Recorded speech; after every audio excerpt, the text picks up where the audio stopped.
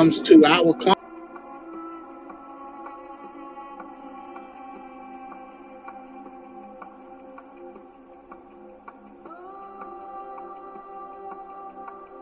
to raising our consciousness. It's ma'ada not. There's no other way. There's no other frequency that I would rather be in. There's nothing else. I'm the lie. Man, listen, if you rather the lie, then just have at it.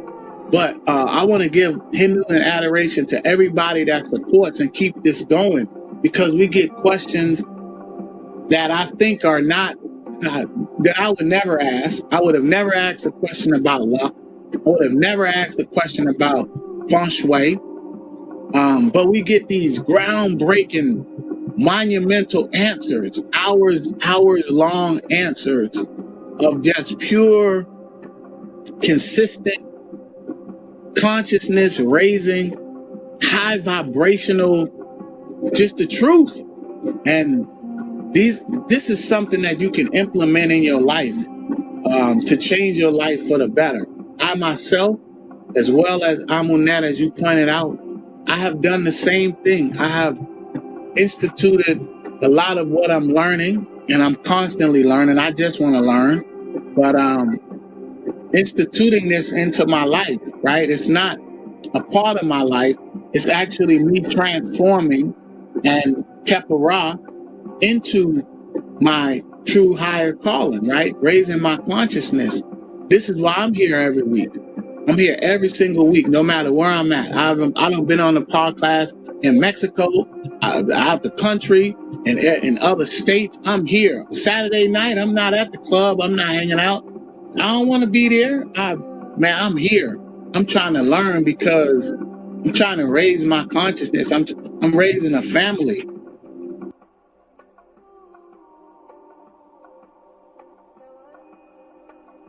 I wanted to say Tua for your 3rd year anniversary of the teachings of my yacht and your Tehuti podcast. I wanted to say heck gratitude Tua to you and your Hemti Makit, your Saras, your Satis, Tua to your supporters. Thank you for your dedication, Tua for your discipline, your consistency, and echoing my yacht and teaching us to do the same thing. Tua for keeping the Sakim Eve and teaching us the Kemet, Kuai, and Pekka Mku. It's a great honor, and I just want to give you my gratitude, man. It's been a great journey. I appreciate your guidance and helping me become a Ba'ank, a great netter, and taking care of my Oud. And to us, your Oud and everybody, all your Marie ones, I really appreciate you. I appreciate the panel, your consistency, your dedication, your time, your energy, man, teaching us how to eat, how to work out, how to build. And you know, when there's nothing to stand on, we stand on my yacht and be men my yacht. That's a great honor though. To for your books, Stepping Out the Matrix. I still go back and read that often too though. It's like when you learn so much and then you go back and reread something, it's like, wow. You don't notice how deep it is until you recollect it. So man, I just wanted to give you my honor, my gratitude. To heck gratitude. Sorry about my beard sweating. I just gotta finish a little workout. But yes. To heck gratitude, much Marie, Sakim, Uja, Saneb, Memaya, to Saba, Atef, Nefer, Nesser, Tehuti, Hinu, Hotep. Henu, Hotep, Saba. Just wanted to say hi and also wanted to give you your due praises. Since coming across your podcast, I've not only learned to discipline myself a little better and become more accountable for the things that I do and put forth in my life. It's just been a great experience overall. The knowledge you're spreading is pure truth, and you send it to us with a pure Eid, and we thank you for that. Ever since this podcast, it's been life-changing. My life's been so much better. If you've been depressed, or if you've been feeling low or feeling down, feel like life is just not worth living or anything like that, I promise you, come to this class, come get this knowledge from Saba Tehuti Amun Hotep Ra, and it will definitely change your life. When things wouldn't go my way in life, say I was hitting some type of financial burden, some type of issue with family, I would get depressed. And since learning from Saba Tehuti's class, I no longer go through that anymore. I'm more calm. I'm able to step back, take a breath, analyze the issues I have set forth in front of me, and try to solve them. I do still have days where I might cry or I might feel sad. I still feel emotions, but I don't feel like I want to end my life. I don't want to discontinue my life or discontinue living for that matter anymore. I used to feel that way whenever I would get into a deep depression. I would just want to go to sleep and never wake up. And now I can't wait to wake up. I want to see what Saba has left to say. I want to see what more information I can learn. It's motivational. It gives you something to look forward to. And not only that, but it helps with self-improvement. This is better than any self-help book you can find at the library, honestly. But that's my testimony. And so, Henu, to you, Saba, Nini Uk, for all of the things that you do for us and continue to do. And thank you for being such a great model to follow after and bringing this knowledge of the Neteru to us. I'm forever grateful. Thank you. Right now, everybody, is I want to get into a little section where the brother Menkor Ra, who's on the panel right now, I have it advertised, I have it shown in the title. The brother, since we just left me giving advice on how to help somebody's actual physical life or death situation, and we're on the topic of this helping lives. I want everybody to know, new people, old people, the Tehuti Pod class. This is what I am all about. Thus, this is what we are all about. Because you wouldn't be here if I wasn't about it. If I was about drama and whatnot, you'd be wherever I was over there. If that was so. Because I am about bringing this, they say when the student is ready, the teacher will appear, and the teacher teaches you to change your life. So we have a witness, a testimony from a brother right here, because I used to always be asked when I was a little bit younger in the knowledge. I used to always be asked, "Yeah, man, there's a lot of good knowledge, but what's it doing for? How's it gonna put money in your pockets? How's it gonna put money in your pockets?"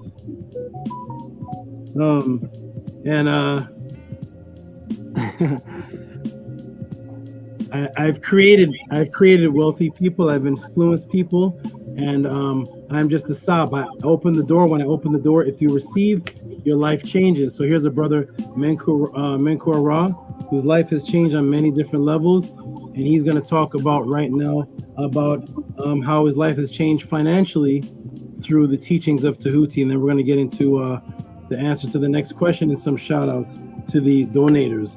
Go ahead, Menkor Ra. This is Menkor Ra here. They put him on big screen so everybody can see him. He's Menkor Ra now. He wasn't Menkor Ra a few months ago. he was like JJ Arthur Richardson or AJ Super Mogul. Oh my, his name was Arthur Richardson. He went from Arthur Richardson to this new name, and now he's actually changed his life, and his income has changed and everything has changed. So go ahead, brother, and talk to the crowd. Just tell them a little bit of how teaching of Tehuti has changed your life. Peace. Thank you, Saba Tehuti, master teacher. Thank you for all that you are and all that you give to us, your guidance, your protection, your wisdom, your love, and your dedication. So basically, coming into learning about Saba Tehuti, it was never about money. I love history. I love culture. I love art. I love music. I love our people, and I have been doing community work for a while, and I was always seeking the truth. I just wanted the truth, like Arcad said. And it really started on my journey. I was watching other scholars and listening to people, and all of those things led me to the Killer Priest podcast. And once I started watching Sabo on there, I was like, there was something different about him, something very special. And so from the Killer Priest pod class, I saw him on saw Netter a couple times. I saw him in a couple debates.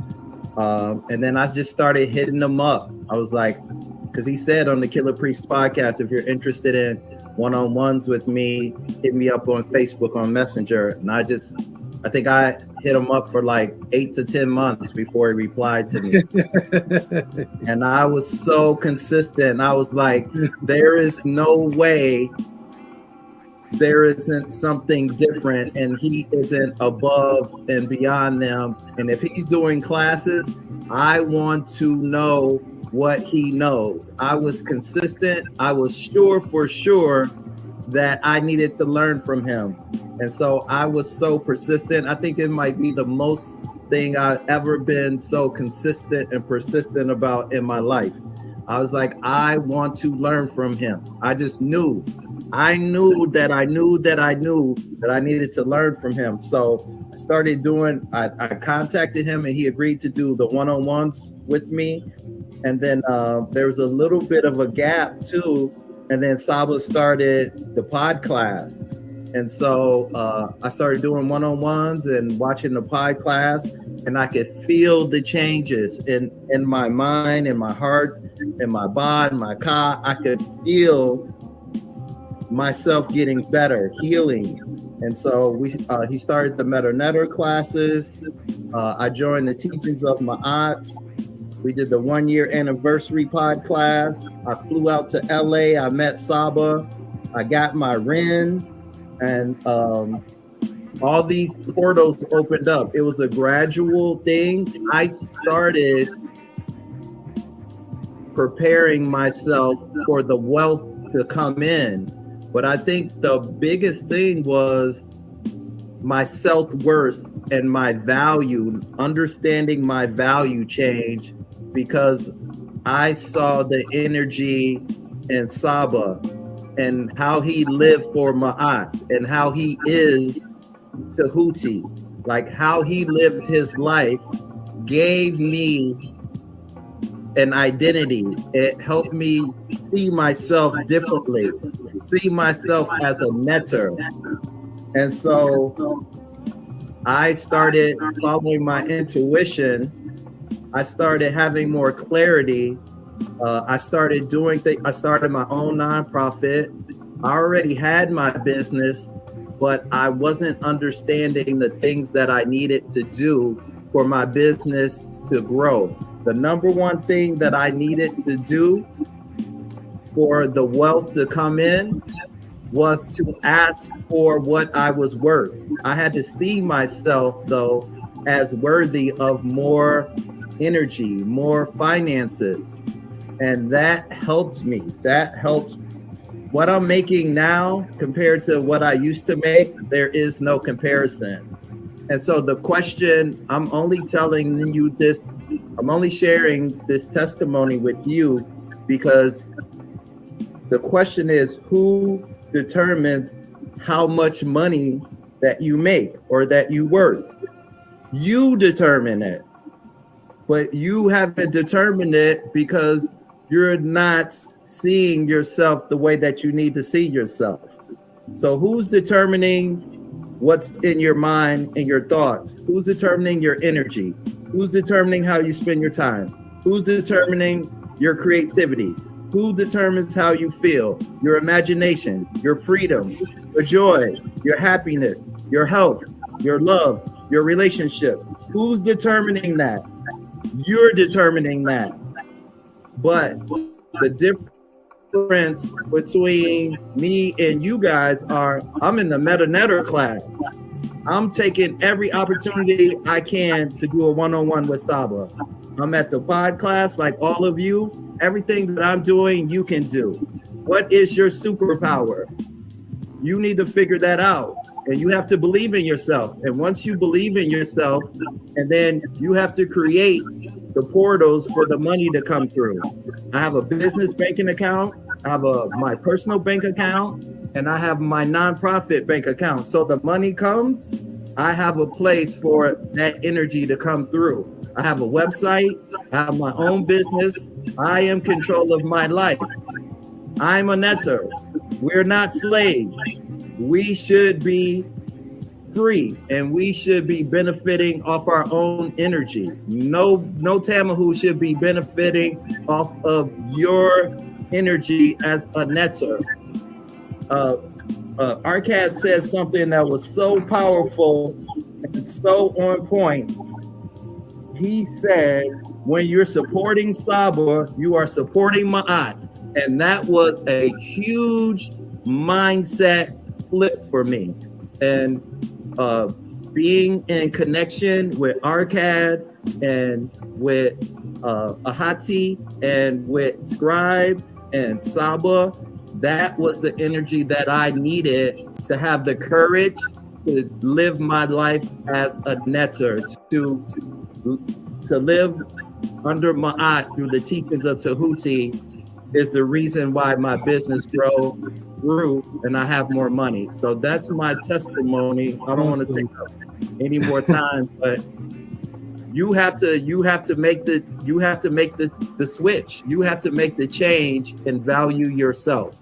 That is the key to getting money. You have to be in the right energy for the money to flow. And I just want to say one more thing. I had a one-on-one with Saba about money. And so you have to ask the right question.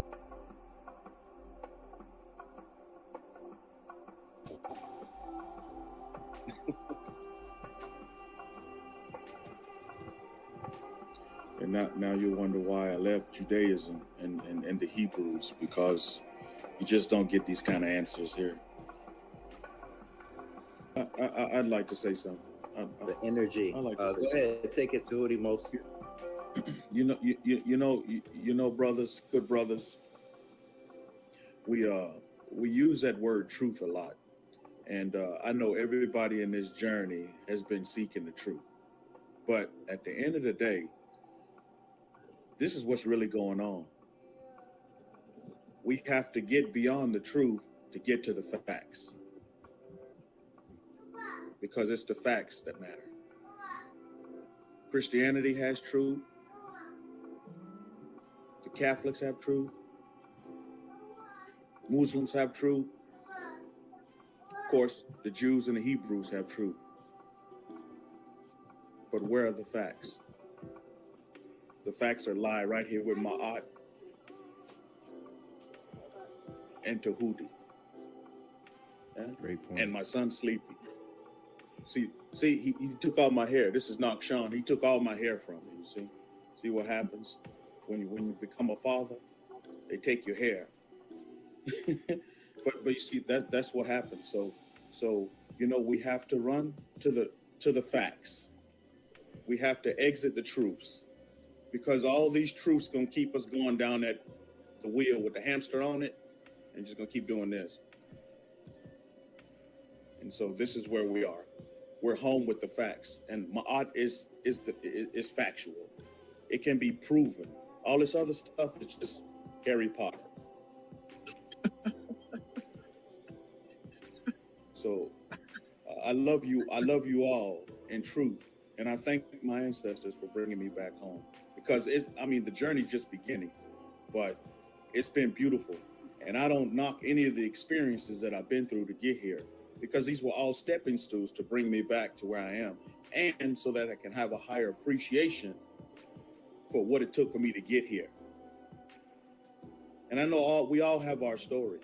Each and every one of us have a story. So this is why I will never, put down. I respect everybody's place in this experience, because we're all on a journey. I was driving my car the other day. Some people stay on the left side of the road, whilst others stay on the right side of the road. The ones on the left side of the road, they want to go ahead. And a lot of us not going to want to go ahead. We're going to just want to stay on that right side of the road and just ride the lanes, because we either scared of the po-po or,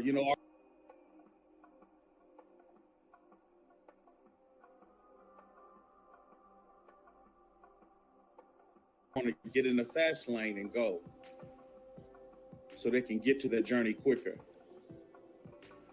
So these are things that we have to look at and examine, because people want the facts. They want to hear these facts. That's why we're so pivotal. We're so important. And I say that humbly. People want the facts, but it's got to be presented to them in a way of peace, love, joy, and happiness. Not, not us fighting one another, bickering, calling each other outside of their name. That's not gonna cut it. We're a different breed of people. Like me and Scribe were talking about. Everybody came through Kemet. Everybody came through Kemet and took something from Kemet and took it back to wherever they were, and they prospered from it. That model still stands today. They're gonna have to come through Kemet. So Kemet needs to be ready and prepared. I love you all in deed and in truth. And I'm so glad I'm home. I'm so glad I'm here, and I'm not going anywhere. Like I told a hottie, we're gonna ride or die. I'm down like 4 flats.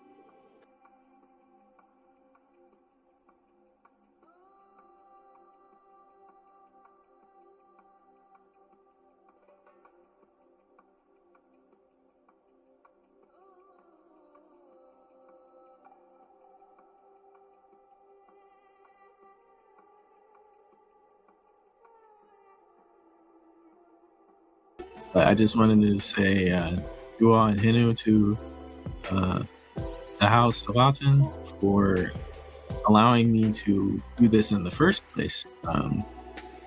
Because if not for a certain spell I found in one of the classes, I wouldn't have found my wife over here, and I wouldn't have been able to have my son.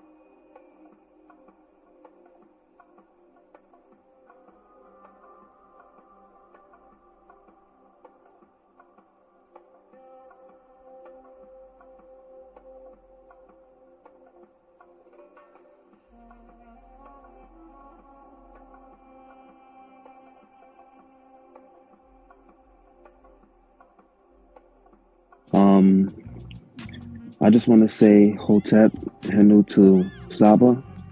You definitely changed my life in so many ways, and I'm thankful.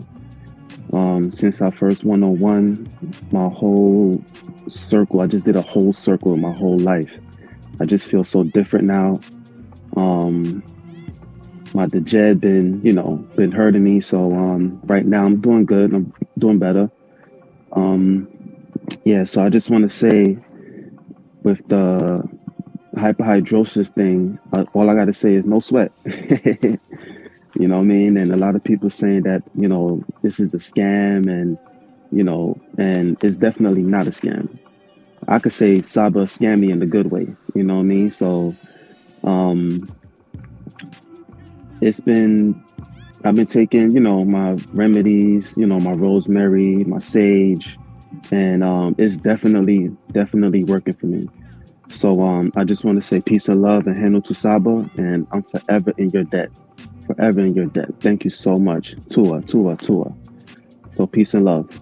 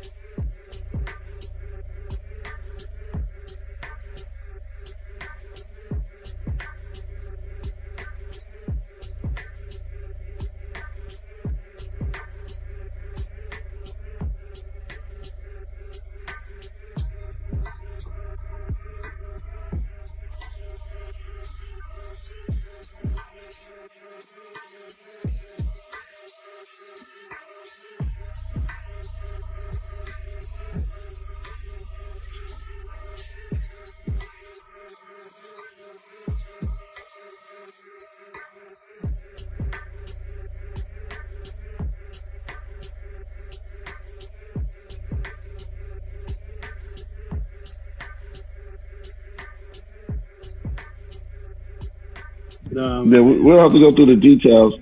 But now, man, I'm just amazed. I'm just amazed, man. You're incredible, bro. You sit and you stand before us. Yo, the Tehuti, the real Tehuti. I truly believe that. Well, But look, I just want to say, listen, yo, Tehuti is a close brother of mine, excellent scholar. You know, y'all better watch out because he's gonna be straight chopping some heads off. Man, you got props from a Hebrew, bro. The oldest known spiritual book to speak on the afterlife. Get that Palo Santos burning. Start burning that Palo Santos and that sage together. You can mix them together in the bowl. They go together. need Some frankincense oil in there. Oh my goodness. What's going on? What the blood seed, Lord. Brought out the holy tablet. Oh man. It's on. The Per M. Haru.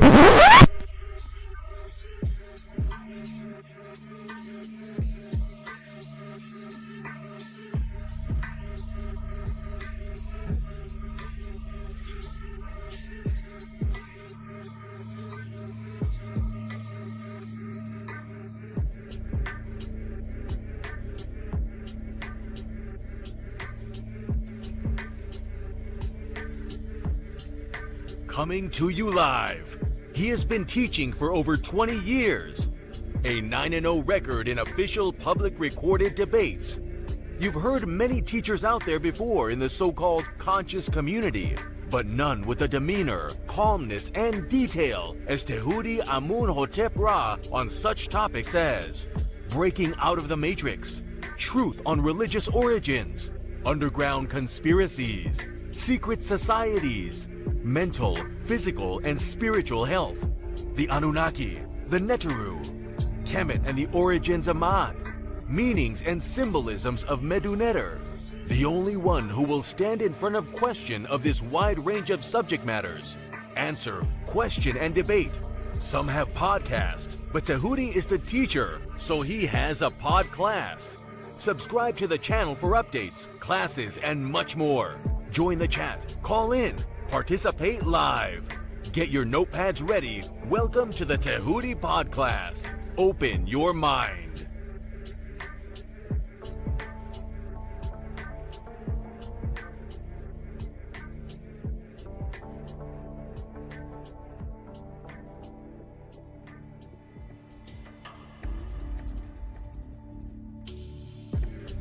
He has been teaching for over 20 years. A 9-0 record in official public recorded debates. Correction.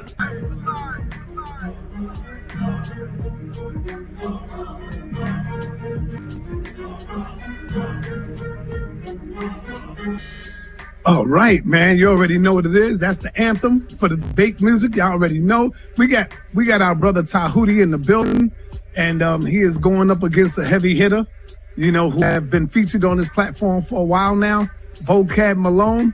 I don't think Vocab, I hope Vocab put in his homework. I hope he knows a little bit about Tehuti and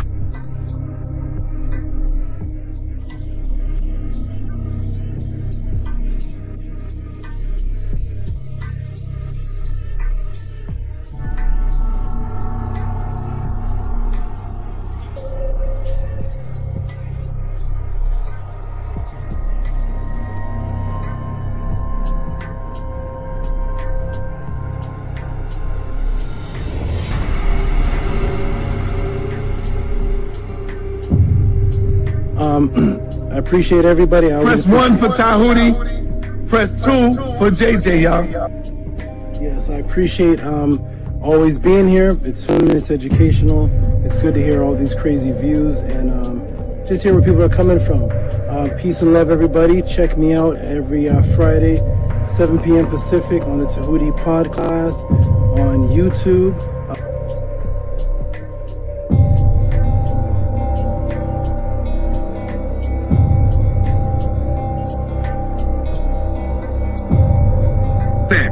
That's your words? Brother, stand on a that's command. not the topic of the debate, JJ. That was not the topic. I'm talking about the whole word, I'm talking about the whole misinformation. I don't give a damn about the topic of the debate. No, if you look at the community wall, I mean, damn, Tehuti is like dusting you on that shit. He killing you, Jay.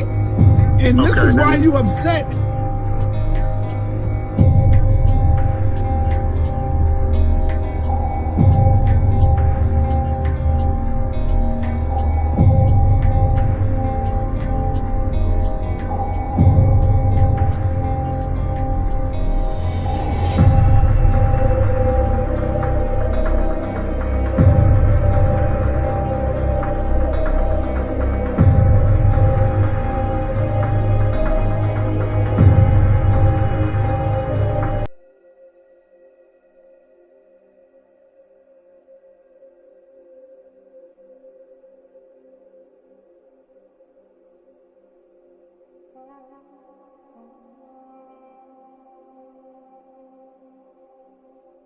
I'm gonna say what's up to JJ. Stepped on the screen for a moment. JJ, how you doing, good brother? You doing well? Hey, how you doing, Hotep? Hotep, brother. This is JJ 7000 from the Mandinka Hage clan from Mali. You know what I'm saying? Tehuti, I did my roots. Yeah, I found out my people from Mali. Yeah, from the Mandinka tribe. Hey, check it out. Nice. Hey, there's a Hage clan. You know, I found out that they took my family from Mali to Charleston, South Carolina, and they was on the Hayes plantation. Yeah, I went deep, man. But I want to join the House of Atom, man. So I'm just here to learn. Peace. Let me ask you something. Where did you hear me make this claim? What event took place where you heard me making this claim? Have you ever seen me before on here? Yes, was it any kind of debate that happened where I was making the claim, or you just saw me on Senator TV? I think you was going at it with Jabari. Is that one? Yes. That's how you know. That's the reason why you know that I came in for my first interview and you immediately called it were the Natiru real, and then Jabari came in and it was the first and last and only debate on that topic in all of the Kemetic since Dr. Ben till now. That's never been debated. Me and Jabari. So thank you for hosting, making history. That was the very first debate ever took place on that topic, right here on Senator TV. Okay, well, in the intro of my podcast, I have sections of me and Jabari's debate, and you announcing me as the winner, and then you and Shaka Akmo saying that he wasn't prepared for me. Right. I caught him sleeping, and he wasn't prepared. So therefore, we should have a rematch. Right. I've never heard you say that about Jabari before in any kind of debate. Well, you know, sometimes we got to be honest. That don't mean Jabari is not the champ. You know, you can lose one bout and still be the champ. You can. What sport is that? No, you can lose one and still be the champ. Like your record is now like 75-1. To be very clear, I have never had an official date with anyone. Maybe I think so. So you do acknowledge. Me and Jabari did have a debate, and I won the first one. Yeah, I'll give you that because I already done came out and said you won that, so I can't go back on that now. I give it to you. Here's the problem though with that debate. I cannot say Jabari won that debate because his wife was there helping him. Reggie was there helping him. Sai was blocking for him, even though Sai was a bit more objective. He was giving props to Tehuti when Tehuti was smashing it.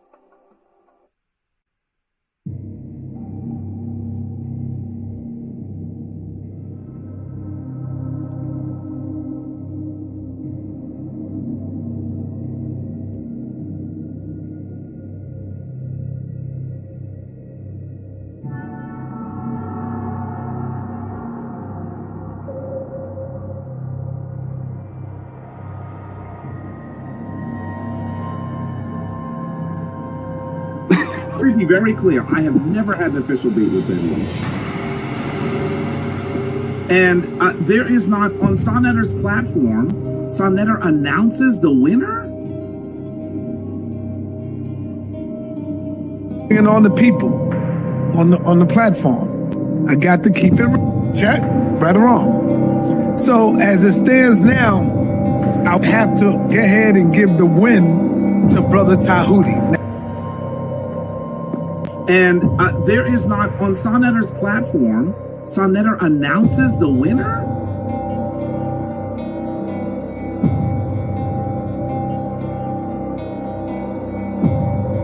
We got Zion the Lion, and of course, we got Tehuti making his debut, coming in the ring with brother Jabari. It wasn't, I'm not gonna say a TKO.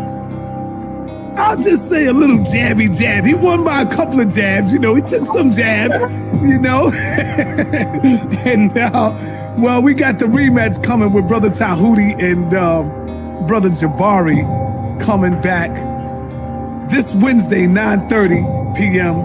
And I know Jabari is not going to take him lightly on this one. I know everybody is looking at Zion, Tehuti. To be very clear, I have never had an official deal with Tehuti. And there is not, on Sonetter's platform, Sonetter announces the winner?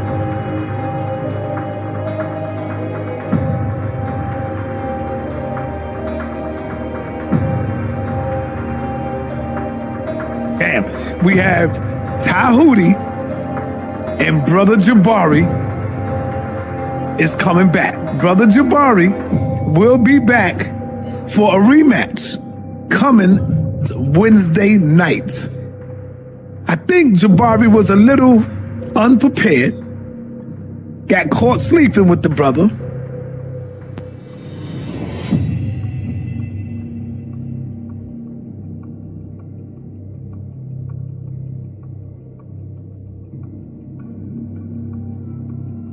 Shout out to HOK. I definitely think it was an upset. I said Jabari did a good job. I just don't think that he won. I said brother Jabari did a good job, but I just simply don't think that he won. As I told the brother earlier this afternoon, the brother Tehuti, I told him that I believe that he could have secured that W over Jabari a little better. And there is not, on Sonetter's platform, Sonetter announces the winner?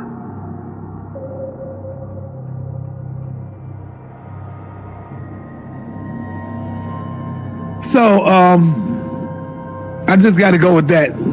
I just got to go with the win. We're going to be giving out some powerful trophies coming up soon. So now.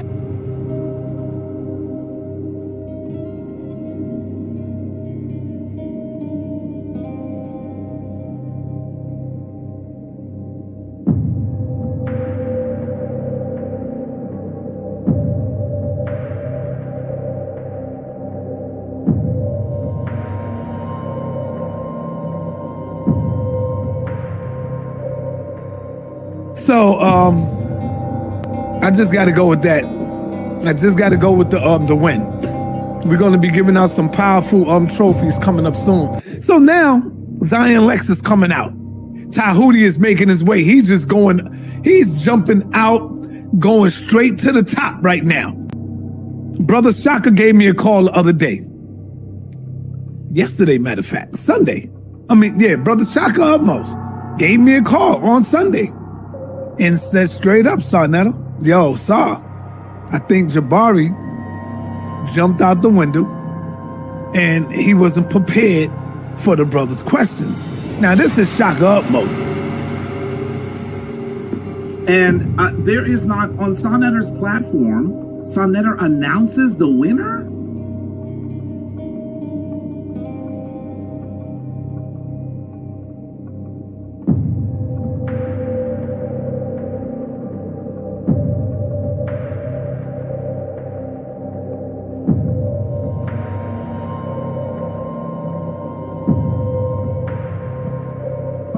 Yeah, we got Zion Lex.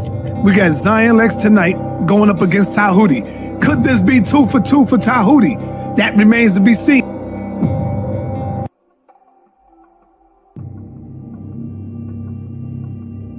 I've beaten people. The winner was announced by Sonetter. The winner was announced by the judges. I have the certificate, the proof. I have Sonetter saying I beat Jabari. I have all the judges saying I beat Kemet. You have me saying you beat Jabari. Right? Yes. You got me saying you beat Jabari. If I said you beat Jabari, he can't be Floyd Mayweather, bro. That is exactly the point. So Shall I screen share again? I mean, I have to keep doing this to people. I must have been half asleep or some shit. I don't know. Go ahead, show it, bro.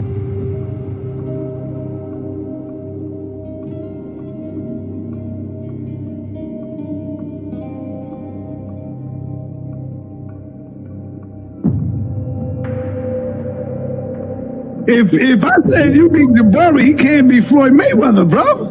That is exactly the point. So shall I screen share again? I mean, I have to keep doing this to people.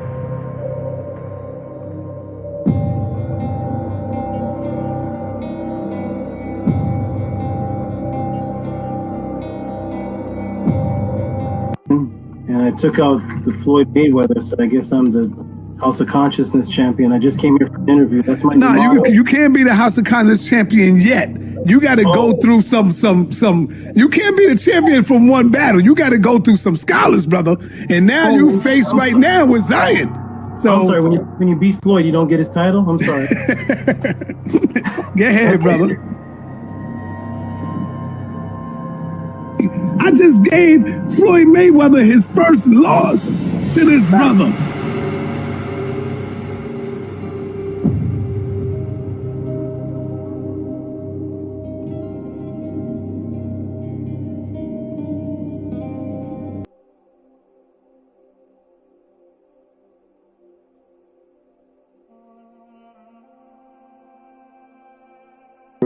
We were a great young group of brothers and sisters moving. You know what I mean? It just that things sort of went different, and we went to different black movements as we grew up.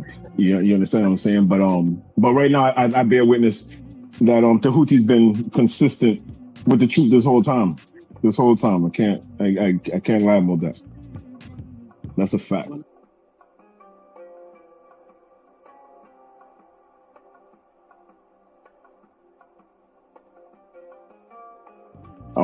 I would say he was a bit disappointed when he came back, because when he came back, we was all 5%ers, and that wasn't his plan.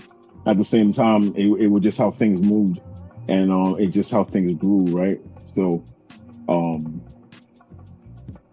today, I'm just glad that we still building, we still here. You know, I still bear witness to the teachings that he was teaching back in the day. The thing is, too, what you're hearing right now, we was building about this like 30 years ago. You know what I'm saying? So it's amazing. It's amazing, and I never thought it would be like this. You know.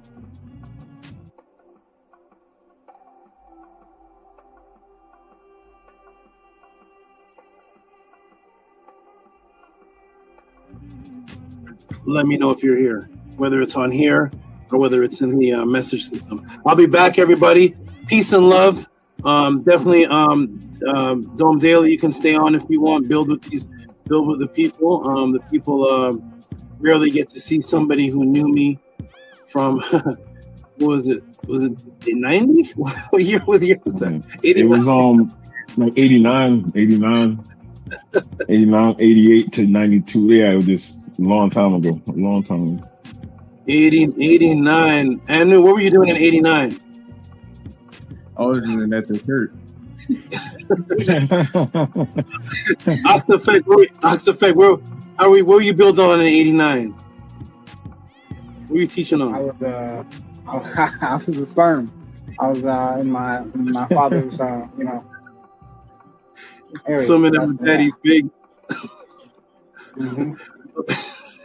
Okay, maybe Primordial. I know he was the Primordial. He's gonna give up his age now. What were you doing in '89, brother? What spells were you breaking? What were you doing in '89? I was only 3 years old, running around, acting whatever. Yo, we were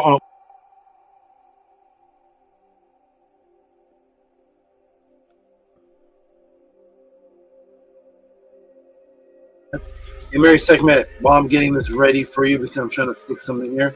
Were you once an Israelite? Is that why your name was Israel? Yes, that's correct. For many years. How long did you come out of it before you came across me? Just recently.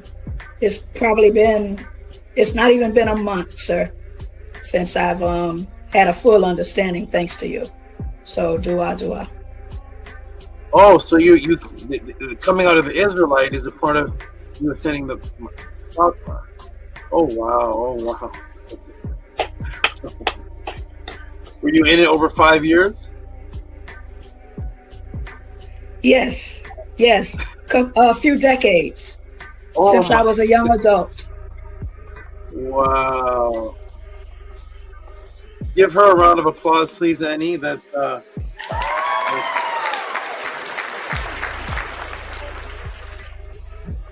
you're on mute, by the way. We didn't hear anything. Say it again. I'm grateful. I am really grateful. Wow, thank you for that. That's a great decades in Hebrew Israelite. Comes and watches the. And let me ask you this one other thing. How did you come across the pod class? How did you even know about this? Come across it? It was the debate with Jabari. I was following Jabari, and there was debate that I found out about you, and it was going through old pod classes that the matrix was broken as far as Hebrew Israelite in the Bible.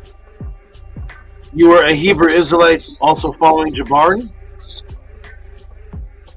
Yes, I was still a Hebrew Israelite when I was listening to Jabari. Yes. Oh, that's awesome. That's wonderful. You're a Hebrew Israelite while you were listening to Jabari come to the podcast, and boom, now you're married to Kemet. Wonderful. That's great to hear. Okay, that's what I'm talking about. Everybody, go out there, do your job, hit the people, break the matrix, bring them here to the podcast, save people's lives. Imagine dedicating yourself for decades to something, and then it's like, oh my gosh, wait a minute, this isn't true?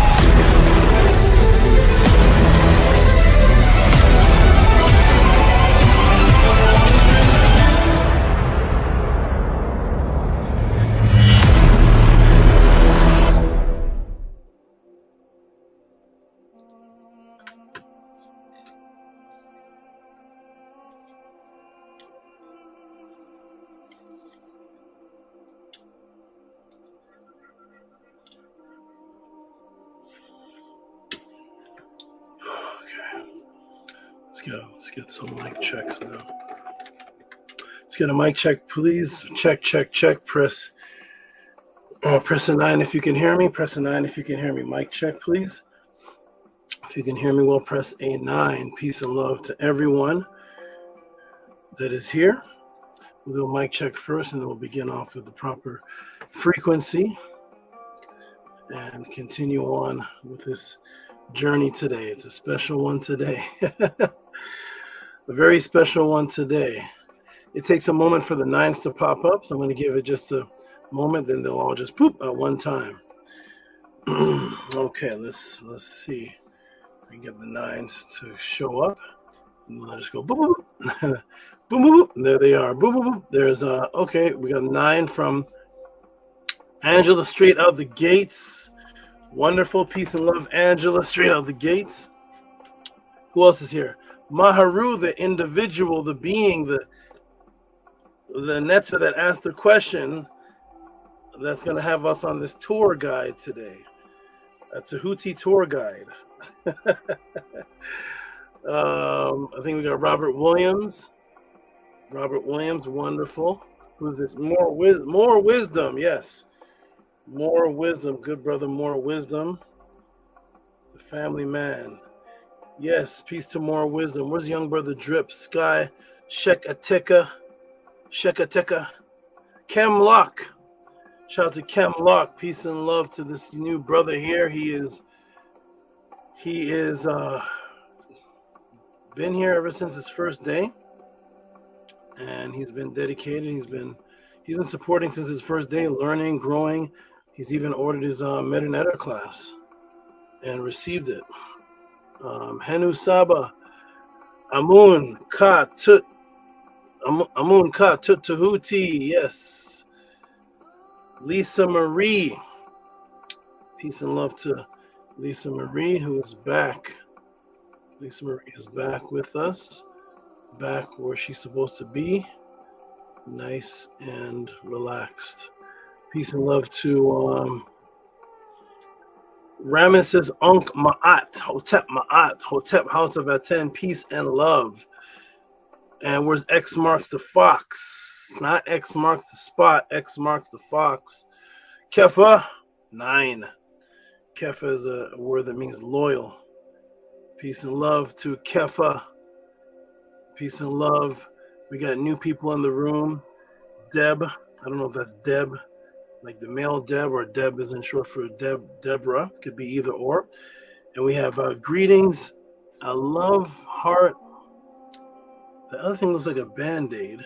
Can't make it out, but that's a new name there. We'll be giving you a good greeting in a moment.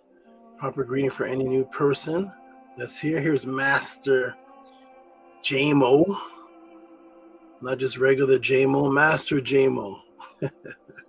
Uncle Jasaneb Hotep. See, his greeting is in his greeting is in the whole Metanetter language. Uncle Jasaneb Hotep Sanut.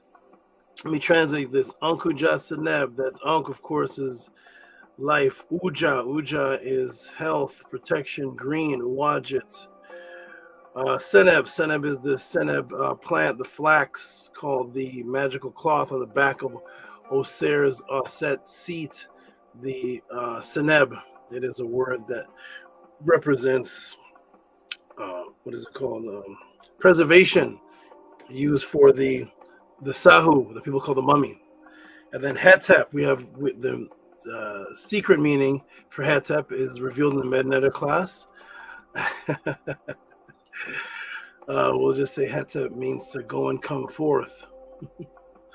To go and come forth, or to make an agreement. To make an agreement is a pact. That's where you get the concept of it associating with peace. Peace is from pact. It's a back and forth reciprocity relationship, back and forth. It's actually the altar where you give and receive. Hetep, and then Senu is the ancient word for blood. Senu is the ancient word for blood, and it's the ancient number 2. And it's the word for blood, it's the word for joining as well. And then Senu with a T is the feminine of Senu. So it can translate to brother, as in blood, or that which is connected. Brothers in love, the faith, truth, sisters in love, faith, truth, any type of connection. So Uncle Jasaneb Hetep Senu, I love the Metanetter greetings, wonderful. Lisa says Hotep Saba Tehuti, HOA, and everyone in the chat. Yep. We got another Uncle Jasaneb Saba, wonderful. Deb with the 9. Okay. Peace and love, everyone. We're going to start with the proper frequency, and I'm going to do a short introduction for the new people, and then we're going to go zoom, zoom, zoom. Before I step into the class, into the great questions that were sent in, we're going to walk through and reveal that which will be revealed first for the first time on August 15th, 2026 today. Let's do the affirmation, the proper frequency, because we start off on our foundation. We'll start on the count of 3. 1, 2, 3. Anki Ema'at, Un NS, Nintet Aset Ema'at, Min, Habapet Ema'at, Her and Hu Kiui, Per Ikut. I live from Ma'at. I exist within her. I do not speak in the place of Ma'at. Every day I advance towards Ma'at. My being is surrounded in darkness. I come forth as conscious light. 1, 2, 3, 4, 5, 6, 7.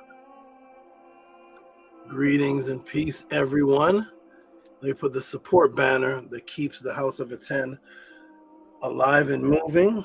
Peace and love. Now I can go to the new people and give them the proper greetings, because this is how we treat new names in the House of Aten. In the Tehuti Pod class, we have Deb X3R.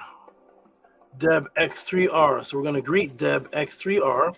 How do we greet brand new people in the House of Aten? Brand new people that come to the class, we greet them with an applause and a heartbeat from the heart.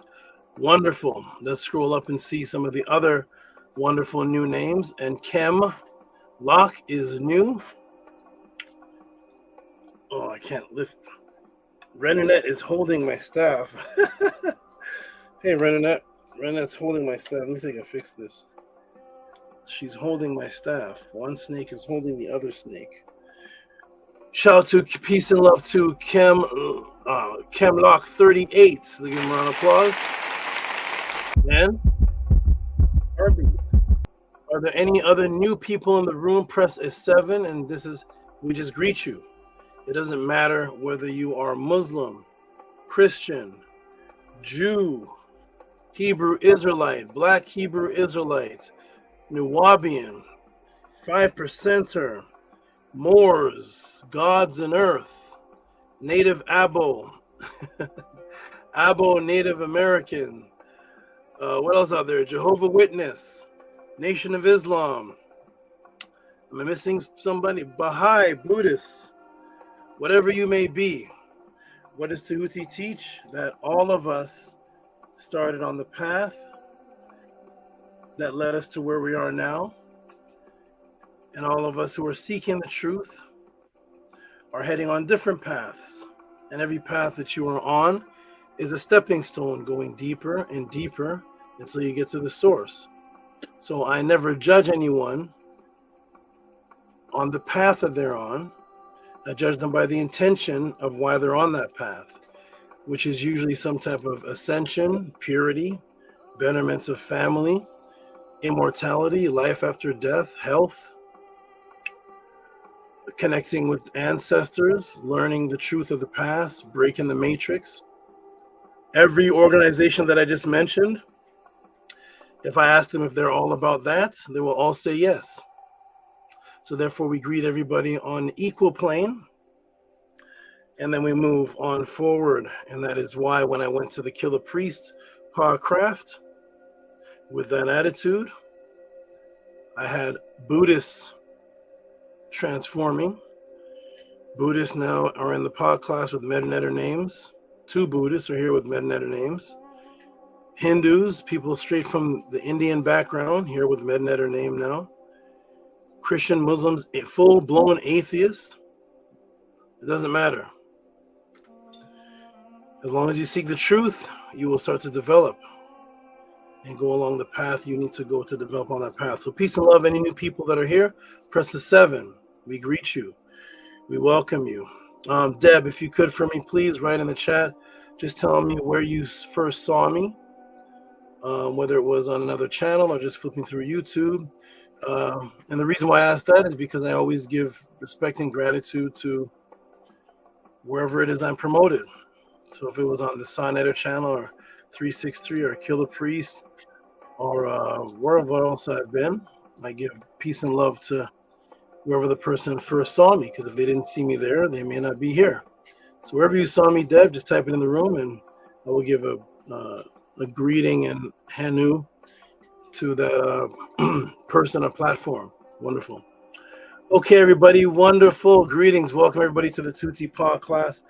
The House of the 10 is my brother Enpu here. Enpu sent me a message. Are you here, Enpu? I'll wait for him to respond. Peace and love, everyone. My name is Tehuti Amenhotep Ra, and I was on Bro Rich. Oh, perfect, beautiful. That's a great brother. Dude. He has a platform that has opened the door for a multitude of different positive frequencies to come in with their observations, truth, research. Not everybody's saying the same thing, but it's a banquet. It's a royal buffet. It's a buffet where you go there and you listen to different people until you say, I vibe or research this person. And it's a beautiful experience. Peace and love to Brother Rich for all that he's doing. Peace and love to good brother Rich. Excellent. There's a link. Anybody click on that. That is one of the times that I was on Brother Rich's channel. And there was a time before that. So peace and love, everybody. My name is Tehuti Amenhotep Ra. I've been doing this since I was a child, when my awakening came through several different transformations as a youth. My mother had told me that prior to me being born, she had went to what's called an Obe woman. An Obe woman is very similar to what's called an oracle today, but the Obe women are much more, let's just say, similar to an oracle. We'll just say that. There's a little more magic with the Obe women in the islands associated with just being an oracle. And she went to the oracle, or Obe woman, and the Obe woman had told her about things about me prior to myself being born. And then when I was a child, my mother told me about these things and marks on my body, and specifically where the marks would be on my body, and specific things about me. And she showed me them in the mirror, and she told me this was the Obe woman said it would be right here, and this is what it would represent. And this let me know from a youth that consciousness exists before the physical body comes here. Because obviously I didn't have those marks on my body as a fetus. I had not developed yet to have any kind of marks on my body as of yet. And for that Obe woman to have seen that means that she had access to consciousness that was prior to the physical. I was on a path to teach people and research and expose people to truth, because everybody that I came in contact with was under Christianity, Islam, and Judaism, mainly Christianity and Islam. And my goal was to break this matrix out of people. So as a child, I rebelled from schools. I couldn't accept what they taught. I would go and break into the schools when the school was, they had expelled me. And I would go hide in the library, and I would gather information and then go into the hallways. And I would teach by getting people to ask me questions. I had 15 minutes for recess while the school children and school people were acting crazily in the hallways and fighting and all type of stuff. I was bringing order by getting conversations started that were of a higher dimension and frequency than what they were on, a higher level of thinking. And so when lunchtime came, I would come out of the library and I would set up and teach in the hallways again. I would do this day after day. This created a lot of frustration inside my household, because I was breaking down my brothers and sisters, and it was causing them to rethink religion. And so my mother was frustrated at that. And after a long period of time of different religious and spiritual arguments, it was time for me to get put out of the household. And so we made a wager that the only way that I could stay inside the household is if I debated her pastor. And we set up the debate, and it went for 5 hours, and my mother kicked him out of the house for embarrassment. She said, "There's no way my young son can be wrapping you up around his fingers like that, and you're a 47-year-old ordained pastor, my pastor, and my young boy here is just wrapping you up around his fingers and exposing that your foolishness and all type of contradictions.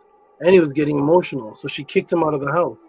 A few days later, I had a letter on my door.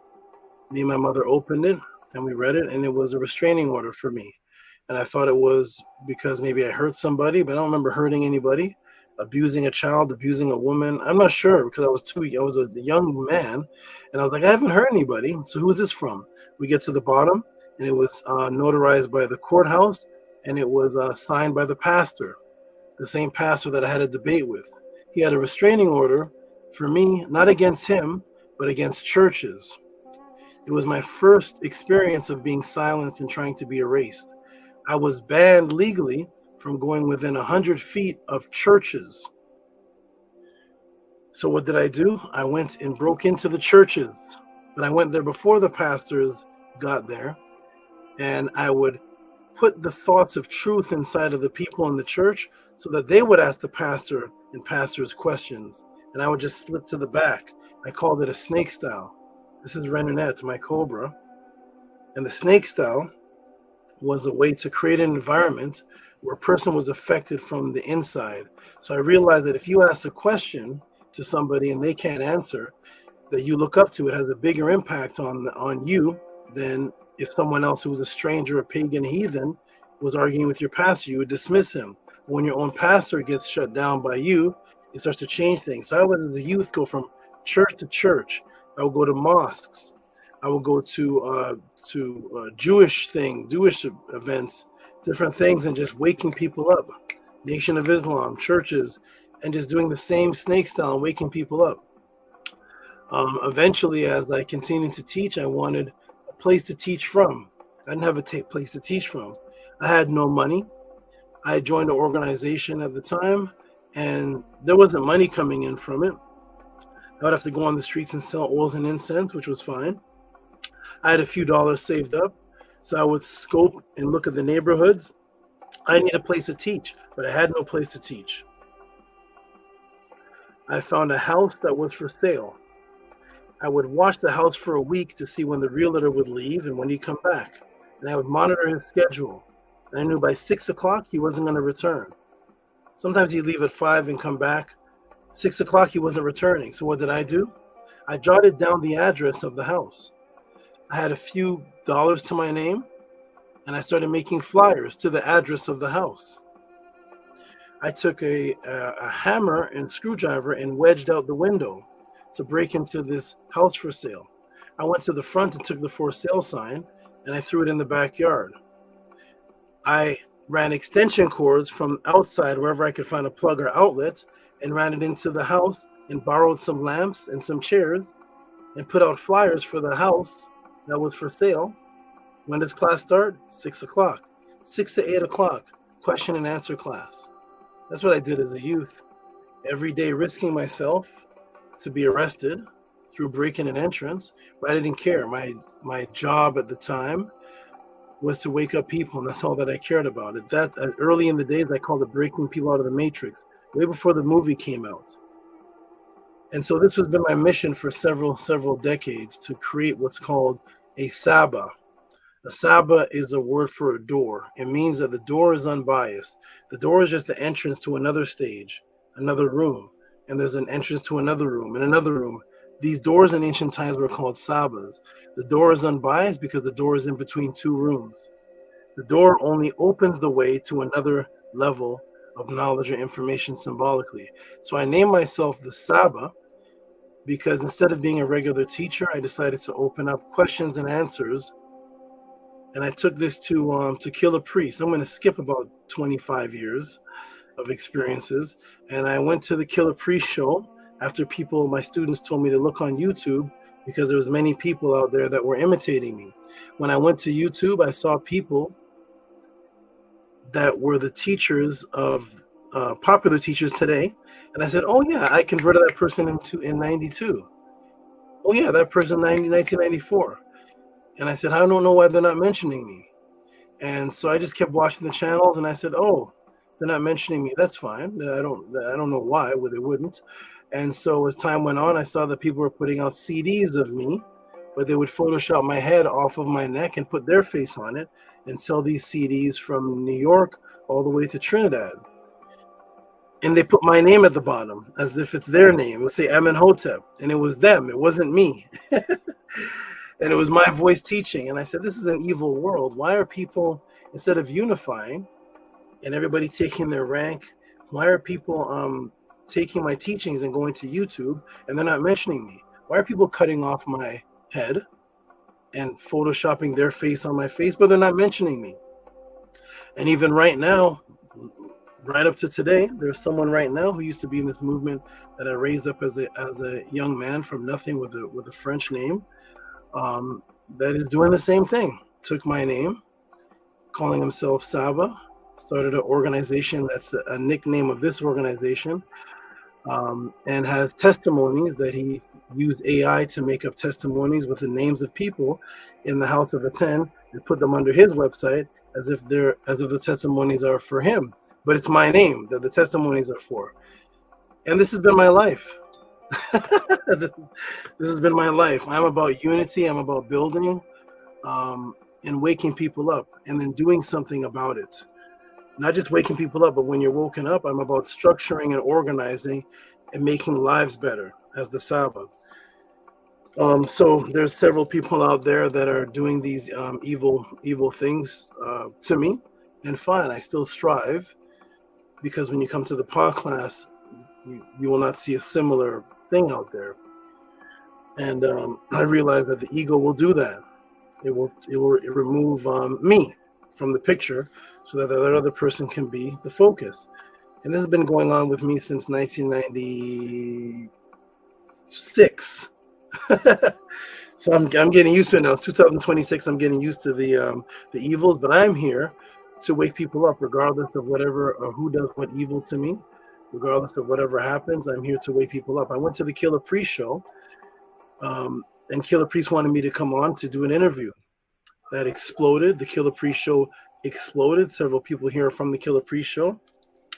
None of these 30 years was I doing any of this for any type of finance or support. My aunt came to me and said, "Do you get supported for this?" And I said, "No." She said, "People don't support what you're doing?" I said, "No, I just do it out of the love." She said, "But there's people that teach less than you, and their tickets are $50 to $100 to come see them, and they're not even anywhere close to you. People should appreciate what you're doing." And I said, "That's true one day." So I went to Killer Priest and opened up a question and answer session on the Killer Priest show.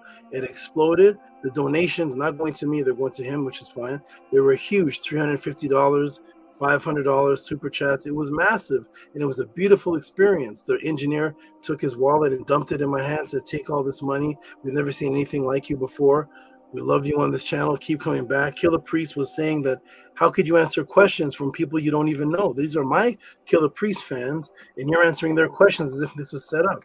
And I said, it's something that happened to me, and I'm able to do such a thing, plus 6 hours a day in dark rooms doing particular rituals to tap into where information is, getting away from everybody and living around animals, going into rivers with alligators and living around snakes and drinking well water and being away from society, being away from city life, being away from people, and just every day since I was 8 years old, going amongst animals and observing animals and frequency meshing with how they think, which is strictly survival off of the most natural environment without any type of organized, created, man-made religions. And all of our ancient ancestors based their cultures on animalistic symbols and nature that was around them.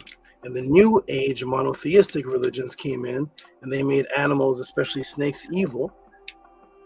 And I started teaching people against that. I said, that's a difference. I'm in tune with animals. I'm not in tune with the city life, street life. I'm learning slangs now, and so I don't know anything about that. So it was a beautiful thing as time went on. I told Killer Priest I was too busy to continue to do this. I had to split up and come here sometimes and open up my channel for questions. And I decided to set up a reciprocity system. And the reciprocity system was me to see if people truly appreciate life-changing information as much as they appreciate Doritos, marijuana, cookies, donuts, KFC, Burger King, and Cheerios and cotton candy that they give their children. All those that I just named make millions to billions of dollars, and they're all just death. They're all just killing you and breaking down your anatomy. I said, do people want the truth? So I'm going to set up a reciprocity system, get people to ask questions, I'll answer them, and by the answer, people will decide if this movement is worthy enough to be supported. And once I started getting in questions, testimony started streaming in. That's why my whole introduction is about testimonies, life changes, body changes, people reuniting with their children, people reuniting with their mothers who had passed away, all type of testimonies taking place. And I said, this is just a reciprocity, because this is how our ancestors kept their movements going, because they respected their spiritual movements more than a basketball team, more than Kellogg's Frosted Flakes and going out to the barbecue and Heinz ketchup. And all of these things are poisonous, more than going to see the Avengers or Thanos. So it's a reciprocity system. The new people will see how this works today. So questions get sent in, or you support also by sending in to Cash App, TT Moon, PayPal at Rocky SV, and you just, with a thank you, or you send in a question, and then you get an entire pod class dedicated to you or one or two other people. So instead of flipping through YouTube, looking for topics that match what you're into, you can actually pre-choose a topic that you really want to know about, that you feel can change your life or whatever you want it to be. It could be a debate you have with somebody. It could be about your health. It could be about eczema. It could be about the Bible. It could be about liver cancer. It could be about the Holy Quran. It could be about ancient Egypt, out-of-body experience, extraterrestrials. And then the entire class for 2 hours or plus is dedicated to you specifically. This is a unique system that's set up. So we're about to get started, everybody. It's about to be a beautiful class. I'm going to put up the, let me see, the chat stop moving. Something froze. Nana, you seen the chat move? My chat froze. Okay. My chat stopped moving with Deborah saying, not Deborah, sorry. Deb XR saying always, and the chat stopped moving. Okay, so today, the questions that were sent in, we're going to give a big hanu to the good brother Maharu. Maharu, are you in the chat today? Are you here today? My chat, I don't know if it's locked or if it's just not moving. On my side, it's not moving. I just see Deb. Maharu, if you're here, press something and I'll see if my chat is moving. Nana says that it's moving. Oh, I see the chat. I'm sorry. The chat, yes. So if I can be heard, everybody press a 9. I'm not sure if the chat is locked on my side. Press a 9. Let me see if it's still live in the chat community. Okay. Now I see something moving. I see it moving now. Okay, it's starting to move. Okay, I see something now. Shout out to the infamous Marty Marr. I see Maharu. I think the infamous Marty Marr is new, so I'm going to give him or her, not sure, him or her, a round of applause. The heartbeat. Okay, shout out to you, the infamous Marty Marr. Peace to you. I see it moving now. I see something happening now. Wonderful. Okay, there's Deb. There's Lisa Marie. Okay, I see something. I see it moving now. I see it happening now. There's Amunet. Okay, wonderful. There's Anya Sedmer. Okay, wonderful. Looking for Maharu. He's the one that sent the question in. So we're going to give some big noise to the good brother Maharu. He actually went to Kemet. He went to Kemet. So we're going to go ahead and get right started, everybody. So everybody get ready. First of all, let me give a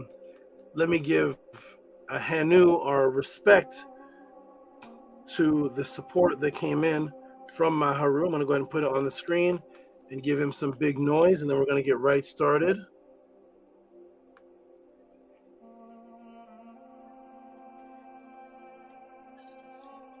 We're gonna get right started. Oh, I don't want to save it. No, sorry, that's a mistake. I do not want to save it. Cancel. I just want to put it on the screen. All right, shout out to Maharu. Let's give him some big noise. Can you put that on the screen? Wonderful. Amunet, are you all at work? Okay. Shout out to Maharu, who sent in $75 because this is going to be multiple parts, multiple classes. He went to Kemet. He went directly to Kemet, walked around, looked at things that were happening, went into the museums over there, and he saw a lot of things. He went into tombs that weren't in the museums. He went actually into the tombs. He took videos live. I told him to take it live as he was talking to me.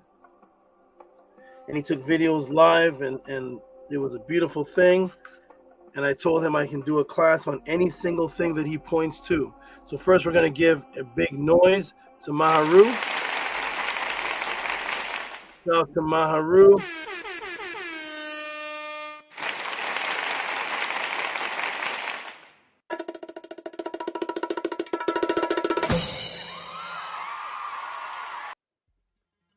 Peace and love to you, Maharu. And he says, Uncle Jasineb, yeah, Saba, look through images to show the audience. A little bit of typos there. Look through images to show the audience, which is him looking through the images and actually presenting questions to me. We're about to go ahead and get started. Let me ask you something. Because I may have people jump on afterwards. Lisa, do you want to jump on the second go round? I actually want to get right to the answer. Nukpu, Amonet, Kefa. I want to get right to the answer, and then when I'm done, I'm going to open up the panel for all of you to jump on and talk, but I want to get right to the answer, especially for the new people, to see how this pod class is done. My name is Tehuti. I'm in Hotep Ra. This is Renunet.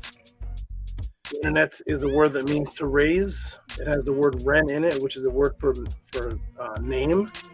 Renunet, and it was the ancient symbol. It is the ancient and constant, because it's still happening, symbol for what's called a namuz, or something that raises something up.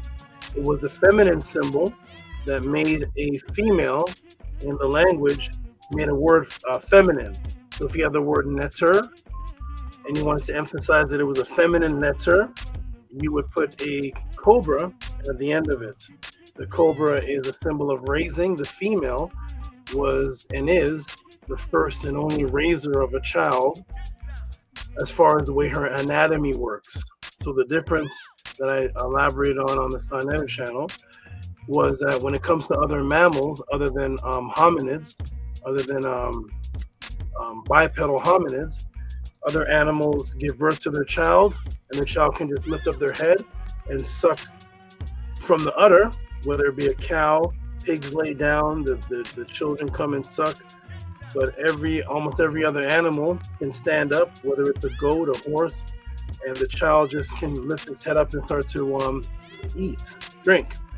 Whereas the feminine hominid, speaking of us, you have to take your child from a lower level and lift the child up. You have to raise the child up to the breast, or the child doesn't eat.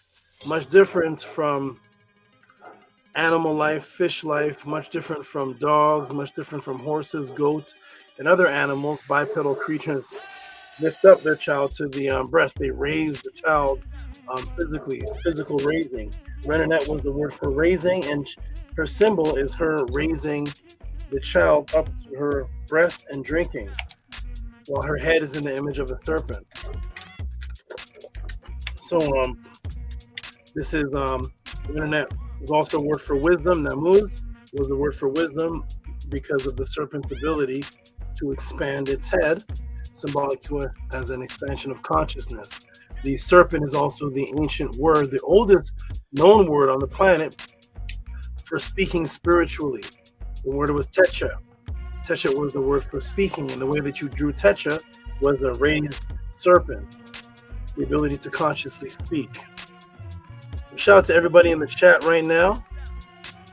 Robert Willing says, peace to Renanette.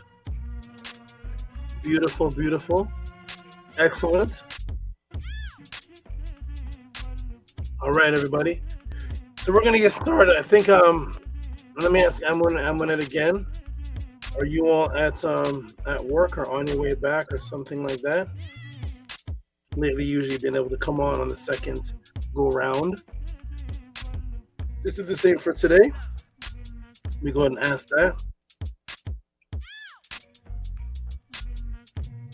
Okay, we shall see. So I'm gonna go for I'm gonna go ahead and get started, and we're gonna get right into it, and then we're going to okay, wonderful. Kefa, are you in the room?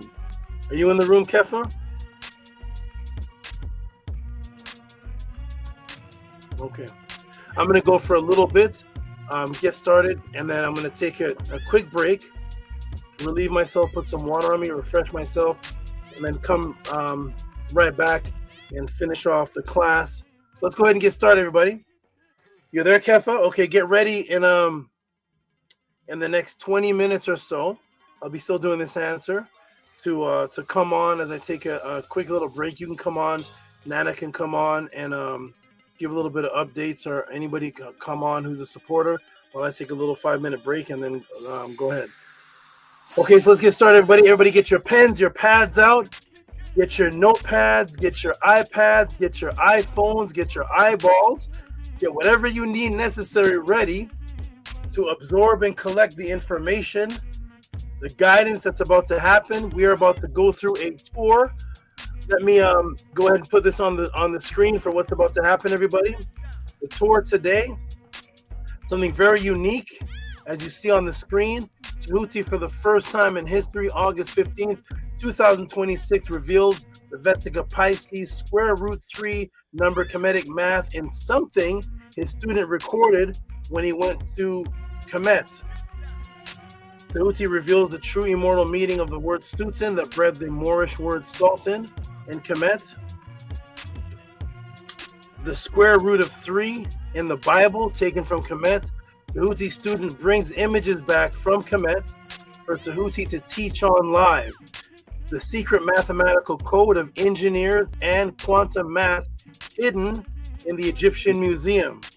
The out-of-body falcon and the Kemet hypotenuse duality. From Saba Tehuti, the first to reawaken the world to the truth that Natiru were real living beings, according to the words of the ancestors. Send in your live questions and support with reciprocity to Cash App TT Moon, PayPal at Rocky SV. This is going to be explosive, beautiful questions sent in from the good brother, and live footage sent in. Hey, FRB, peace and love to you. Excellent. Get ready, FRB, if you can, and anybody in the next few minutes when I take a break, just to jump on the panel for a moment as I go take a little break and come back and refresh myself, and then get restarted. I'll be back. I'm putting the star seeds. I'll be back. I'm putting the star seeds to bed. Okay, wonderful, wonderful. There's a snake lady. Snake lady, Oya Shango lady. Beautiful with triple purple hearts. This is going to be good. Everybody get ready. Let's go. Let me get the timer ready, everybody.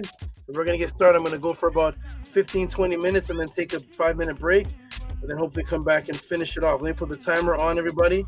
Let me see. Okay. Let me get something in process here. Hold on.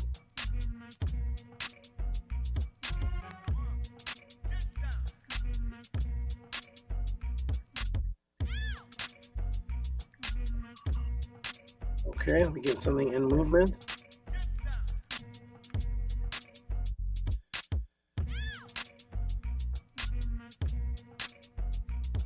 Let me fix something here. I got to get something in process.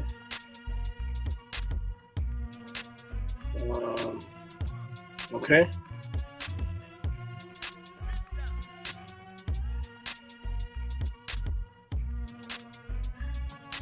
Okay, here we go. Boom, it's in process. Let me get a timer on everybody.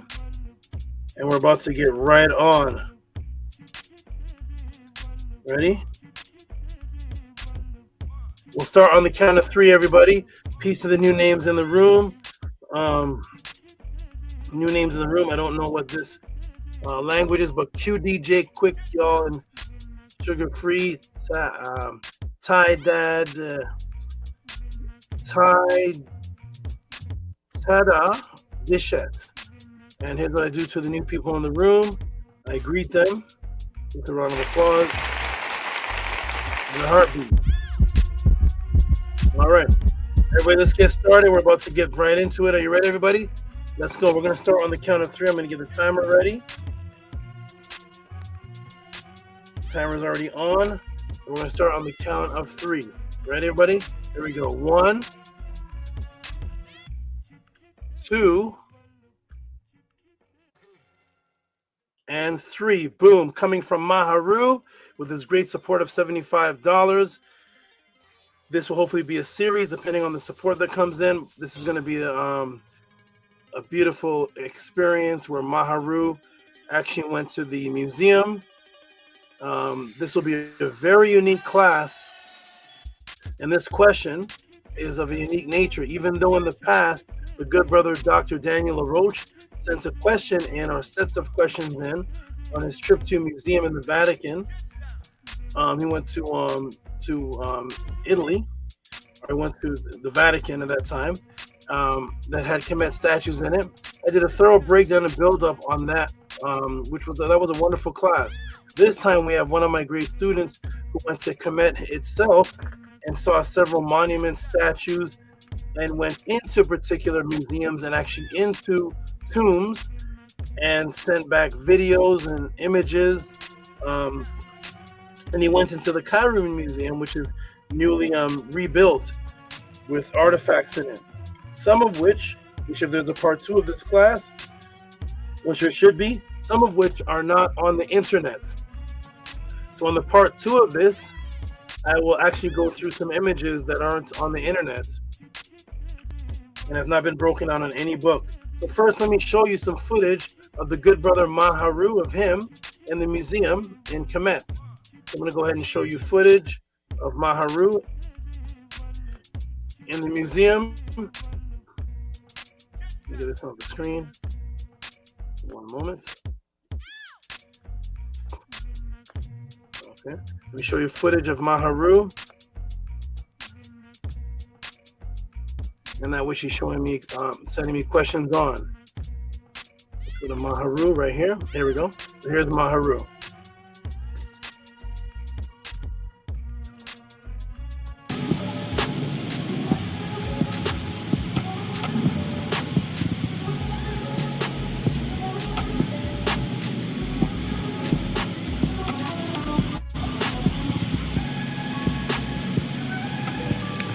Yeah, I have to come back more.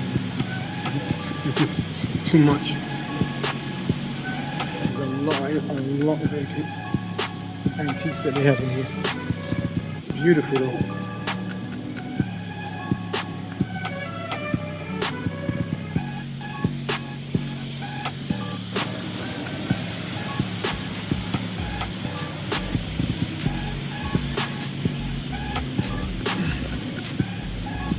So you're trying to tell me that these people did all of this and they didn't believe that these beings were actual beings that lived like us? It doesn't make sense.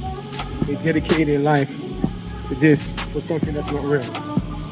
It's just energies and no, it doesn't make sense.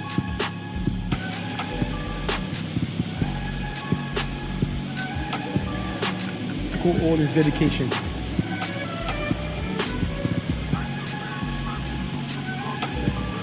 This become part of you.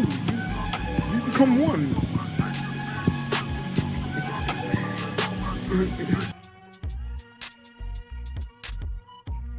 Okay. And there's some of what he showed. He's done multiple parts that he actually put on YouTube. Multiple series of parts because he had so much footage. That's a clip of it. From that clip is actually where came his first question. And we're going to get into it right now. We see Amunet putting up the fire. We see Robert Williams putting up the fire. And let's get right into it. Ready, everybody? Boom. Let's go. Ready?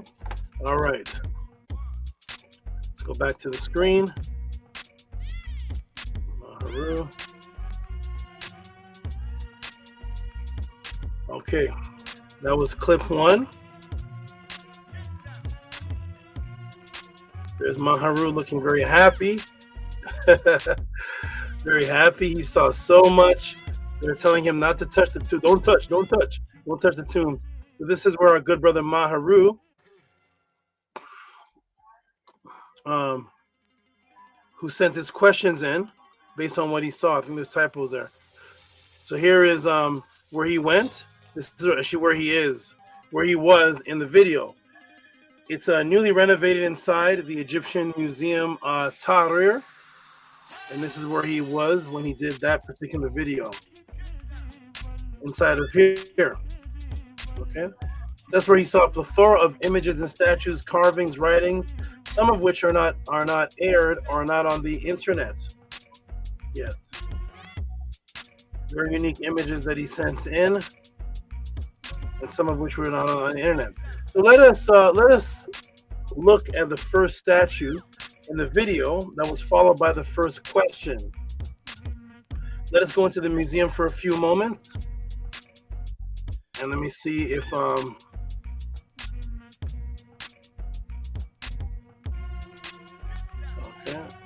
let me go here, and let's see if the video of the first. So here it is. Here's what he sent in. Deb says beautiful. Here's what sparked his first question right here.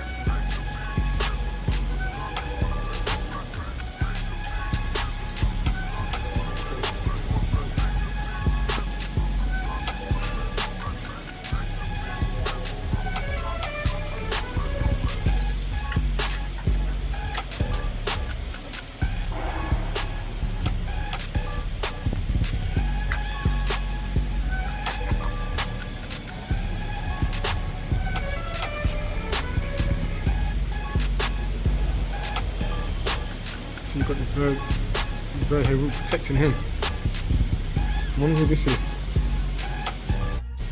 This one is unique.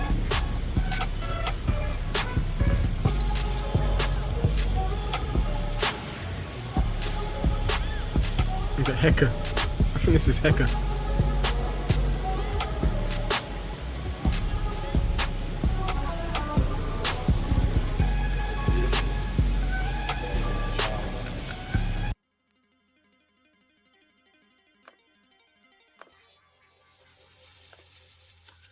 Okay, this is what sparks his first question.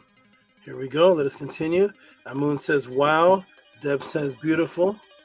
Okay. And here we go. Ready?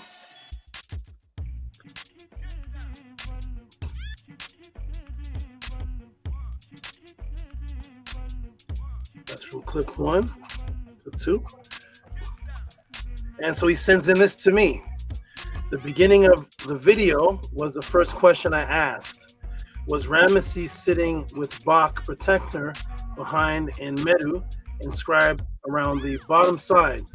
So here are the bottom sides that he was looking at, pointed out. And I'm going to first tell everybody what this says. So this says Horin. Let me go ahead and move this over. And the full one at the top says Mary Horin, beloved of Horin, right there in the Mednetic. So what we're looking at here is the flag symbol. That's the H. A U sound. That's the small chick. And then this lion, which was originally an R, which the Greeks turned to the letter L. This was Hor. And then N, and then we see the Netzer symbol right here. So Hor, and then the N, Hor N. You may say, Tehuti, I've never heard of that name or the Netzer before. In that rendition of the word har, let me get this, I did a little typo. So this goes all the way back to actually Ugarit and on to the Canaanites, but that's another class. So when you look up hor with the N at the end of it, you'll actually find this name in the Ugarit and the Canaanites, expanding all the way out there, but that's another class. We're gonna look at the size and establish who is the boy under the falcon. So who is this under the falcon? And in order to know who it is, we just go ahead and read what it says. So let's see if it what it says right here. So what it says right here is, this is Usur Ma'at Ra, Usur Ma'at Ra, Septepin, Septep, and then there's the N. So Usur Ma'at Ra, and then Septep in. So Usur is that which is powerful, is a weapon of Set, Usur. Ma'at is the word for vision, the word for examination, and putting things in order. So Usur Ma'at Ra, and then we have the Septep, and then the N, and then Ra. Some people may also still say, wow, I never heard of Usur Ma'at Ra, Septepin Ra. Usur Ma'at Ra, Septepin Ra, Nefer Netzer, which translates to, as the powerful one, the observer replaces things, that places things in order, chosen by Ra, in the long-lasting Netzer. You may know as Ramesses. So this is the name that's not popular. Ramesses becomes a name that's popular. The name was Usur Ma'at Ra, Septepin Ra, Septep-in means the chosen one. So this is Ramesses, the chosen one, Usur Ma'at Ra, Septepin Ra. Now we'll tell you about the symbol of immortality called Remt. To understand the symbol of immortality called Remt, so you can truly understand what's going on and the deeply embedded message in the statue. So you're looking at a statue, and there is a lot of messages taking place within the statue. It looks like Ramesses, Usur Ma'at Ra, Septepin Ra, is a younger boy. He has his finger pointed to his mouth, and he's holding a staff. I'm going to walk you through to show you how deep this is going to be, especially at the end. So we're going to step it up a notch. How would you like to know the symbiotic relationship of the production of your fresh air and its acknowledged hidden, and the acknowledgement of it hidden in the museum that's a few feet above Maharu's head? So there is the symbiotic relationship, appreciation, production of fresh air, and its symbiotic relationship, which is actually right above Maharu's head that you can't see right now. But I saw the rest of the video, and he's going to ask a question when he looks up. He doesn't know that he's asking about this, but he's going to get the symbiotic relationship of nature hidden and imbued with a great reveal that's right above his head. You're also going to find out about the immortal hidden code in the staff that you see Ramesses holding, and where the modern word sultan derives, the image of the child in Kemet and its connection to Osset and frequency magic, and how the image of Heru holds the math to electrical substations, industrial machinery, motors, factories, large buildings, generators, transmission distribution systems, and the fish code of Jesus. And of course, to go through all of that and to step behind those saboteurs, let me ask everybody, what time is it, everybody, for? What time is it for? I know the new people must be wondering, what is he talking about? What time is what for? Type it in the room, everybody. If you want to learn all of that just in this tour, the Tehuti tour guide, what time is it for? Go ahead and type it in the room, everybody. What time is it for? Let me come off the screen. Type it in the room. I'll give a couple moments. I know that it takes time for me to see the. But what time is it for everybody? Go ahead and type it in the room. Let me check the room right now. What time is it for everybody? Oh, we see it in the room. Overdrive. I know the new people are wondering, what is overdrive? Overdrive on the way. Overdrive. Lisa, overdrive. Maharu, overdrive. Tehuti, overdrive. Kefa, overdrive. I know the new people are wondering, what is what are these two, what is everyone talking about? Let me put on the screen. Tehuti, overdrive. What is it? What is everybody talking about? I think they're right, everybody. I think it's time. What is it time for everybody? I think it's time. Ready?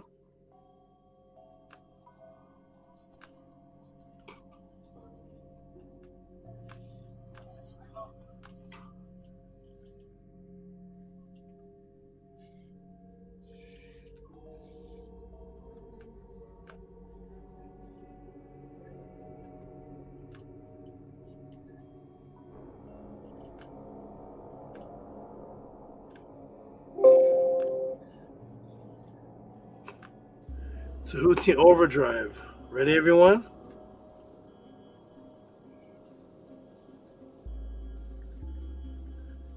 Tehuti will be your tour guide today because we're going to start off with the goal of the people, pre-Matrix. Because the goal of the people of Ma'at before the Matrix was immortality, rebuilding the immortal body by shedding the old self through what's called Peka Mku, a term that I had to reintroduce to the world about 30 years ago, into the internet world maybe about 6 years ago.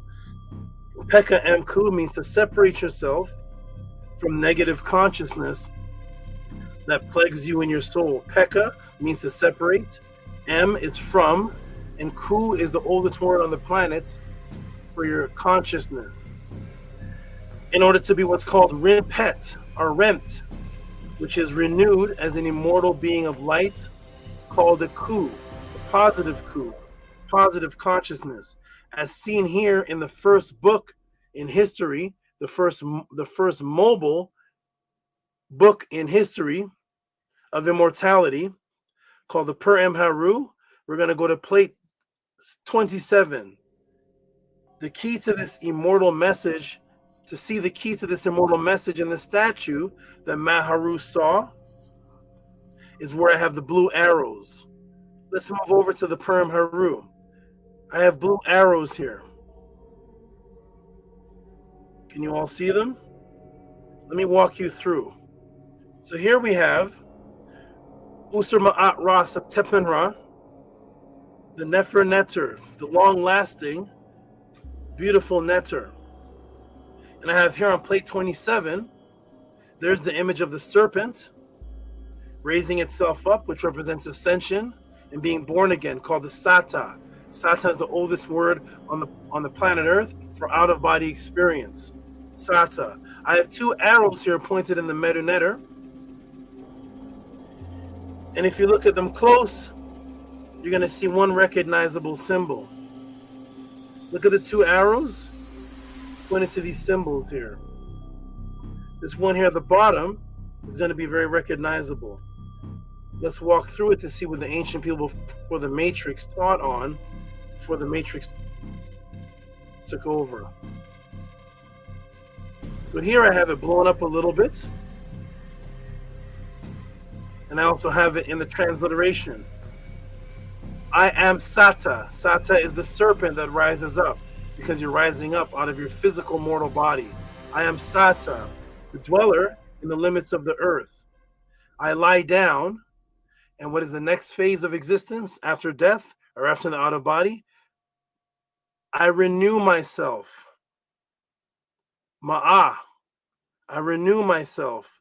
Rent. I become young every day. I become young every day. Does anything look familiar here? So that's this right here. Right over here. There's this sentence right here. See? Rent, I become young every day. That's what's happening right here. What do you see for the word becoming young and renewing yourself?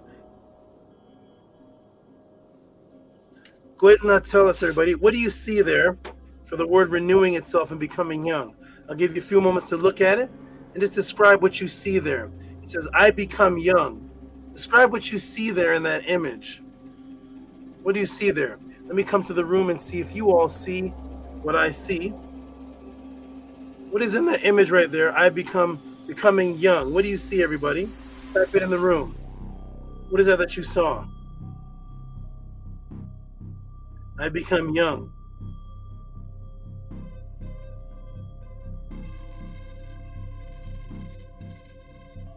Anybody see that? Do I need to show it again? Seta, I renew myself. What's in the image? Okay, you see I see a Tara tree sprouting. Seta, I renew myself. Basket, okay. It's interactive. Watch what happens. Basket, okay. 37 people watching. Peace and love to the new people. We're on a journey. Walking through a museum, this is what it's like to walk through a museum. And Tehuti's the tour guide this time, not Muhammad Abdullah. Let's go back to it, everybody. 37 people. Don't be shy if you're new. We got the good brother Harold saying, show it again, please. Absolutely. Show it again, please. Okay, let me go ahead and show it again. Let's put it back on the screen. And let's show it again. There it is. See rent. I have it in green. And what do you see there above the word rent? How do you describe those images? What images do you see? Any of them look familiar at all?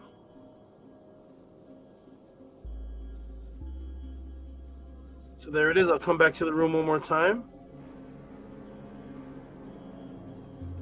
Okay. What did you all see? Any familiar images? You'll notice that there's images there that are not actually a part of the sound that you're making. So we're saying remt, and I'm going to show the remt, and then you're going to see two other images that do make a sound, but they don't put it in the translation. We got a bird. Okay, let me go ahead and put it back on. Here we go, everybody ready? Oh, here we go. What's this? Someone sitting pointing at the mouth. Someone sitting, pointing at the mouth. Very good. Neb basket. Neb basket. Very good. That's a. Well, you see a neb basket. Let's see. Let's take a look. Let's take a look back again. Boom. And let's see. Oh, you see a neb basket. That's a part of the next word, Robert. That's a ka. That's kua. So the rem's here. Ready, everyone? Watch the ingenious unravel of the ancients. Here we go. Let's walk through this museum with Maharu. What do you see for the word becoming young? This right here. What are we looking at?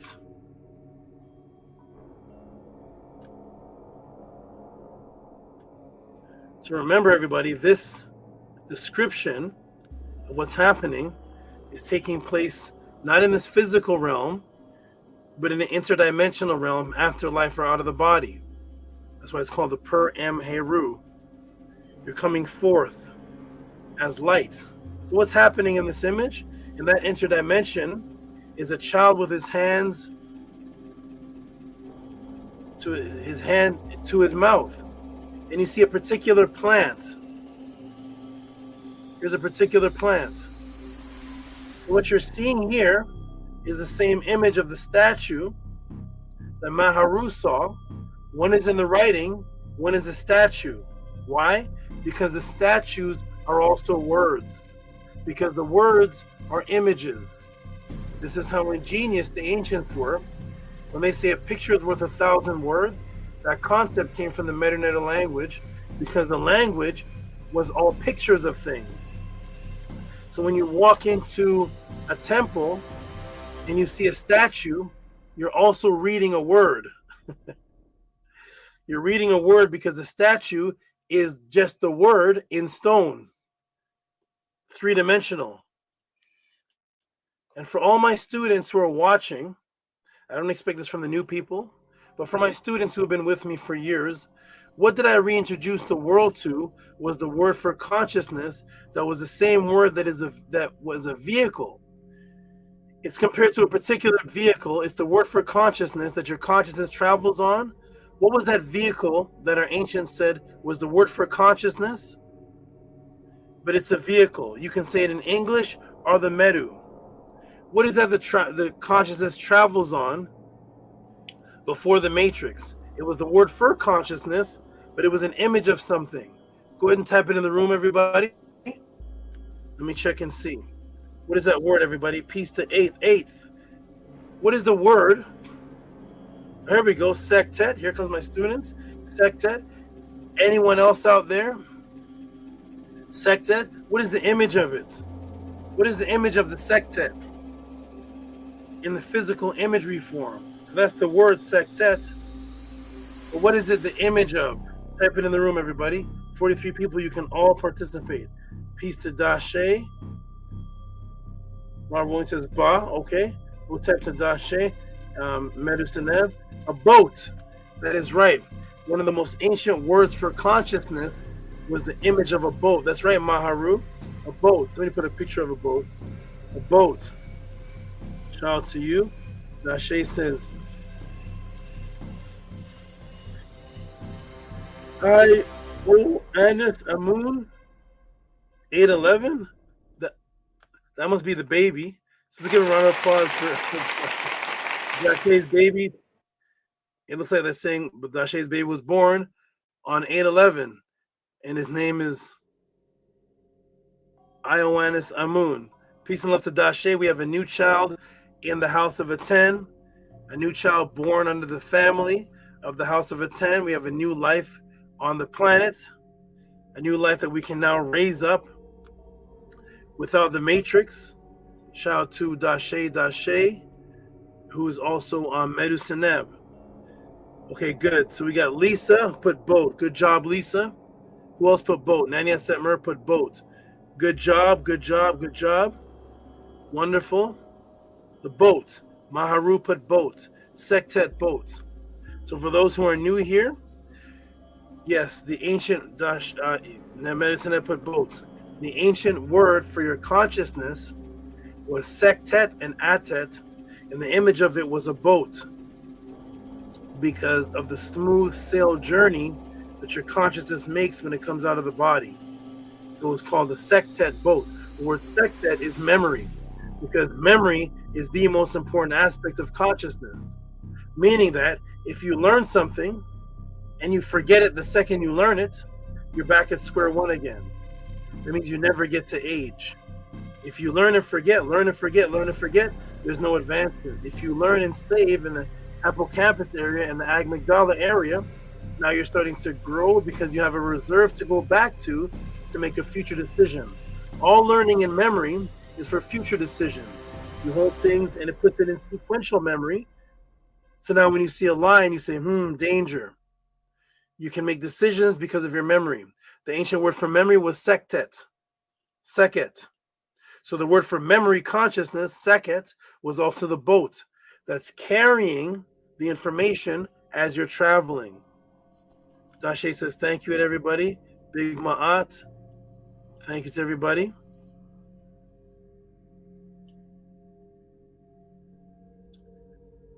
And Harold says, peace and love to all the new life and love energy entering the earth plane at this time. Ashe. And Dashe says to Ashe, thank you to the Ashe. Thank you to everyone that gives his new baby great energy coming into this world, called the Sa or Sat. All right, everybody ready? So excellent answers, everybody. I'm going to give everybody a round of applause on that. Wonderful answers. Yes, the sektet boat, the ancient boat. Applause for that. Let's continue. The Let's continue to walk. We're going to walk through this step by step and understand what's actually happening in our minds before the matrix crept into our mind. Yes, ding, ding, ding, ding, ding. Here's the ancient word for consciousness. It's the oldest word on the planet for moving consciousness. As we see in the Amduat of Seti I in 1294 BC, you see the men on the boat and the people on the boat. You see Raharakuti on the boat, because the boat is the word enet or entet, enet, and it's to know, it's consciousness, to know, perceive. Yes, the anet or the atet or the sektet boat, symbolically used for smooth and fast travel down the Nile, traveling using air to sail. A different type of sail, that's a typo sail. Sail, like the sail of a boat, which is in the Medu called Nephu. Nephu was the breath of life. This is where Hebrews get the word nephesh from. When it says God breathed in man the breath of life, and it speaks on the nephesh and the ruach and the nephesh. Nephesh is from Nephu, which was the sail of a boat, the breath of life, the smooth travel of consciousness. Keep that in mind. Keep that in mind. Okay, that plant, when it's shown fully grown more, with more leaves on it, is called sutin. This is where you get the Arabic word sultan from, sutin, which is the word for king. That's why the Arabs and the Moors, they call their rulers king, sultan, because sultan, the sound of it, created an L sound in between the U and the T. And even when you say sultan and sultan and sultan, sometimes you can't even hear the L because the same sound. So this is how words transform over time when they get to other cultures. So sultan became sultan, which is the word for king. The young king, in its first instant, because it would apply to Heru, who's the young king. You're starting to see how the images now are starting to unravel. Now we will walk with Maharu to the other part of the museum. You will notice Maharu walks over to the rebirth, what's called the Sebket door. It's called the Kad door. It's a door made out of stone that you can't open up with your hands because only your spirit can go through it. It's called the Sebket, Kad door. Come to Metanetter class for more of that. So this is the rebirth of what's called of Ikat. Ikat, this is from the tomb of Neku Ore. This goes back now 2446 BC, and we're in the Saqqara area, and we're going to watch Maharu. Look at this. Here we go. Everybody ready? Let's walk through. Ready? Here we go. Let's take a look. And here we go. Let's walk. We're going to walk with Maharu to the museum. Here we are. Here's another sub door that you can travel through.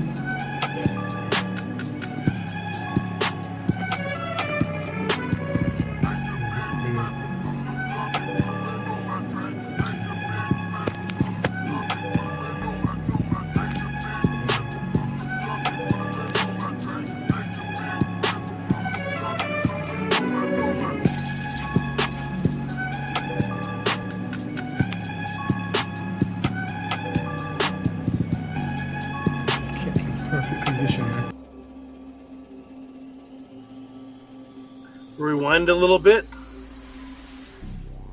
Condition, man. Right, just a little bit here. Perfect condition, man.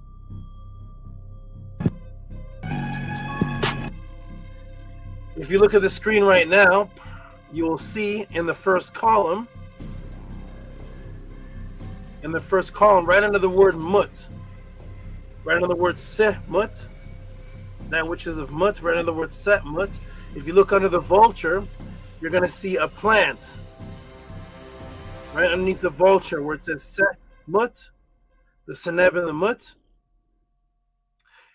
Okay. And then the word rek is going to be right before the plant. Okay. You're going to see mut, you're going to see rek right before the plant.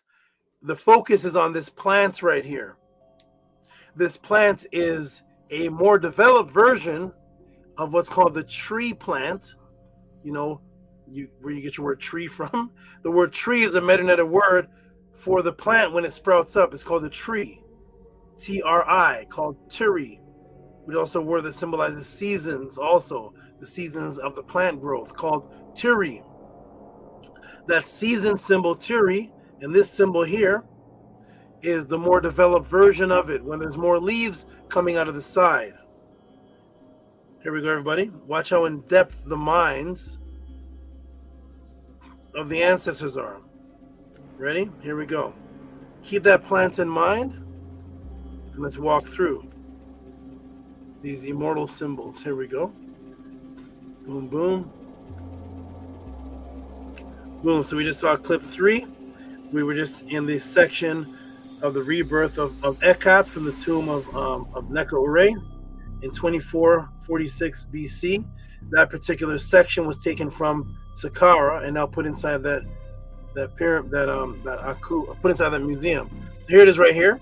There's the image right from that the good brother saw. This is Ekhat. Now Ekhat was the Hempt. Hempt is the word for, lack of a better word today, wife. It's a wife, the wife priestess of Het Heru. Now I'm going to zoom in, and I have the arrow pointed to this part of the wall that I showed you on the video from the wall of Ekhat, who was the priestess of Het Heru. I have the arrow here pointed to the plant. Everybody can see it better now. There's the plants right there. Excellent. Let's continue. So where do we see the plant more clearly in this amazing style of writing? And I want everybody to notice the style of writing so we can give Henu to the genius. And I want you to really look at how these words are written. You may look at them now and say, oh, this is a beautiful language. Interesting. It looks like symbols on a wall. No, no, no, everybody. This is not symbols on a wall. This is the wall. I want you to truly look at the images of the words. And I want you to notice, please, that these words are not going inwards. They're coming outwards. I want you to wrap your mind around that if you can. Wrap your mind around a stone wall, and the words are coming out of the wall. You are not carving. You are not carving words into the stone. The words are piercing out of the stone three-dimensionally. Imagine going to a stone wall, a stone. Imagine grabbing a stone, making it's a smooth wall, and you're not carving into the stone your words. You're carving around the wall to make the words come out towards you. Do you have any idea what that would take? You're not carving the words in the wall. You're carving the wall out so that the words pop out.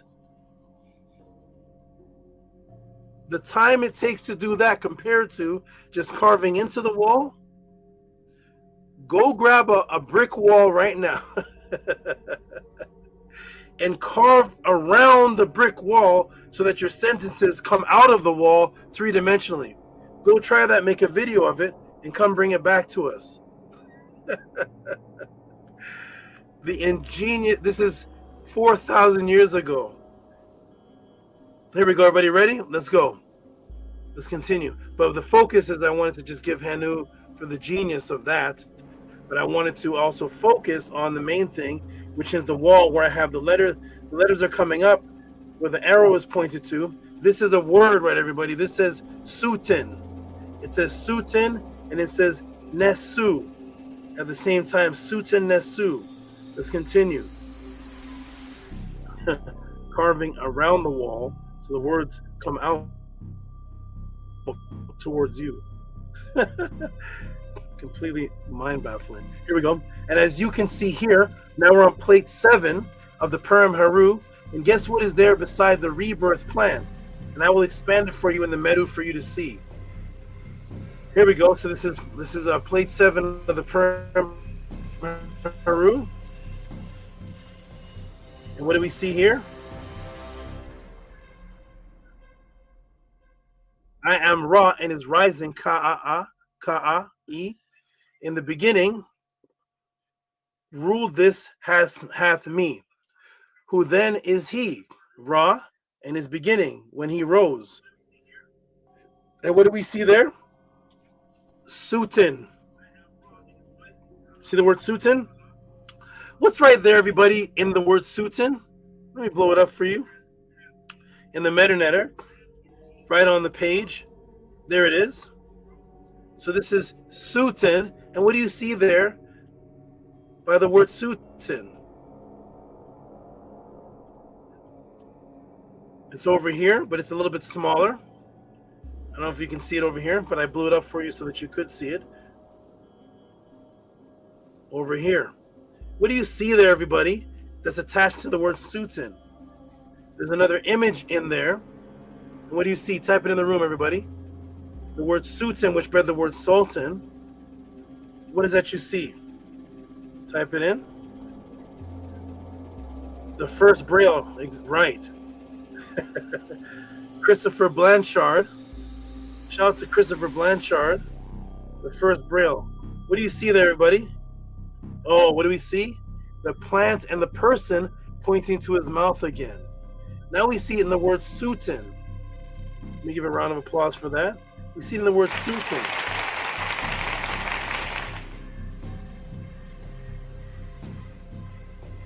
Is everybody ready? Let's go back to it. Boom. And boom. There is the child again with the finger by his mouth, pointing to it. And there's the sprouting plant of rebirth, youth and rebirth into the immortal dimension. And this is called Sutin. Here's the wren pet. We see the wren pet becoming young again, the childlike image. And we see the child pointing to his mouth. And then we see the word Sutin, which is what Ramesses was, Sutin. And we see the child pointing to his mouth.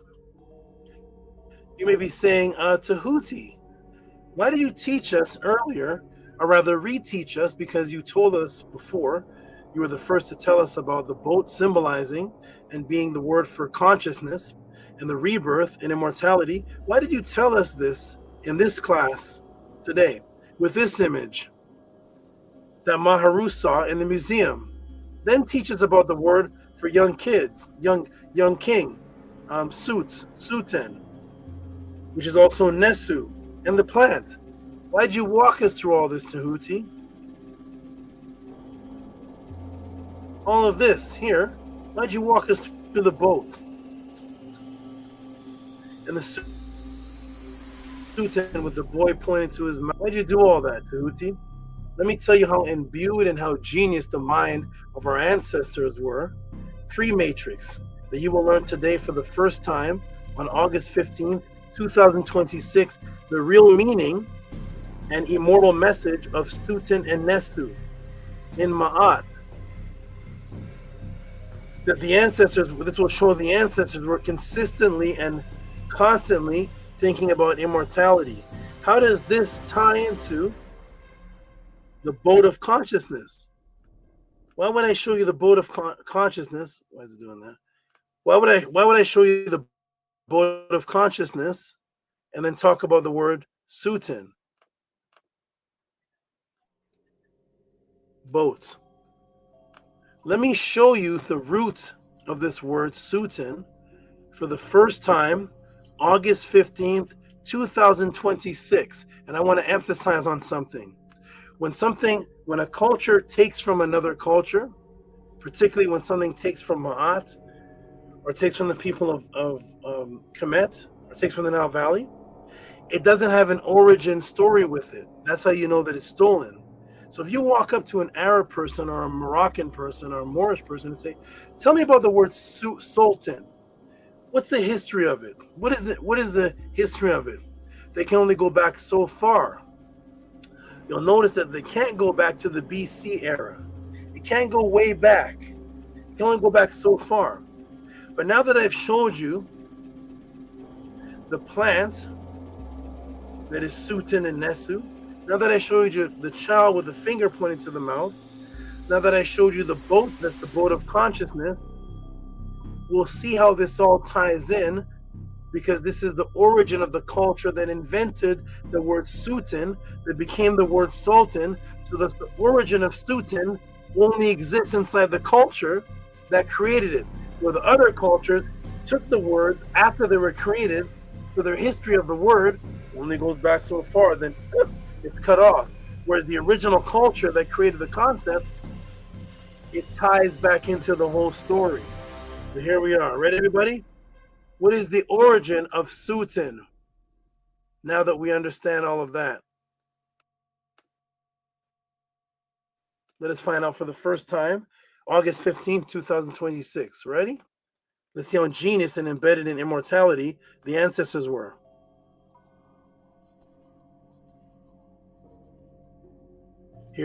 That's Sutin. What is it? Plant used to make the boats. The Sutin, Sut and Nesut, was the plant used to make the boats. The boat symbolized the boat of consciousness, of which the out of body would travel on. The consciousness was the boat. So the Sutin, the rebirth, I become young again in the afterlife, is because it's the consciousness that's traveling on the symbolic boat, symbolizing the movement on the fastest vehicle in the now, which would be a boat, because of the current of the water, how fast your consciousness would move, because your consciousness was called Ku, which is light. Something that is light can only move at the speed of what? Speed of what it is, which is light. Compared to the fastest moving thing, the fastest way that you can move from the top of one area, from Uganda all the way up to Cairo, from Sudan all the way up to Cairo, into Karnak, and going both directions, was the boat. The fastest direction would be the direction that the current is going in. So that your conscious speed was associated with the boat because you were reborn. The first one born that got the title of king in the time of the Zep Tepi was Heru. He was a young boy.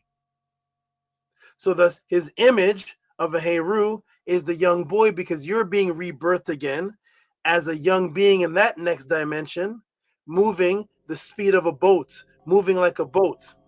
So thus you become the young king. That's a Sutin, because the Sutin was a particular plant that's used to make boats. Welcome to the Tehuti Pod class. If you've heard of this prior to August 15th, 2026, put the link in the room, put the book and page number. When you hear this after August 15th, 2026, tell everybody, yes, this is what we teach at the House of Atten. This is what happens when you come to the Tehuti Pod class. And ask any of your Kemetic teachers about Sutin, why would that plant be the name of a king, and why is it the young king symbolized by that which is born again in the afterlife? The Sutin Henin as a king. Henin from the word Henu, which means to raise up. Boom. Welcome to the Tehuti Pod class. You will see how imbued the word for young king was compared to now you see how imbued the word young king is compared to the English word king today. It all went back to the story of immortality, which is what the statue is depicting, because the question is asked next by Maharu. What is the staff that the Sen bro is holding? What is he holding? He's holding a staff, right? You see him, everybody, in the image? He's holding a staff. What is that staff that he's holding, though? Ready to find out? Let's find out. August 15th, 2026. Let's find out today. Welcome to the Tehuti Pod class. What is that staff that the young boy, the Sutin, is holding? Ramesses, Usar Ma'at Ras of Tepenra. What is he holding? That was your second question, right, Haru? What is he holding? Want to find out? Let's find out right now. find out right now. Here we go. Boom. Why did it do this? Ready? Here we go. Stop this. Stop all that. Stop that, man. What is he holding?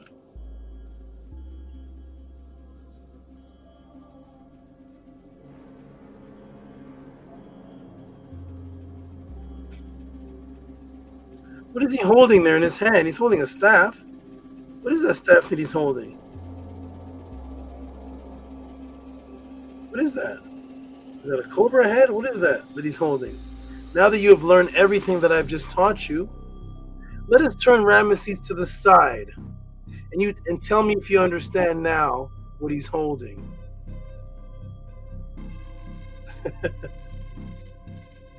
What is he holding, everybody? Does it look familiar now? You see how deep this is now?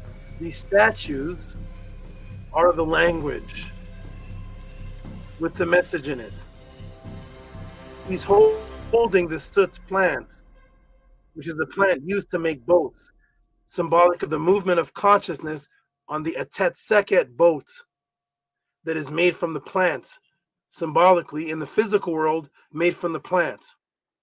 Thus, the same plant symbol represents the rebirth of something new sprouting out of the ground, while also symbolizing the material used to make the boat that the physical body travels on, and the conscious body associated with the boat, because it's Sutin. So thus the young king. Not a regular king like today. You couldn't be an atheist king. Before the Matrix, to be a king, a Sutin, you have to acknowledge the immortal travel after death. There is no atheists. Boom. The immortal staff made of the plant that makes boats, the symbol of the mind's consciousness and conscious travel out of the body for rebirth, aka to become young again, thus depicted as a child. There's the first two answers, Maharu. That's the first two. Are you ready to continue to walk through the museum with me? Tehuti as your tour guide, not Abdullah Muhammad Rasulullah. Not that tour guide. A tour guide that actually believes in the teachings of what's being toured about. While your Muslim tour guide is going to walk you through the tour of the museum and the tombs and take breaks to go pray to Allah that teaches that these Egyptians were all pagans. Let's walk through the tour guide with a Saba that actually teaches the culture. Ready, everybody? Let's continue. There's your first two answers, Maharu, and I'm not even close to being done. Here we go. Ready, boom. Immortality staff made of the plant that makes the boat, symbol of the mind's conscious travel out of the body for the rebirth to become young again, thus depicted as a child. And there it all is, the rent, the child with a finger pointing to his mouth. What is that part about? There's the Sutin, Henin. There's the plant used to make the boats. There's the word boat, which means to know, perceive, because it's your conscious travel out of the physical body, because you're reborn again as a child. And thus, what was the word pre-matrix that meant to be with child? Simultaneously meant the soul coming out of the body. Does anybody know? What is a pre-matrix word for to be with child, while simultaneously meant the soul coming out of the body? Ready, everyone?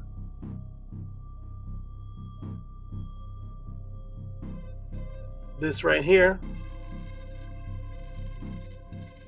the same falcon that Ramesses is under, the Bach.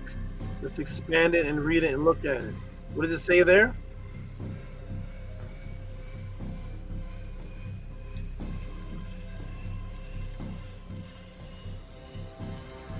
the shining beings, the beings of consciousness who came into existence with him. How do you come into existence? Henna. Henna, what is henna the root word of? Sut and Henin. There's the Henin, henna, Henin, henna. There it is right there. Henna, which is raising out of Kepera, coming to existence with him, raising out of Kepera. And even I, rose. That's Ka'a, another word for raising, in the form of a hawk. Neteri. I rose as the form of the hawk Neter, the Bak, and I made worthy honor Heru as his soul, because the Bak falcon, or the Haran, the Heru, that Ramses is under, that is his soul. That is the protection. It is his soul. That is a part of him that's being rebirthed on the other side. That is the Bak. The Bak, which is Heru as his soul. The Bak. And the Sutan Henin, rent to be young again because you're being rebirthed in the afterlife.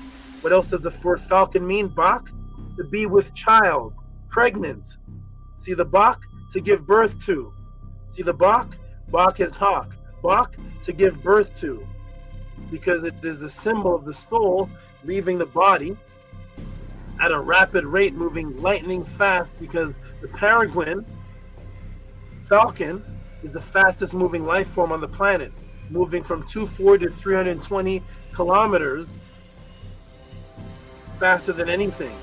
320 kilometers per hour is how fast it moves as you're being reborn. So that's the ancient people prior to the Matrix were so in tune that if you said a mother was birthing her child, you'd use the same word that you use for your soul being born in the afterlife, which was Bak, which was Heru, his soul. Bak, to be with child. Bak, to give birth to be pregnant. Bak, the soul, as you rose out of your body. Boom. Welcome to the House of a 10, Tehuti Pa class.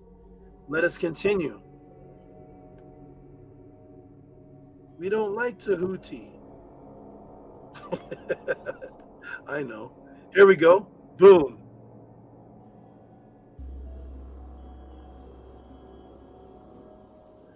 In our original frequency and mind state was conducive to the nature around us and interdimensional consciousness. We thought that it was the power, we taught, not thought, we taught, let me take H out of there. We taught that it was the power of sound that was the definition of what people call magic today, that we called what's called Heka, the utterance of sound frequency, which changes and controls and interacts and guides reality, even to the point of stopping disease, as we see here in the 1100 BC reading of Ra and Aset. There is the writing up top, here's the translation. Came to with him children every netter. There with the cries of weeping came Aset with her power. Her power was what? Skilled in mouth, with the breath of life. There's the Nifu, the breath of life. Her incantations, there's Thestet, incantations. Okay, the same word for cat. I taught about that on Sonnet a couple days ago. There's Thestet, destroying disease. Her word maketh live, stinking throats. Now, what's destroying the disease? Aset came with her skilled mouth, with the breath of life, her incantations, her mouth, her sound frequency was used to destroy diseases. I already did a class on how today they're discovering and showing you how sound frequencies are actually used to destroy leukemia. I already did about 3 classes on that. Strictly sound vibration and frequencies being used to destroy leukemia. We did class on that already. So what is it? Incantations, which is what? Hika magic sound, incantations, The other word for incantations in Hika is thestet. Thestet is the other word for Hika when using the mouth and sound frequency. This is what we taught, that sound was the Hika. And on the stela of the stone writing of her habit, now we're going back to 359 BC, who Alexander the Great thought was his father. I taught many classes on that. What does it say in the writings of her habit? Thy sister acted as thou protectress. She drove away the enemies. She averted seasons, calamities from thee. How did she do these things? She recited the word or formula with the magical power of her mouth, being skilled of tongue, never halting for a word, being perfect in command of word. Aset, the magician, avenged her brother. She went about seeking for him untiringly, using what to fight? Her word, sound frequency, and magic. Told was the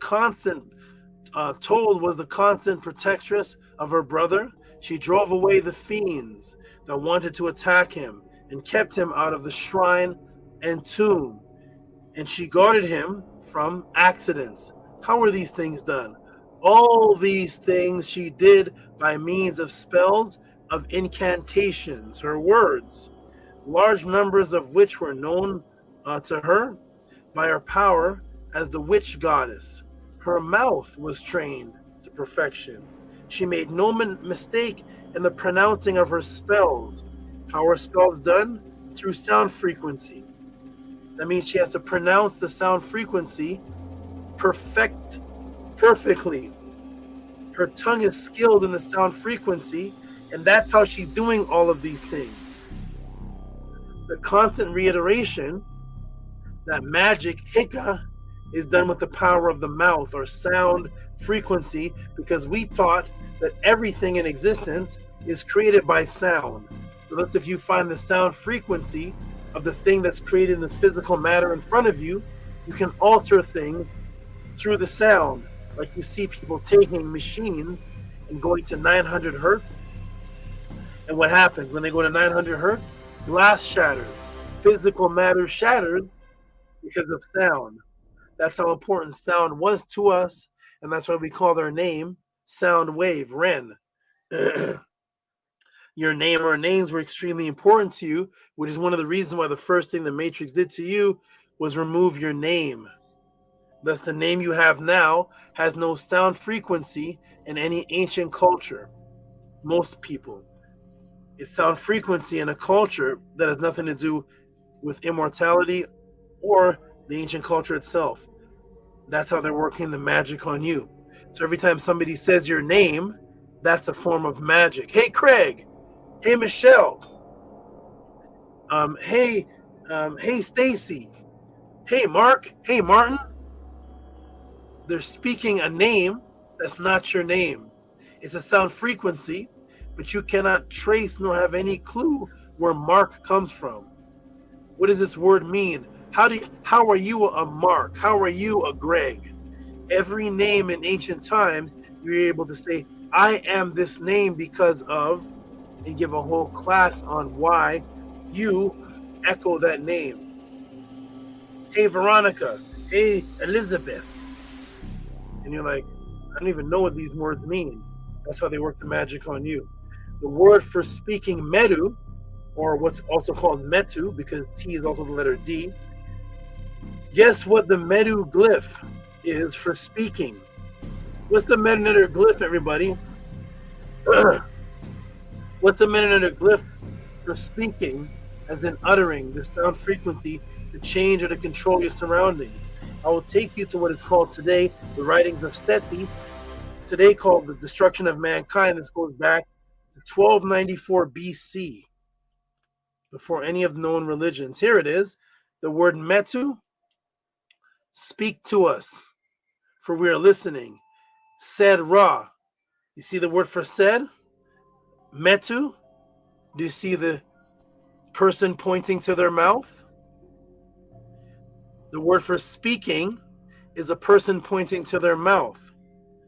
When you say something, the word for speaking is the serpent rised up. Techa, the serpent rised up.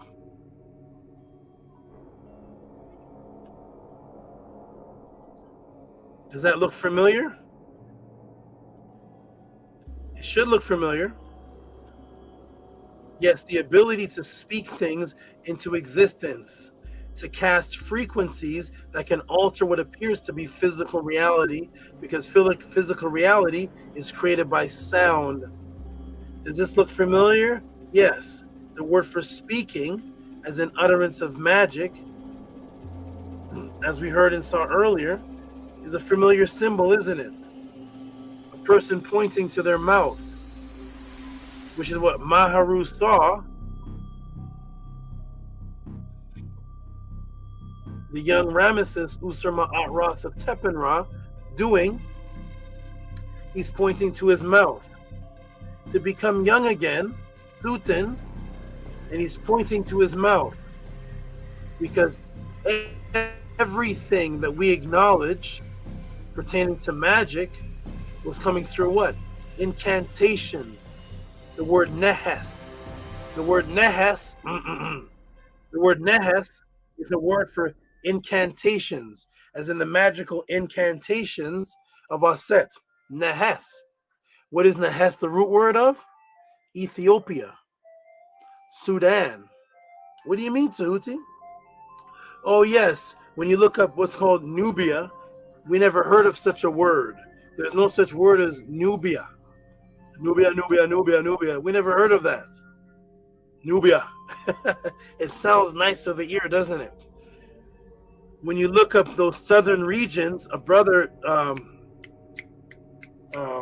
Haitian, I forgot the full name, Brother Haitian, asked a question about the Eye of Ra, which was the origin of where the Nile Valley started, the Uganda area, all those areas of Ethiopia, Nubia. None of those words existed. The way you said those words was that area was called Nehesi. Nehesi is the word you see for Nubian. Nehes means those of the incantation, those enchanters of Hika magic, because we acknowledge that we brought things and altered things through sound frequency. Thus, one of the most important aspects of your existence is this: speaking things into existence. Huh? The Teche, the serpent. The serpent was the same word for immortality. What do? They took the serpent, put it in the Bible as the first one to tell Adam and Eve, the first one to talk any kind of sense. Adam and Eve couldn't talk sense, remember? They didn't know anything. The first one to say, God knows in the day you eat thereof, you're not going to what? You're not going to die. You're not going to die. You're not going to die. If you're not going to die, then you're immortal. What's the word for immortality? Teche. The same word for serpent, the same word for speaking things into existence. That's why you like music so much and songs. That's why you like the leaders so much. You know why? Because Elijah Muhammad is dead. If you say you like Elijah Muhammad, it's the words that he spoke that created those things. If you say you like Bob Marley, it's the words that you like. You don't care what kind of car Bob Marley drove. What was Bob Marley's bank? Where did he bank? You don't care. What you care about is his words. That was the most important thing to us. You didn't like Malcolm X because of the shoes that he wore. You like Malcolm X because of his words. The words, the Teche words. That's what lives on forever. The words of the great speaker, your words continue to live on beyond your physical body. Teche was the word for eternity and the word for speaking. As they threw it in the Bible, as the first one that could speak was the one that told you that you could live forever. Here we go. Let's go. Here we go. Boom. Ready? There we are. That's Teche, the serpent. See that? Teche, the serpent, right there. Does it look familiar? Yes, it's the young boy. Boom. Yes, going back to a childlike manner. We're pre-negative. The pre there, typo there. Pre-negative, egoless mentality of rebirth when you were a child, before negativity, before the evils that you're doing today, when you're an innocent little baby in a crib, going back to that state of immortality and growing just like the Sutin plant, the same plant used to make the boats, because the boat's pre-matrix was a symbol of your consciousness, of the smooth flow without hindrance, thus having the ability to affect reality around you through what's called magic, Heka. And thus, how is Heka magic depicted? I will take you to the temple of Esna. How is magic depicted? How is the Neter Heka depicted? How is he depicted? Boom. Does that look familiar? That's the Metaneter symbol, word, and image of Heka. This is from the temple of Neith. And the temple of Neith was known as what? The temple of the bee. The temple of Neith was known as the temple of the bee. What is the bee? The bee is how you say the word Nesu, Sutin, or Nesu Biti, the name of the ruler. The temple of the bee. The bee with that plant was how you said ruler. Every ruler in that time was called the plant, Sutin Henin, and the bee. The temple of the bee is the temple of Neith and Kanum, where we see Heka. And how is Heka depicted? As the young boy pointing to his mouth because of the power of word and being reborn. Yes, as a child with a finger pointed to his mouth, just as Maharu saw depicted with Ramesses pointing to his mouth, the power of word, the power of Heka magic, the Nehesi, the power of bringing things into existence through word. Because all you have on that other side, after the physical, is your light body and sound body. That's all you have, light and sound, over on that side. What you have over here, you have your consciousness moving your physical body, and people can only judge you by the movement of your body and the words that you speak. That's why the laws of Ma'at say, may your reputation precede you. So by the time you get there, they will praise you. What's your reputation? The actions of your body and the words that you spoke. Now the words that you spoke put smiles on people's faces. Comedians make thousands to millions of dollars. Why? They're talking, and their talking makes people laugh. And because people feel happy, they pay their money. You've just changed a person's consciousness to happiness simply by talking. You can make a person cry by talking. You can make a person angry by talking. What does that anger do? It makes them want to punch you.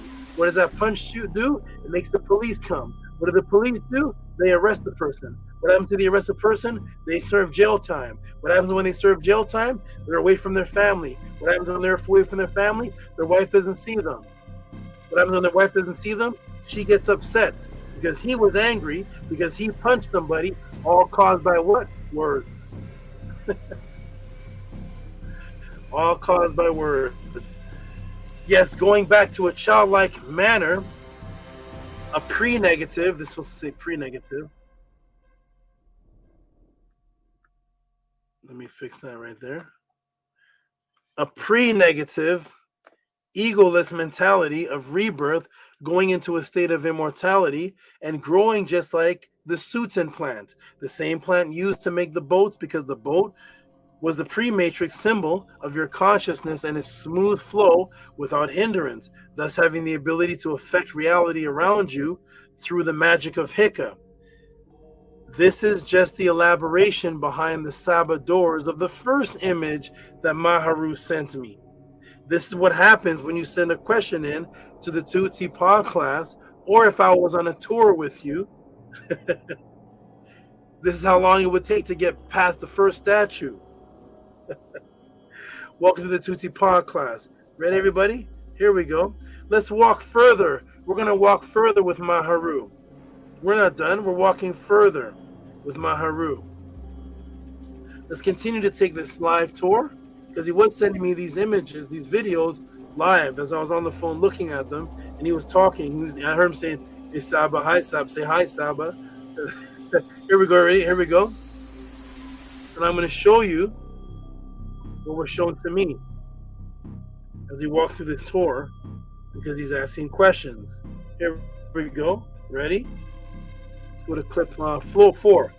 I told you something was above his head. That's above his head. Saba. The monitoring. There's what's above his head. What's this?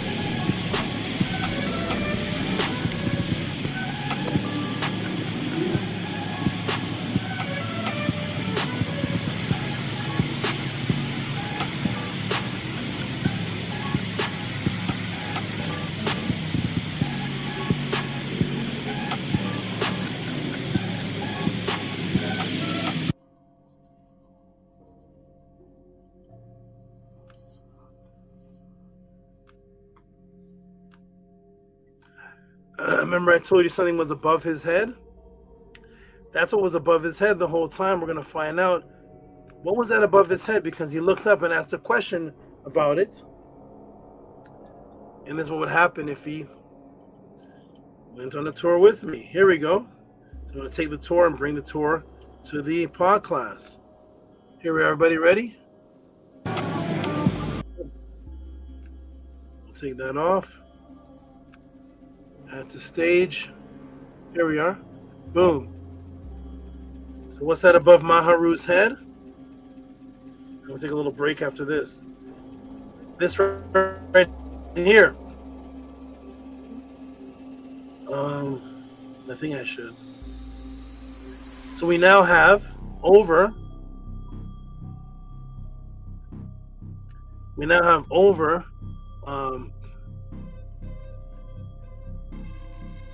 Over Maharu's head, over his head. What do we have? Now we're in room 3, what's called the Armana Gallery. That's where he was. In the Armana Gallery of the Egyptian Museum in Cairo, the Global Museum. So this statue here is labeled as number JE49528, where Maharu asked this question. Maharu looked up. Finally, he looked up over his head. And he saw this that I said was going to be over. This was over his head at 5 minutes and 4 seconds. What are the bracelets represented on the wrist of Akhenaten? What is this, everybody? What's going on here? Does this have any kind of deep meaning? Is there a message there? Why does Akhenaten have these bracelets on?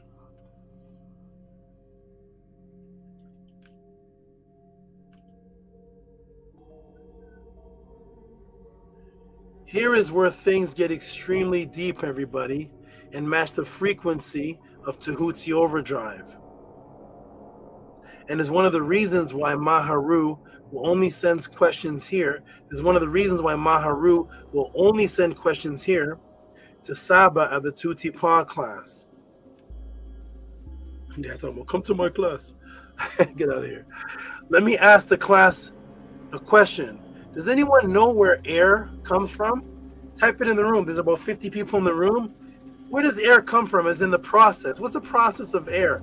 You know, the beautiful fresh air that you breathe in when you want to meditate, when you want to relax, when you say, oh, when you call people, you're like a breath of fresh air.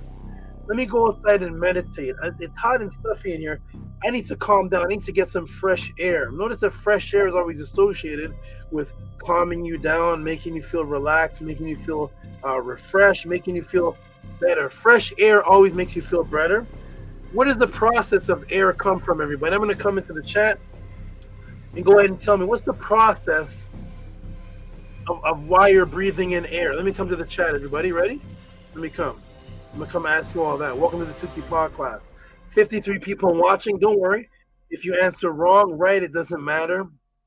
I just want to interact and let you see so that we can talk about that, because once you understand the process fully, you'll be able to appreciate that something amazing is actually happening. Something for you to go, ooh, something amazing is happening before you went, oh, something amazing took place symbiotically. What's that? Let me check the room. There's 53 people. Let me see who wants to participate. Boom. 8 says, What does 8 say? 8 says trees, plants. Okay. Okay, 8. Okay, trees, plants. Robert Williams says trees. Okay, trees. Okay, Robert Williams. Lisa, oxygen comes from trees. Okay. Okay. Oxygen comes from trees. Trees. Photosynthesis. Aether. Deb says aether. Okay, aether. Okay, aether. Okay. 54 people watching. Don't worry, you are not going to be wrong, right? I just want to hear what's in your mind. When you take a deep breath, you truly appreciate what's actually happening for you to be alive.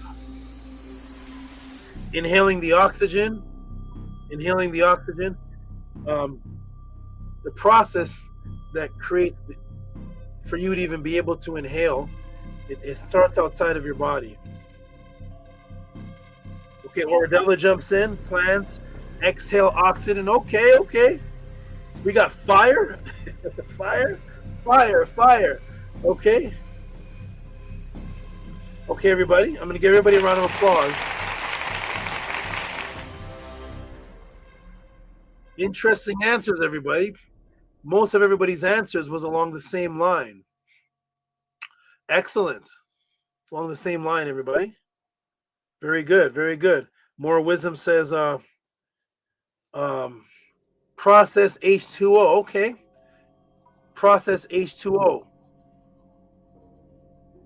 Okay. So everybody's pretty much going to the same thing, the process of the plant. More Wisdom even took it to the process H2O, maybe talking about the evaporation.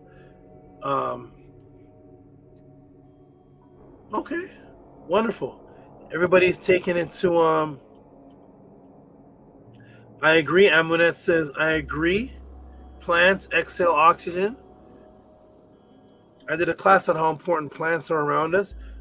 Amin Shahid, peace to you, Amin Shahid. Electricity, interesting.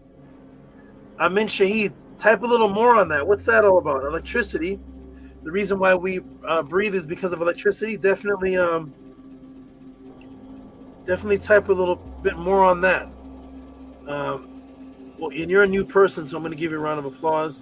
And give you a heartbeat. So, Amin Shahid. Amin Shahid. Peace to you, Amin Shahid. We have another new name in the chat. What's this one here? Sini Topta, who says Fruitsville Station, Oakland is connected with. I'm not sure that's the answer.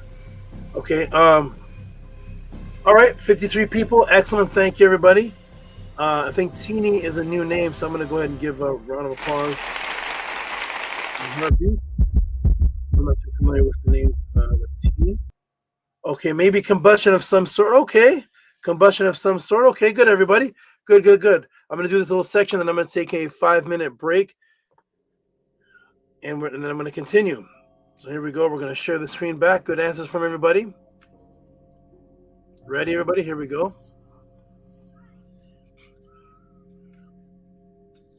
Boom. All right, here it is, everybody. So here is where things get extremely deep and match the frequency of Tehuti Overdrive, and is one of the reasons why Maharu will only send questions in here to Saba at the Tuti Pod class. Let me ask everyone a question, everyone in the class a question. Does anyone know where air comes from? As in the process symbiotically, where air comes from. And a lot of people typed in, definitely the trees, the beautiful fresh air that you breathe. And what does this question have to do with Akhenaten's bracelets?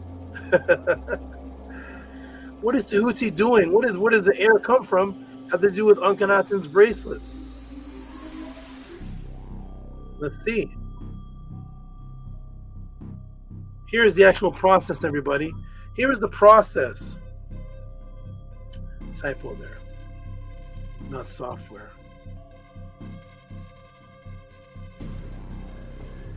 Of air. Of air or oxygen, where it comes from. So the plants, algae. So everybody was right, because you start off with the plants and algae. The plants and algae Everybody started off with that. The cyanobacteria, they capture the sunlight. They use that for energy to convert to CO2 and water into chemical energy. That process releases oxygen, 6 CO2 plus 6 HO2. So somebody put in there H2O. I think that's more wisdom. Plus sunlight. So here is the recipe. Process 6 CO2 plus 6 H2O plus sunlight converts to C6H12O6 plus 6O2. That is one of the most important ways the Earth's atmospheric oxygen is actually replenished. It's a process. The process is sunlight to photosynthesis produces biologically produced oxygen. So your air comes from the sun in symbiosis. This is the symbiosis process. All of this has to happen. The sun energy comes down, carbon dioxide, 6O2, from water in the atmosphere. And then this process of 6 CO2 plus 6 H2O plus sunlight, then it converts to 6 CH12O6 plus 6 O2. And this whole process of replenishing the atmosphere creates what's called biologically produced oxygen. Then biologically produced oxygen enters, and the direct chain is sunlight to photosynthesis to oxygen production to Earth's atmosphere. Boom, you breathe it in. From the algae below the ocean, below the waters, to the plant life above the waters, but the process only takes place because of the chain starting with sunlight to photosynthesis, and then there's biologically produced oxygen. So where does the symbiotic process start from? Where does air start from in the beginning of the symbiosis? It comes from the sun. Let me ask the class, what is the popular metanoeta word that can translate to as air? Anybody in the class can answer, even people who are not my students. What is a popular metanoeta word? What is a popular metanoeta word that is taught to us is the word for air? This is the only pod class giving us this knowledge, absolutely. What is the metanoeta word for air, everybody? Anybody know? Okay, we got shu.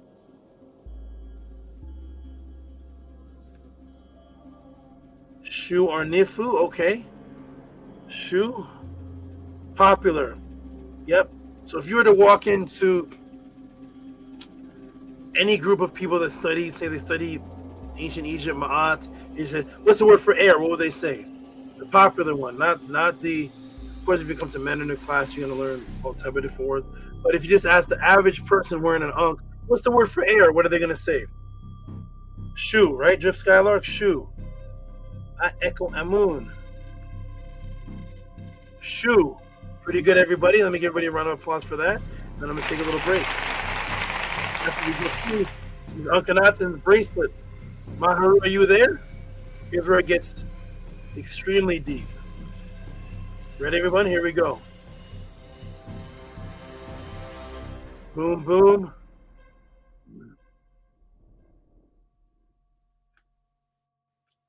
And boom. So now we know that air, your oxygen, air, comes from the sun in symbiosis. So even before the plants biologically produce it, there has to be a photosynthesis that takes place that starts from the sunlight coming down. So air, photosynthetic organisms, plant algae, cyanobacteria, but it starts from the sunlight. And here's your word, everybody, that you all got right. Shu. See right there? Shu, air, wind. And everybody here already knows that Aten, of course, is the sun. Aten is the sun. Aten is a word for sun. Shu, air, air god, air netzer, or air itself. Shu is another word for it. And we all know that Aten is the word for sun. And now you know through the process of symbiosis that air, the beautiful fresh air that you breathe, is from the sun. Your air comes from the sun in symbiosis. Now I will translate those bracelets to show you what it says on Akhenaten's wrist. Are you ready? See how beautiful the ancestors are. Here we go. Wrist 1. Neh, living, Ra Herakuti, rejoicing at the horizon. The Akhet, at the horizon. That is Ra Herakuti, rejoicing at the horizon, the sun again. What does this say? In his name as Shu, who is from the Aten. So when there's this confusion, well, Shu is the air god. Shu is air. Wait a minute. In Akhenaten's prayer, sometimes Aten is associated with Shu. Well, here's the association. From Shu, air, who is from the sun. Boom. Your air comes from the sun in symbiosis, as our ancestors first said 3,400 years ago. Welcome to the Tehuti podcast, the House of Aten. I'm going to take a break right here for a few moments. So Maharu, let me come back to the panel. This is what happens if you go on a tour guide with me. Huh? So there it is. Shu, the air that comes from the sun. That is exactly what happens through symbiosis. That's what we were saying 3,400 years ago. Where were we saying it? In the House of Aten. That was the name of the people 3,400 years ago. Now they find out through symbiosis, oh, air does, the process of air and oxygen that we're breathing does come from the sun. Welcome to Tehuti podcast, everybody. Boom. Maharu, are you there? You may be in a different time zone because of he's in Kemet. He's either in one part of Kemet or he's in the down by the Ethiopian area of Kemet. All right, I'm going to take a little step off, everybody. I'm going to step off for a moment, and I'll be right back. Let me see. Are you still there? Kefa, are you still there? Is Kefa here? This is great so far and very unique. Yes. I'm going to step off for a moment. I'm going to put that on the screen, and I'm going to step off for a few moments. I'll be right back, everybody. I know you're still at work. I know. So, is there any House of Aten or podcast supporter that wants to come up to the panel while I take a 5-minute break or so? You all can come on and build. If not, I'll just put the screen up on the panel where we left off, and I'll take my break and come back. I'll give a few moments to see the answer. Okay, I'll be right back, everybody. Let me go ahead and put this back on the screen. I'll be right back in a few moments to continue. And I'll put this on the screen. I'll be right back.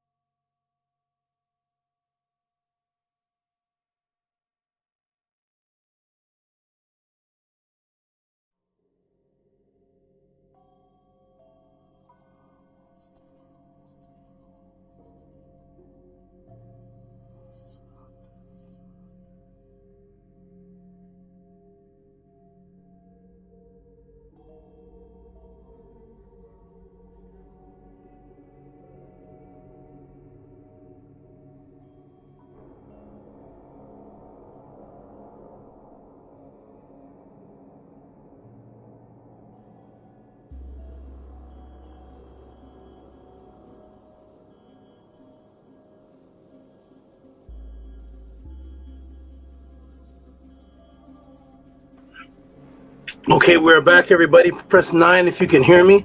Let me do a mic check, make sure everything is working and sounding properly. Press the 9 if you can hear me, and then we're going to get right back started. Press the 9 if you can hear me. Just right back into it. Okay, good. We got Angela straight out the gates with a 9. I'm on that. 9. Not Robert Williams. 9. Drip Skylark. 9. Lisa 9. Okay, we're right back into it, everybody. Let's go. Let's get right back started. Get your pen, your pads back out. Get your iPads. Get your iPhone. Get your eyeballs. Whatever you need to get ready. And let's continue. 9 with the 90 with the 999. Fine. All right. Good. Good. Good. Lisa, Robert. Thank you. All right, here we go, everybody. We're back. Okay, so boom. So boom. Yes, your air comes from your sun in symbiosis, as our ancestors first said 3,400 years ago. The air does come from the sun. Welcome to the House of Aten, the Tehuti Pod class. Now let us continue. Let's continue down this beautiful path. There's the symbiosis right there. There's the relationship. Okay. Wonderful. Okay, let's scroll down. Scroll down. Okay, here we go. Let's go back. Here we go. Okay, I've taught you and revealed the deeper hidden meaning on 3 statues in Kemet. 3 aspects of the statues and three different symbols on the statues. 3 statues also. So 1, the image of the young image of the young male, the staff of immortality plant, the board of consciousness, the statues of the Heka magic,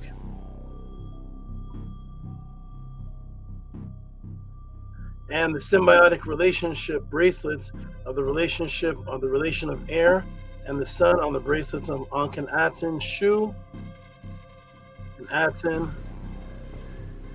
And now you know through the natural process of symbiosis that the air, the beautiful fresh air that you breathe, is from the sun in symbiosis process. Your air comes from the sun. We went through all of that. Well, now let me take you even deeper, everyone. Ready? Get a fresh new piece of paper, notepad, and get ready, because now we're going to delve deeper. Here we go. What is this, everybody? What's this, Tehuti? Oh, boy. I'm not sure why it's not popping up. What is this, Tehuti? This is interesting. Ungroup. Let me see if it pops up. There we go.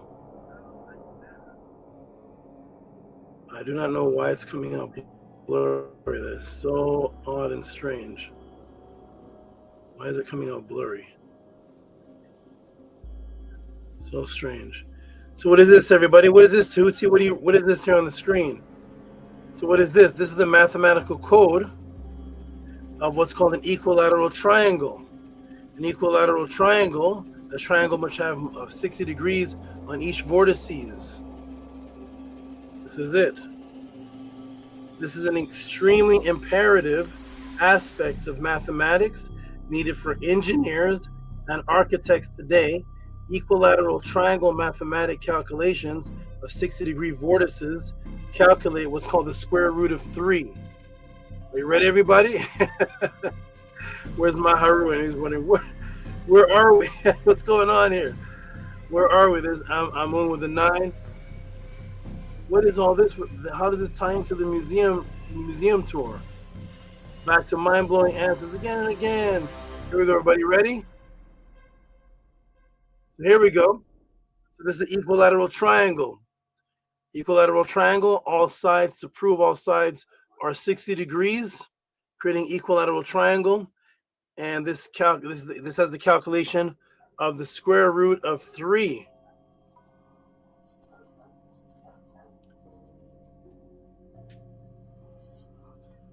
What is this?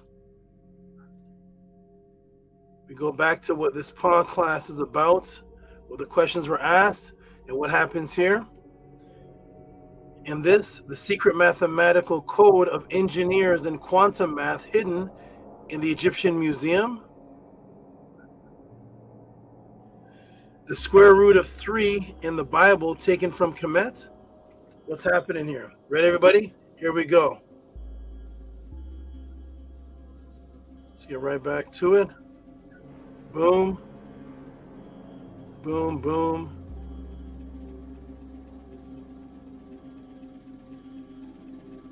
And boom. So here we are, equilateral triangle. Here we go.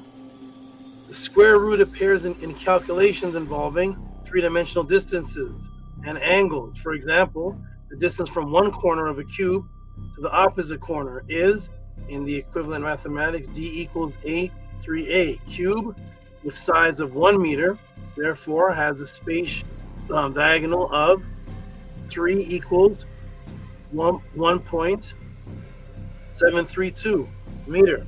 What is that? That's the square root of 3. 1.73. 1.73 and minute numbers that follow behind it. So that's what these engineers are doing when they're calculating and building. They're using this specific mathematics, and they're using also equilateral triangles to calculate the square root of 3 to do their further calculations for building. This is what engineers use. Square root of 3. Calculation gives you 1.732. Square root of 3 is extremely important in today's world because it naturally appears whenever we deal with 60-degree angles, equilateral triangles, hexagons, three-phase electricity, and three-dimensional geometry. Engineering and construction, an equilateral triangle has 60-degree angles, and its height is h. Let's say the height, the mathematics is h equals 23a SO square root. Guess what it's used for today? What is this square root of 3, 1.73 used for today?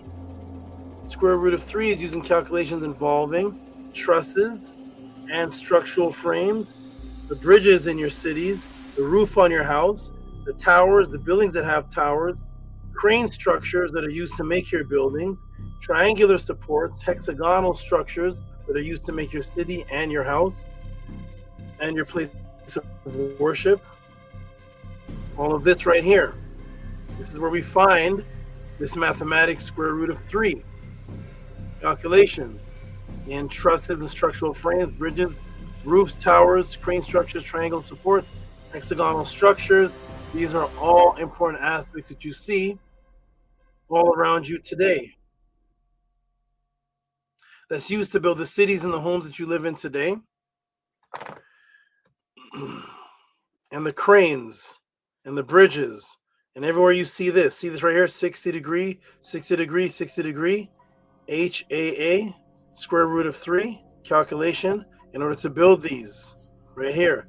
Extremely important for your civilization and society today. The discovery and mathematical encoding of this being brought to the world can only come from genius. That means if you took a 3-year-old, 4-year-old, 5-year-old, 6-year-old, 12-year-old child, and just threw them in the woods, threw them around nature, let them just run around and play, it would take thousands upon thousands of years to even begin to come to the calculation of 60-degree vertices creating 1.73.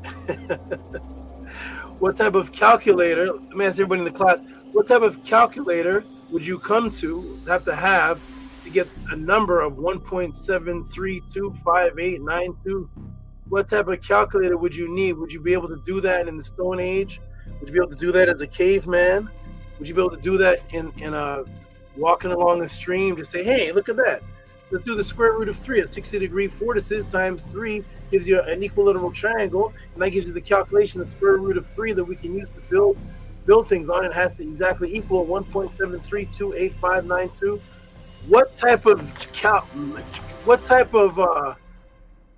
technology would you need, and where would you even begin to start thinking about that? The discovery and mathematical coding of this being brought to the world could only come from genius. This calculation was also called the measurement of the fish because the shape of its mathematics formed when two circles create what's called a vesica Pisces that you see on your MasterCards or credit cards today. Oh, the image disappears. Hold on. Here it is. So this is the other calculation that gives you the square root of 3. And this is the 1 equals 265 over h equals 153. 1h equals square root, which is 265 over 153. This is calculated by the vesica Pisces, which is another mathematical shape used to calculate thousands of things inside of your society, and graphs that you use inside of your society. It's used to calculate. Is calculated by the square root mathematics of 265 over 153, which is L. L is length, and height. So length 265, height 153, giving you the square root of 3 mathematical code that gives you 1.73. This is supreme mathematics that would take it. This mathematics was not on the planet for over 250 to 350,000 years that mankind existed on the planet. This didn't exist. Nobody was using this mathematics for 340,000 years. The planet existed without this square root of 3. Then all of a sudden, bing, boom. All of a sudden, boom. All of a sudden, man has this mathematics. Where does this come from? How does it develop? If over 355 or 350,000 years of human Homo sapien and 200,000 years around Ethiopia and Sudan, the Kenyapithecus exists, and none of this mathematics exists, what has to happen to Earth's history where all of a sudden, boom, this comes into existence? What has to happen? Because it couldn't be a gradual development, because when did it gradually develop for 300 and 200,000 years? There's no gradual development of this. Then all of a sudden, boop, we have the square root of 3 calculation with vesica Pisces 265 over 153 with perfect 360-degree vortices mathematics. Where does that come from, everybody? Where does that just pop up on the planet Earth consciousness? This fish mathematics, as I taught over 2 decades ago, was encoded into the Bible with a fish story. Where Jesus catches. Does anybody remember how many fish is in the Bible story that Jesus catches? And this is how you know it's implemented. The Bible concepts were implemented coming from Pythagorean theorem, coming from things that were taken from the past because they put the codes in the Bible. But does anybody remember, and I'm going to come to the screen, does anybody remember how many fish Jesus throws they throw the net into the water, and boom, they bring up an exact number of fish? Does anybody remember? Type it in the room. Christians out there, anybody used to be a Christian? How many fish did Jesus catch when he went boop, boop, and just threw it into and caught it? Anybody know? Type it in the room. How many fish did he catch? 40 of them? 50? 10? 100? How many fish? Because for some reason the Bible seems to have it variant. It seems to be extremely important to tell you the amount of fish that he caught. 72. Okay. Anybody that's watching, there's 50-something people watching. Feel free to answer. Don't worry, you won't get booed. You won't get laughed at. It's just participation. I know certain people that are watching, some people can't type because if they type in the chat, I'll see their name, and they're not supposed to be watching because they made a promise to someone else that they can't watch this. I see you, but you're still watching, so I know you all can't type. because of the ISFET that's going on or whatever. I know you all can't type, but those of you who have any idea and is not afraid to type, because we'll see your name, we'll just give you a round of applause and a heartbeat. That's what we do for the new people.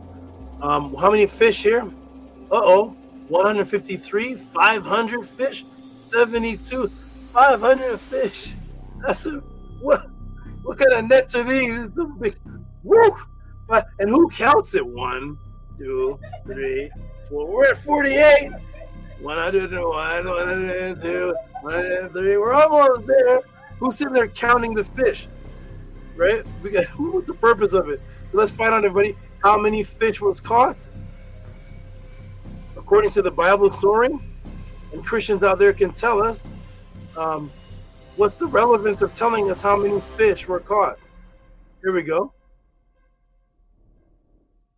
It could have just said he caught an abundance of fish and they ate. The whole purpose of it was they need fishes to eat. They didn't need a certain amount. How many fish? There we go. Yeah, Jesus threw a net in the water and boom. Here it is. John 21.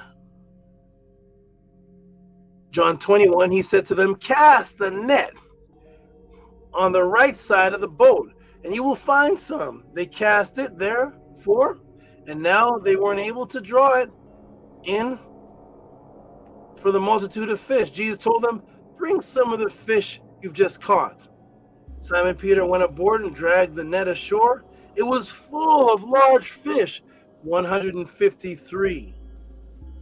But even with so many, the net was not torn. Christians out there, Muslims out there, Hebrews out there, what is the purpose of telling us that there was 153? Why is that in the Bible? What's the purpose of that number being in there? We know the Bible comes in the 80s, and Pythagoras, who learned that mathematics came in the 400 BCs. Why? Because of this. 153 fish. The mathematical code for the square root of 3. Because the mathematical code for the square root of 3 looks like this.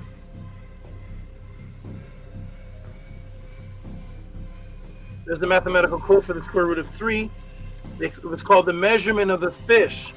That was the height, because the 265 had to go into the 153 to give you the 1.73 square root of 3, which looked like a fish. Then all of a sudden, 400 years later, here comes the Bible. Let's catch some fish. Yeah, let's catch some fish. Throw the net in there. How many fish you got? 153. And thus the secret societies place Jesus within the square. Tehuti, you're making it up. It just happened to be 153. It's a coincidence. They just happen to be talking about fish and it's 153. But see that shape right there? The secret societies place Jesus within the square root of 3, right in front of you, hidden in plain sight. Which is why almost every time you go and look at the image of Jesus, he's coming out of something. What is he coming out of? These right here. What are these? These are the fish measurements. This is the 153, 265.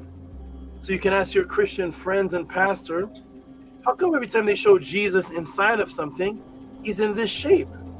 And this shape here is the Vesica Pisces 153, the exact same number of the amount of fish that Jesus caught. So whoever is depicting the Jesus image is associating Jesus with the 153, which is good because it says in the Bible. But why are they putting him in the image that is 153? Because the 153 measurement of the fish came 400 years before the Bible, where Pythagoras got it from somebody. The 153, right there, in 400 BC. Well, Pythagoras learned it from somebody. Where did Pythagoras learn it from? I'm going to throw up bombs. There it is. Mind-blowing. See? Ready, everybody? Here we go. Let's continue. Welcome to the Tehuti Pod class. There we are. So there it is.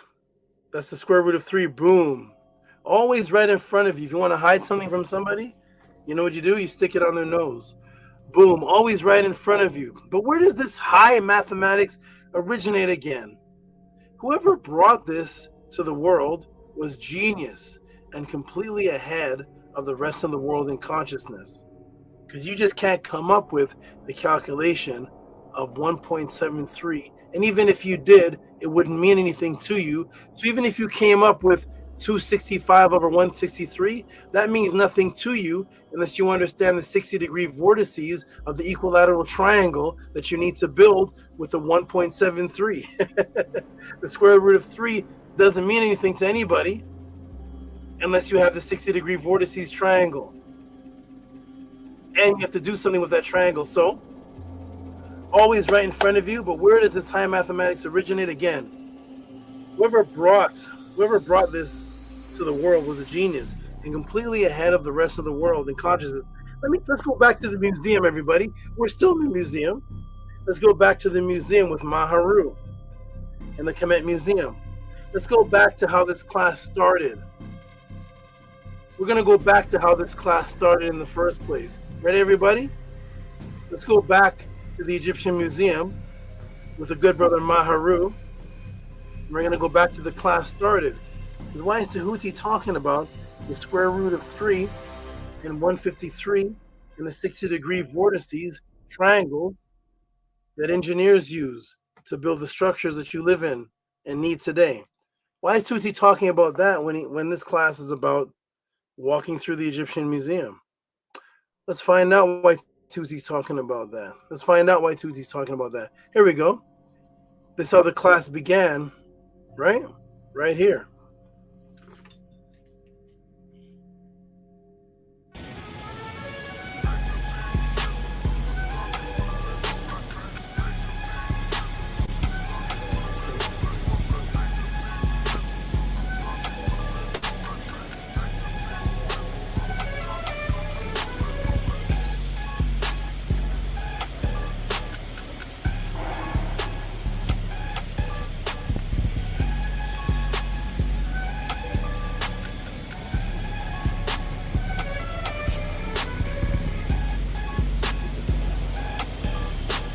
So you've got the bird here protecting him. I wonder who this is.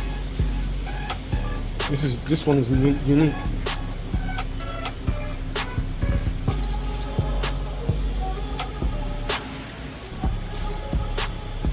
We've got Heka. I think this is Heka.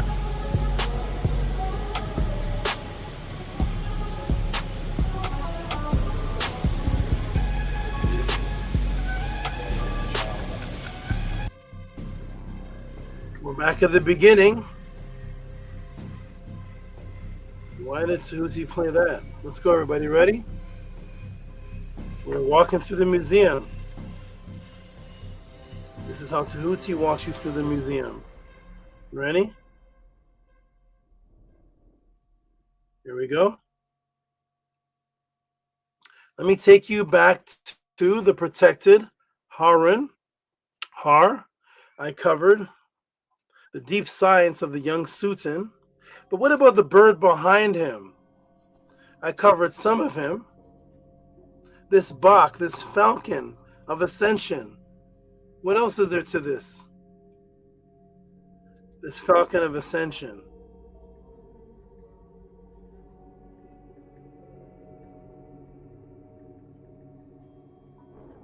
So this is the falcon of ascension. I arose as the hawk. Heru as his soul. Let me get this image back.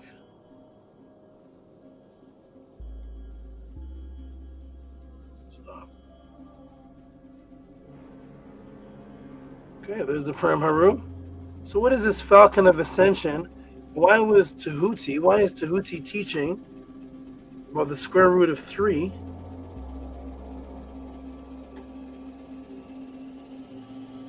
So there we see the falcon is associated with the flight of the soul echoing out of the body, making its ascension. Let me ask the class, what is the ancient pre-matrix word for ascension? Does anybody know? There's 50-something people watching. What is the ancient pre-matrix word for ascension? Anybody know? Ascension. What is the pre-Masonic word for that? It's also the word for one of the 9 aspects. Anybody? Okay, I'll come back to you all. I know there's 50-some people watching or so, but 48 goes from 48 to 55. Okay, let's go. Ready, everybody? Here we go. The pre-ancient Masonic word for ascension is this word right here, ka. This is ka. You'll notice it's in a shape that I taught about in a few classes. This is ka. For what? Exalt, to be high. Very high, exalted one. It's ascension. Again, the statues and images that people look at as just pictures are actual words.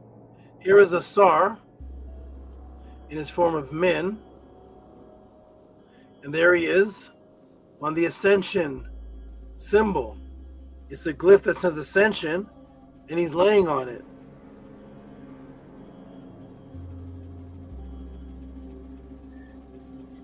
Because Asar was the first story of ascension. So there he is. And it's a word. He's laying on a word. The word is ka. The same sound as the bioenergetic template. That's the double inside of the body called ka. Ka. The ka ascension of consciousness to exalt to a netter. The exalted one, a god. A netter. Ka. Okay, that's a word that he's laying on. It's also a shape. And as I've taught you before, that ancient word for ascension was a shape. Right? The hypotenuse triangle with 2 30-degree vortices. Here's the hypotenuse triangle, everybody. The hypotenuse triangle is the word ka, is the ascension. That's what he's laying on. The hypotenuse triangle. The hypotenuse triangle is at the top of its apex is a 30-degree vortices. Do you see the bottom there? The bottom is 60 degree. The top of it is 30 degree.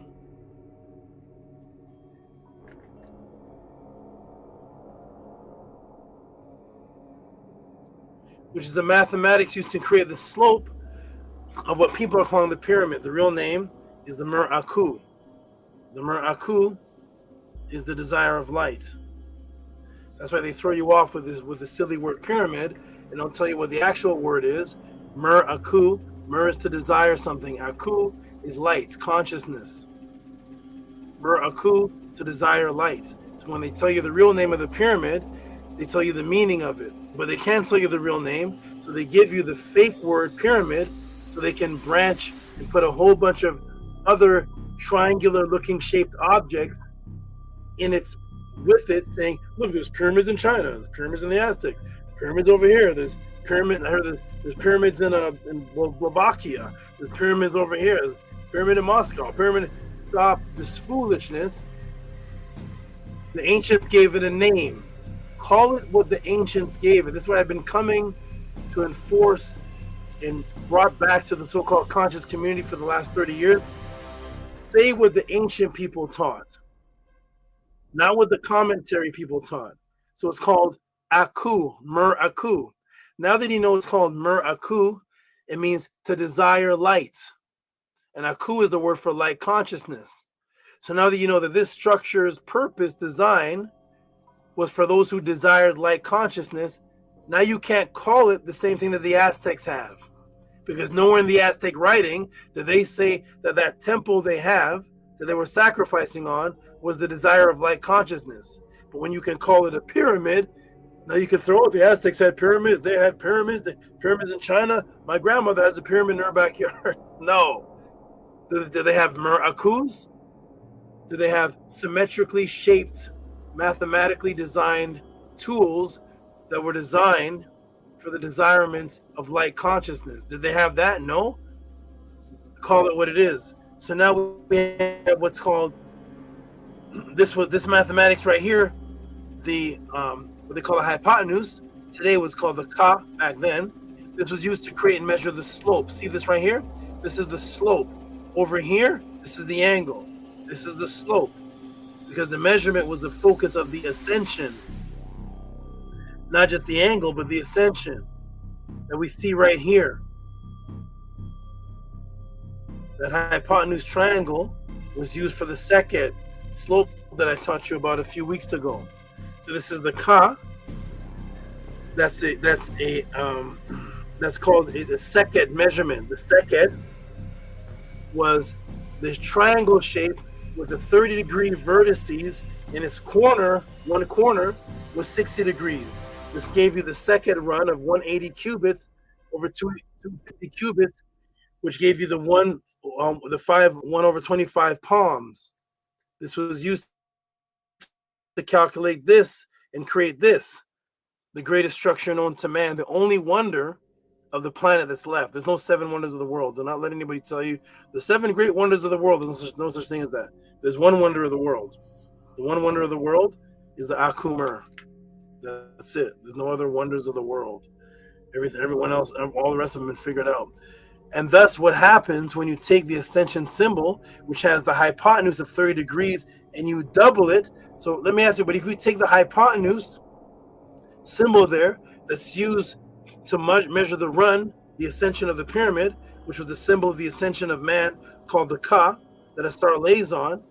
If you take that and double it, what degree do you get, everybody? If you take this symbol and double it, one of these numbers changes, one of these numbers stays the same. Go ahead and use your logic or mathematics. If you take this seked that's used to measure the slope of the Akumer and you double this, which one of these numbers changes? One of these two numbers changes and one of these two numbers stays the same. If you double this symbol, does anybody know? Let me come to the chat. Let me come and find out. Let's see. What's the number? What number do you get if you double that image? The one at the top says 30. The one at the bottom says 60. Mirror that image and put them side by side. One of those numbers changes. Does anybody know which one? And one of them stays the same. Anybody know? There's 50-something people watching. Don't worry, everybody. You will not get booed. You will not get laughed at. It's interactive. If you're wrong, no problem. You probably never studied sekeds and hypotenuse triangles to even think about anything like this. But one of those numbers stays the same. One of them changes. Does anybody know? It may take a while for my screen to show you all answers, so I'll come back and check with you all later in a moment. Here we go.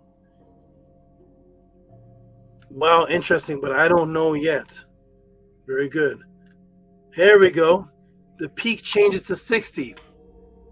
And which one stays the same, Robert? The peak changes to 60. Does the base change or does the base stay the same? If you take that and put them, double and put them beside each other, the peak changes to 60 because the hypotenuse, triangle, angle, slope, seked is 30. So what changes? You're absolutely right. Let me give a round of applause to that. Absolutely right.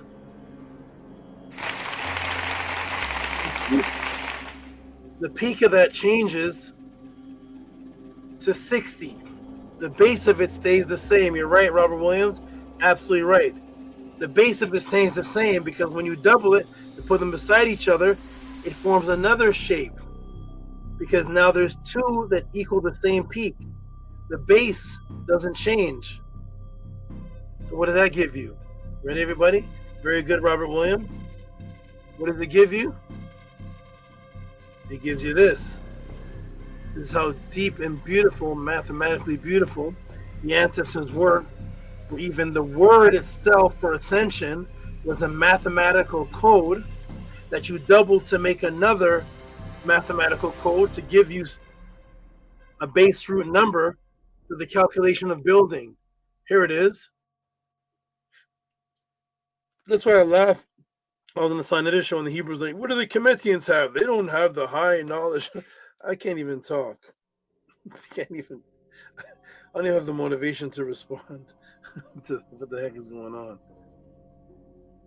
Oh, wow. It wasn't calculating. It didn't calculate the time. We're at about 2 hours, though. Okay, here we go. It gives you this, everybody. Here it is. See? It gives you this. It gives you this. So this was 30. This is 60. Double them, put them together. The peak doubles to 60. This other side creates an equal 60 to this side. And what does that give you? What does that give you?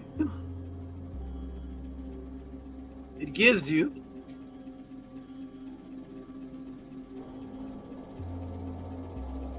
let me go back. What does it give you? It gives you, well, it's right there. It gives you the equilateral triangle used to calculate the square root of 3. By itself, it's called the second hypotenuse measurement. That's the ascension, symbol of the ascension of your soul, but used also for a mathematical equation to measure the aku, that people call the pyramid. Then when you take the two and put them side by side together, it gives you the shape of the structure called the pyramid, and it gives you the 3 60-degree vortices, which gives you the calculation of h equals a over 2, which gives you the square root of 3, which is 1.73. It gives you this. There it is. When you give with the two hypotenuse and put them together, two of those ka words and put them together, boom, it now gives you 3 60-degree vertices, which gives you the 60-degree times 3 equilateral triangle, which calculates the square root of 3, which gives you 1.73 calculations for the building of the house that you live in right now, and the mall that you go to, and the church that you go to and worship is calculated by using this mathematics of 1.732. Our ancestors were genius. All praise to the Natiru, taking the hypotenuse, times it by 3 to give you the equilateral triangle, which gives you the mathematical equation of 1.73. That's the square root of 3 used to calculate the building structures of all these things that you use today. Cranes, bridges, building structures, roofs, towers, triangular supports, trusses, structural frame, hexagonal structures, which actually all started off with the beehive. That was the origin of it. That was the name of the highest ranked person in Kemet, Nesu bee, named after the bee that governs the beehive. Here it is, everybody. Boom. Look at that structure right there. You see that? There's your beehive. That's what's used to create those walls that you see right there, using the equilateral triangle, which gives you the square root of 3, that creates the beehive honeycomb shape that's used for one of the best supports and securities to build your structures today.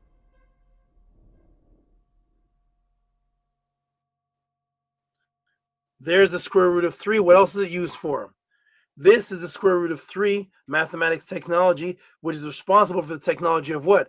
Calculating your forces in quantum mechanics and subatomic particles, crystallography, forces, and physics.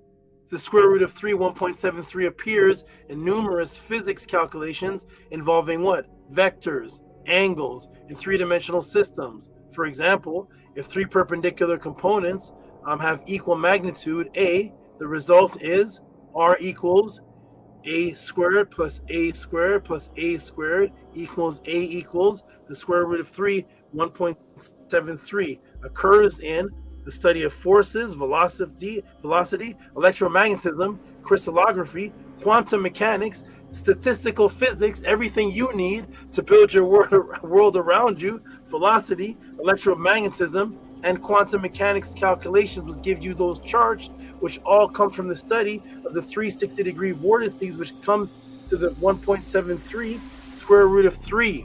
So all the way from your structural buildings to the study of quantum physics, they need the square root of 3, 1.73 calculations, which is what?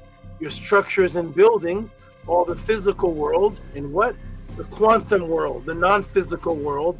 The physical and the non-physical are both calculated with the 1.73 square root of 3, because as above, so below, the same thing's happening on both sides. One physical, one non-physical. Welcome to the Tehuti podcast. If you're getting this anywhere else, put the link in the room or the book or page number. If not, support the Tehuti podcast in the House of Attend, because this is happening nowhere else. Keep this movement alive and support with Cash App, TT Moon, PayPal at Rocky SV, and keep this going, just like Heinz Ketchup and Epstein keeps going, but they're evil. All going back to the ancient world word ascension and the ancient symbol of the falcon that is behind Ramesses. You may be asking, how, Tehuti? How in the heck does the study of velocity, forces, crystallography, electromagnetism, and the vertices, velocities, and three-dimensional angles and perpendicular components, and the study of the calculation of buildings and all of these things, what in the world does this have to do with the bird that's over Usurma Ras of Tepin Ra? What is going on, Tehuti? I'm confused. This is the ascension bird, I understand, but boom, that's a symbol of ascension. We get that part too. See, we understand that. That's the ascension bird, the symbol of ascension. The word for ascension is that. But is there anything else, Tehuti? What else is going on here? That will be revealed for the first time in history since our ancestors designed it. It will be revealed today at the Tehuti podcast, House of Attend, for the first time in history since our ancestors came up with it. It will be revealed today, August 15th, 2026, at the Tehuti podcast. Make note of that. Now, the measurements of the bird were actually done on the magical youth Sutan, the image statue of Ramesses, not fantasies, typo, of Ramesses. Rames with the Harbird over him. It was done in the Bar International Series from 1965 to 2009 on the homepage 67 of Palestinian deities in the New Kingdom. Tehuti, where'd you get that book? I don't have that. What would make you even look at that book? Here we go. We're in the serial Palestinian deities, New Kingdom, Egypt, hermeneutics of their existence by Kiko Tazawa. This is the Bar International Series, 1965 to 2009. We're going to flip over to page 67. And what does this say?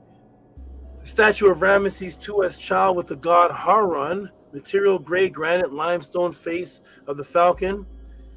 Dimensions 231 height, 133 length, and then the width 64.5.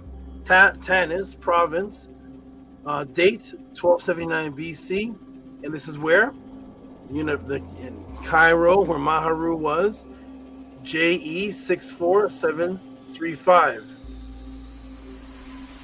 Description: this is the colossal statue in which Ramesses II is represented as child. He squats and sucks his right finger with his left hand, holds up the stew plant. Ramesses is naked but wears the cap. These are the calculations that was done on that right here. This calculations were done on this. Ramesses and the bird of ascension. Okay, Tehuti, what's going on, Tehuti? What's happening? Why are you telling us this? What's going on, man? So here we are again with the calculations done by the Syro-Palestinian deities in the New Kingdom, the hermeneutics of their existence, Kiko Tazawa. This is done by the Bar International Series from 1965 to 2009 with the height and length and width, the calculation 231, 133. I'm doing those two calculations, height and length, because the height and length is the calculations of the Vesica Pisces. The height and the length. So here we go, everybody. Interesting measurements, Tehuti. 231 and 133. What is that? What are you telling us about that, Tehuti? What's going on? Why'd you go and get the measurements of the bird for Tehuti? What's happening? What are you doing? That gives us this. 231, over 133, 1.73 height and length of the Falcon measurements, 1.73. That is the square root of 3 calculations, which gives you the calculations needed to calculate your forces, electromagnetism, bridges, structural buildings, the mathematics of the hypotenuse triangle, which is used to calculate the home that you live in. That is the height and length of the bird. That gives you that number over that number, which gives you the square root of 3. Boom. The mathematical code of ascension, out of body, the cod, the golden hawk. Our Nibiru ancestors were genius with a focused mind for immortality, purity. My job is to have you focus and be as serious about that same frequency of purity and life walking you with all through the museum. Typo there. Sorry, nice walking you all through the museum. Let this be your life walk. Hotep, I am done. Matrix broken. For those of you who appreciated this more than the waiter that you have tipped, or if you have learned, or if this has had any type of impact, or has advanced your recent current understanding of this subject matter, send your tip of reciprocity, appreciation for whatever you feel this mission is worth or this class is worth. You can call it Root of Ascension, Tehuti's Tour, Heir of Aten, Falcon of the Soul, or any creative title that you can come up with to Cash App TTMoon, PayPal at RockESV, Hotep, I am done. Thank you for your appreciative, positive support. Family, please keep this mission going because this is happening nowhere else. Support the Tuti Pod class, support the House of Aten, support us. Keep this going. 231 over 133, the square root of 3. That's the dimension, height, and length of the bird. Boom, I'm done. Please support everybody. Keep this going. Don't just let Epstein's family keep going and Heinz Ketchup and McDonald's. Keep this going, please, everybody. Hotep, I am done. Support. Thank you so much. Boom. I'm going to check the chat. And then he says, give yourself an applause. I'm going to check the chat to see the people that are commenting. And then I'm going to go to the email to see the people who actually who appreciate this and support this and keep this moving. We do this once a week. That's what happens when you go on a tour. Shout out to Ashar Kwesi, shout out to Jabari, shout out to everybody who takes people on Egyptian tours. Shout out to them. Take me there one day. This is your tour. Shout out to everybody. Let me go check the chat. We got Supreme Mathematics, Genius Natiru. We got Henu, Genius Natiru, Wow Henu. Magical Answers, Nanny's clapping in the background. We got clan claps here. Now I'm gonna go read for the new people in the room watching after the class is done. Oh, by the way, I didn't have it logged. I just logged it by the time the numbers weren't going. It's about 2.5 hour. That was 2.5 hour class right there. While I was multitasking. 2.5 hour class. Welcome to the Tuti Pod class, everybody.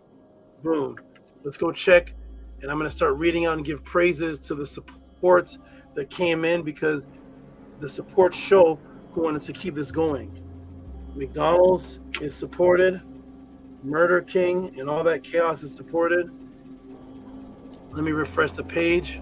Shout out to all those who support the House of Aten Tuti Pod class.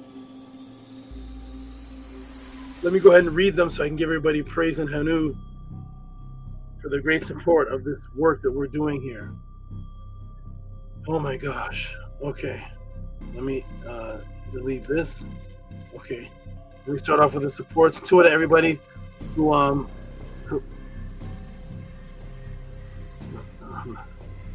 no, I don't have that open yet. To it, everybody who's supporting. Let me go see. Let me scroll down to the bottom. I'm gonna start a little bit from the bottom. The supports came from a while ago. We got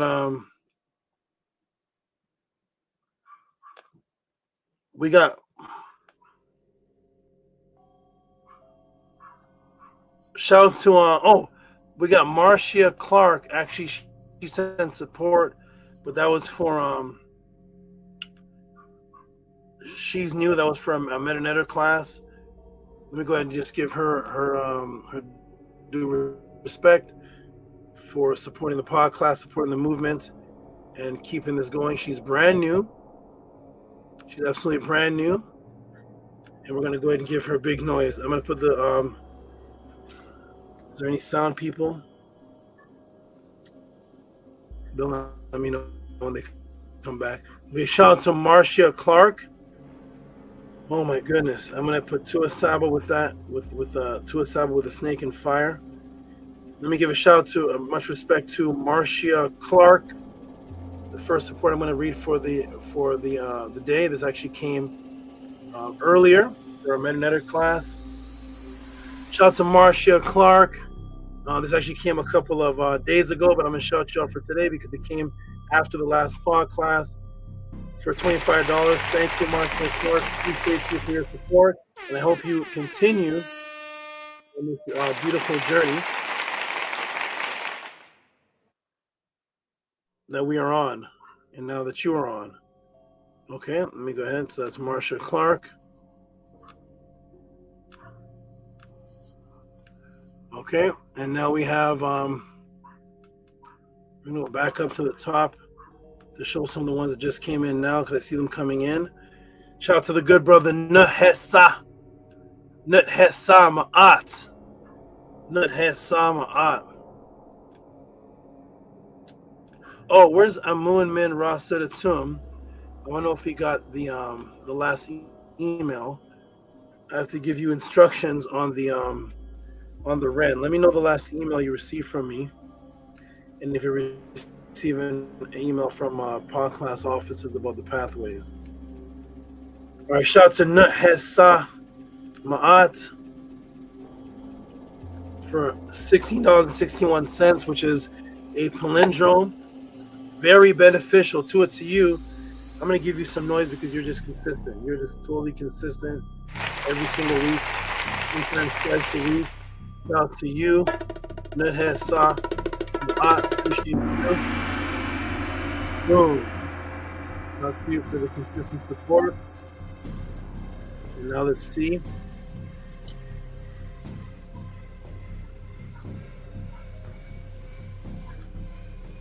Okay, we got who's this one here? Deborah Russell. Hey, shout out to Deborah Russell. She's brand new and she's also giving support on the first day. And I love that because, excuse me, let me get some water. To all the beautiful people that are supporting, that are watching this if you're new, because you appreciate what's happening. And in the Matrix, we support evil and its fed on the first day, don't we? Huh, Nanny? In the Matrix life, we support Isfet and evil on the first day that we experience it. So somebody takes you to somebody takes you to Murder King or one of these restaurants with all the oily fries. You're like, this is my first time here. I'll take a large fry. I'll take a cup of this fried chicken over here. Your first day there, you're ordering. So you support the negativity and death. We supported the first day. We go to the first time we go to the burger shop. I'll take a hot dog with extra cheese on it. So yes, support the pod class. Thank you, Deborah. Support positivity on the first day as well, because we support it. But I'll take a large Coke, French fry. The very first time we go to a restaurant, we make an order. Shout out to Deborah. Let's give her some big noise. Deborah Russell sent $30. Saw you on Bro Rich 363. I feel your broadcast makes a huge impact on my life. Looking forward to learning more. Gratitude. I'm gonna assume Deborah Russell is the Deb in the chat. Let me give Deborah Russell some huge noise. Let me give her this.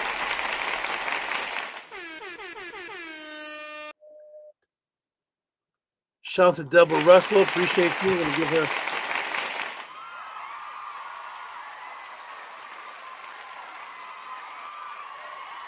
Appreciate you, Deborah Russell. Wonderful. I'm assuming you're the new person in the room. I'm gonna go ahead and put on the classic podcast music from years ago for us. There it is. Deborah Russell, saw you on Bro Rich 363, and I feel your broadcasts make a huge impact on my life. That's a beautiful thing.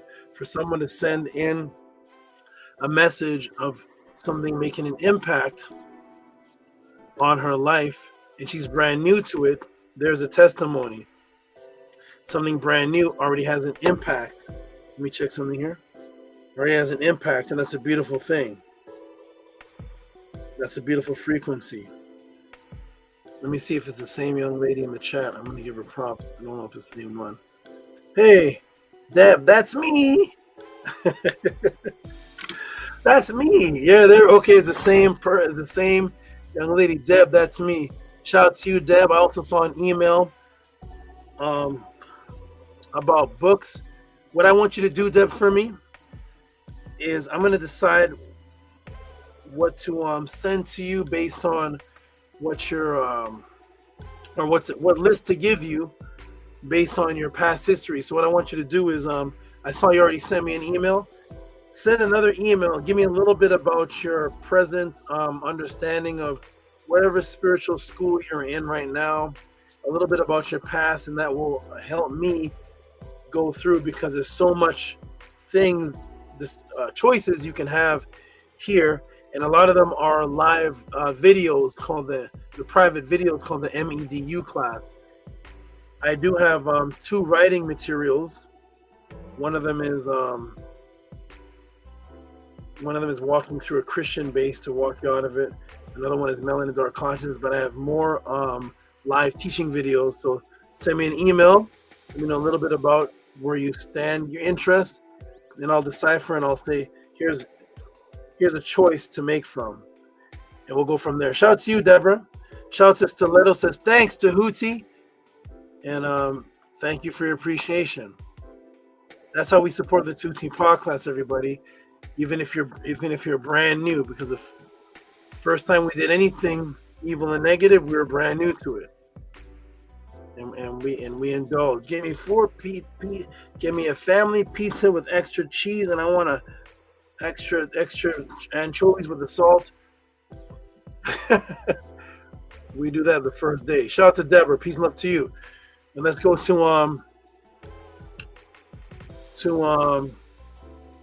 StreamYard. Just there's all type of expenses too to run this House of a 10, run what's going on. I just got hit big with something just now. So shout out to all those who support and all those who are listening. I want you all to know too, because of what I teach, and because of the material I use, I am not allowed to receive what's called super chats, and I'm not allowed to receive monetization, because I use some of the videos that I show you, and some of the documents and some of the things are owned by other people. So I have to make an agreement with them that they take my monetization. So if this video gets 100,000 views 5 years from now, not one penny goes to Tehuti. It goes to the other people, not even because of this video, but because this YouTube channel is locked in to give to give the monetization to. I gave up my monetization to be grassroots underground and to show underground things. So the only thing that we depend on is the support of the grassroots people. We don't have any sponsors. I can't get super chats and I can't get monetization. So shout out to all those who are keeping this alive, grassroots. You are what's keeping this alive. The Matrix keeps their systems alive based on big support, big sponsors, and all type of chaos. And if you want to know, one of the ways Epstein got into his millions was that they pre-gave him the lottery. They made him the winner for $30 million. That's how we got the $30 million, just in case you want to know. So the system worked with Epstein to give him the $30 million. He's a millionaire, won a lottery from a state that he's not even from. That's how the Matrix supports themselves. Evil supports evil. So it's support good. Here we go. Shout out to Lisa. Shout out to the beautiful, wonderful Lisa, who is recreating. Lisa's recreating a beautiful frequency, and $25 from Lisa for today's pod class. Let me give Lisa some big noise. Shout out to you, Lisa, for all your great support continuously.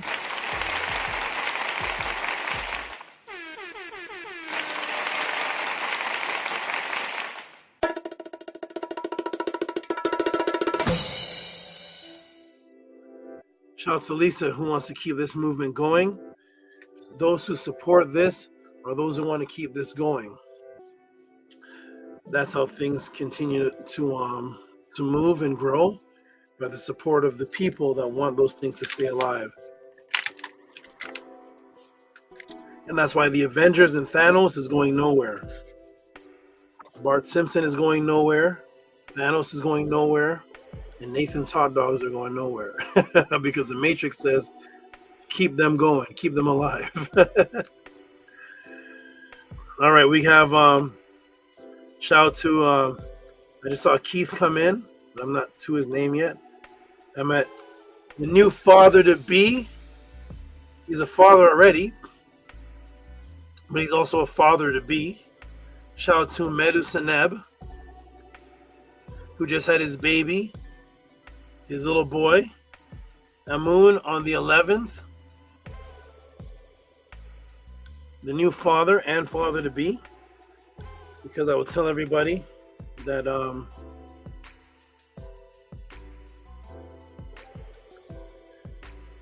all the stages of parenthood, all the stages of parenthood, depending on the age of the child, maturity, and different things, each one you're becoming a new father and mother of.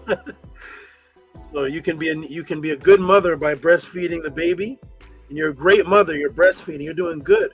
You can change diapers. Completely different when she's 17 years old, hiding a boy under the bed and smoking weed in the corner. That's a different new motherhood now that you never had. That's a new fatherhood now. A new fatherhood that you didn't have when the child was 5 months old. Shout out to Medu Seneb. $25 for boat. Shout out to you, Medu Seneb. $25 for boat. Appreciate you for your consistent support for years of the Tehuti Pod class. Years and years and years of support of the Tehuti Pod class. Appreciate you. Shout out to you for both.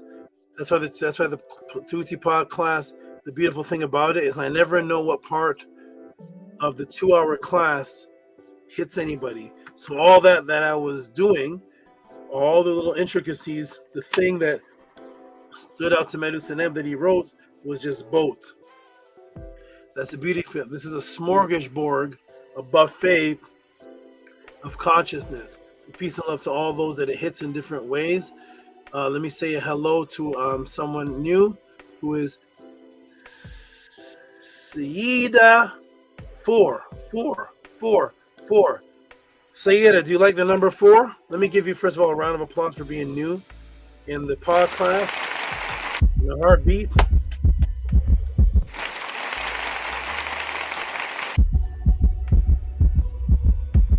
Hey, Sayeda, do you like the number 4? Let me get a message here. We got the lights. We're on our way. The lights. Okay. Saida, do you like the number 4? Shout out to Saida 4444. Peace to you. We always give shouts to all the new people in the room. That's okay, Amun. We got you. You're fine. FRB says, do you have a P.O. box? I want to mail you a gift. I can't Cash App this. Hey, 2 things, FRB. Peace and love to you. 1 is, are you coming to Pathways? 2, send me an email. I'll give you the address. I have an address more secure than a P.O. box. So send me an email, and I'll email you back the address that you can send that gift to. Thank you to you for wanting to send me a gift. There's the email. I'm going to just click on the draw. Wonderful. There it is in the chat, FRB. All right. There's support coming into it. Everybody. Oh, FRB, I have a email I received. I have a Cash App from before that came somewhere in the middle of the week. I got to find that one. It was $15. Shout out to you. It's at the bottom because it came at the beginning of the week. I got to scroll down and find that one. I did receive that. Thank you. We got Sarah Jean, Miss 555. And if Saida likes the number 4, I have something for her already. All right. Shout out to Sarah Jean, who is harassed. I don't think I saw her in the chat today. You all let me know if you saw harassed in the chat. Maybe she was just watching and couldn't chat. But she's always in the chat. But she could be watching and not able to type. Shout out to Harass Did. That's her name. Harass Did, which is Sarah backwards. Creative. And Did is a palindrome, by the way. Did is a palindrome. They spell it both ways, and it's the same word both ways. So harass is Sarah backwards, and Did is a palindrome. All right, shout out to Harass Did, who sends $15.55. Thank you. We got FRB over here speaking Medu Netter. Okay, Nini Ook. Okay, there we go. FRB, wonderful. Thank you, Harass Did. Appreciate you. Thank you very, very much. You are up. It disappeared. I lost it. Anyways, Thras, thank you very much. You are Miss Consistent for years and years and years and years as well. Because you're consistent, because you usually give more than one supporter class, I'll give you a round of applause. Harass did a lot of good things. Shout out to Harass Did. Peace and love to you. Great supporters.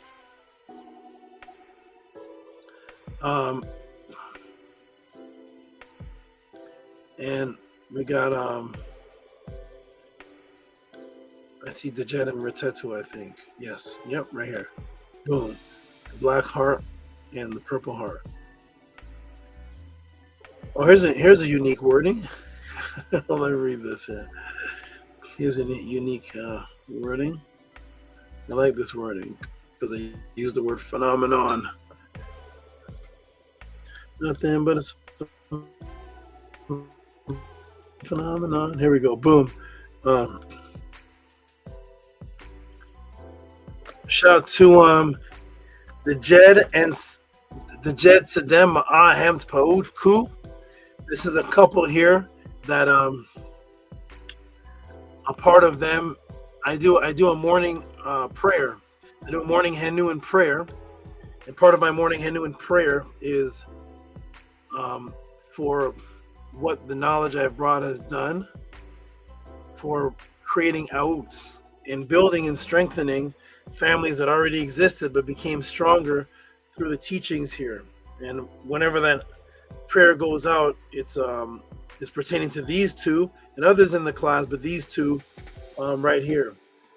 Families that already existed before the House of Aten of the Tehuti Pa class, but then becoming involved with the teachings, have made testimonies that this family is 100 times better now, more structured, more pure, more goal-driven with its history, spirituality, and discipline than ever before.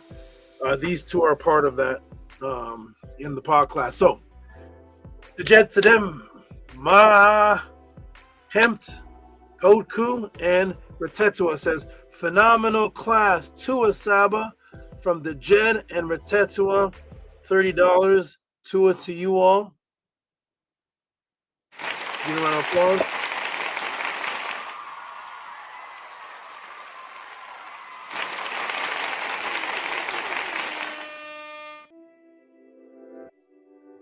That's we've watched the Jen and Retetua grow tremendously, and that's what we are all about. That is what I'm all about, everybody. This is what the teachings are all about. Growth and expansion in every direction. Speaking of which, we have a brother named Inpu. I don't know if he's in the chat, but he just sent me a new after picture. He has an after picture. He has a before and after picture coming to the House of a 10. He's a small brother, small brother. He came to the House of a 10. Put me to the test, bodybuilding, nutrition, instruction, and then he turned into this, which is before and after picture right there. He sent me a new one where he looks even better than this. He looks even better than this. He has an after picture. Shout out to when he comes on, I'll ask if he wants to show that one, and I'll go ahead and show that new one he sent me. Shout out to Inpu.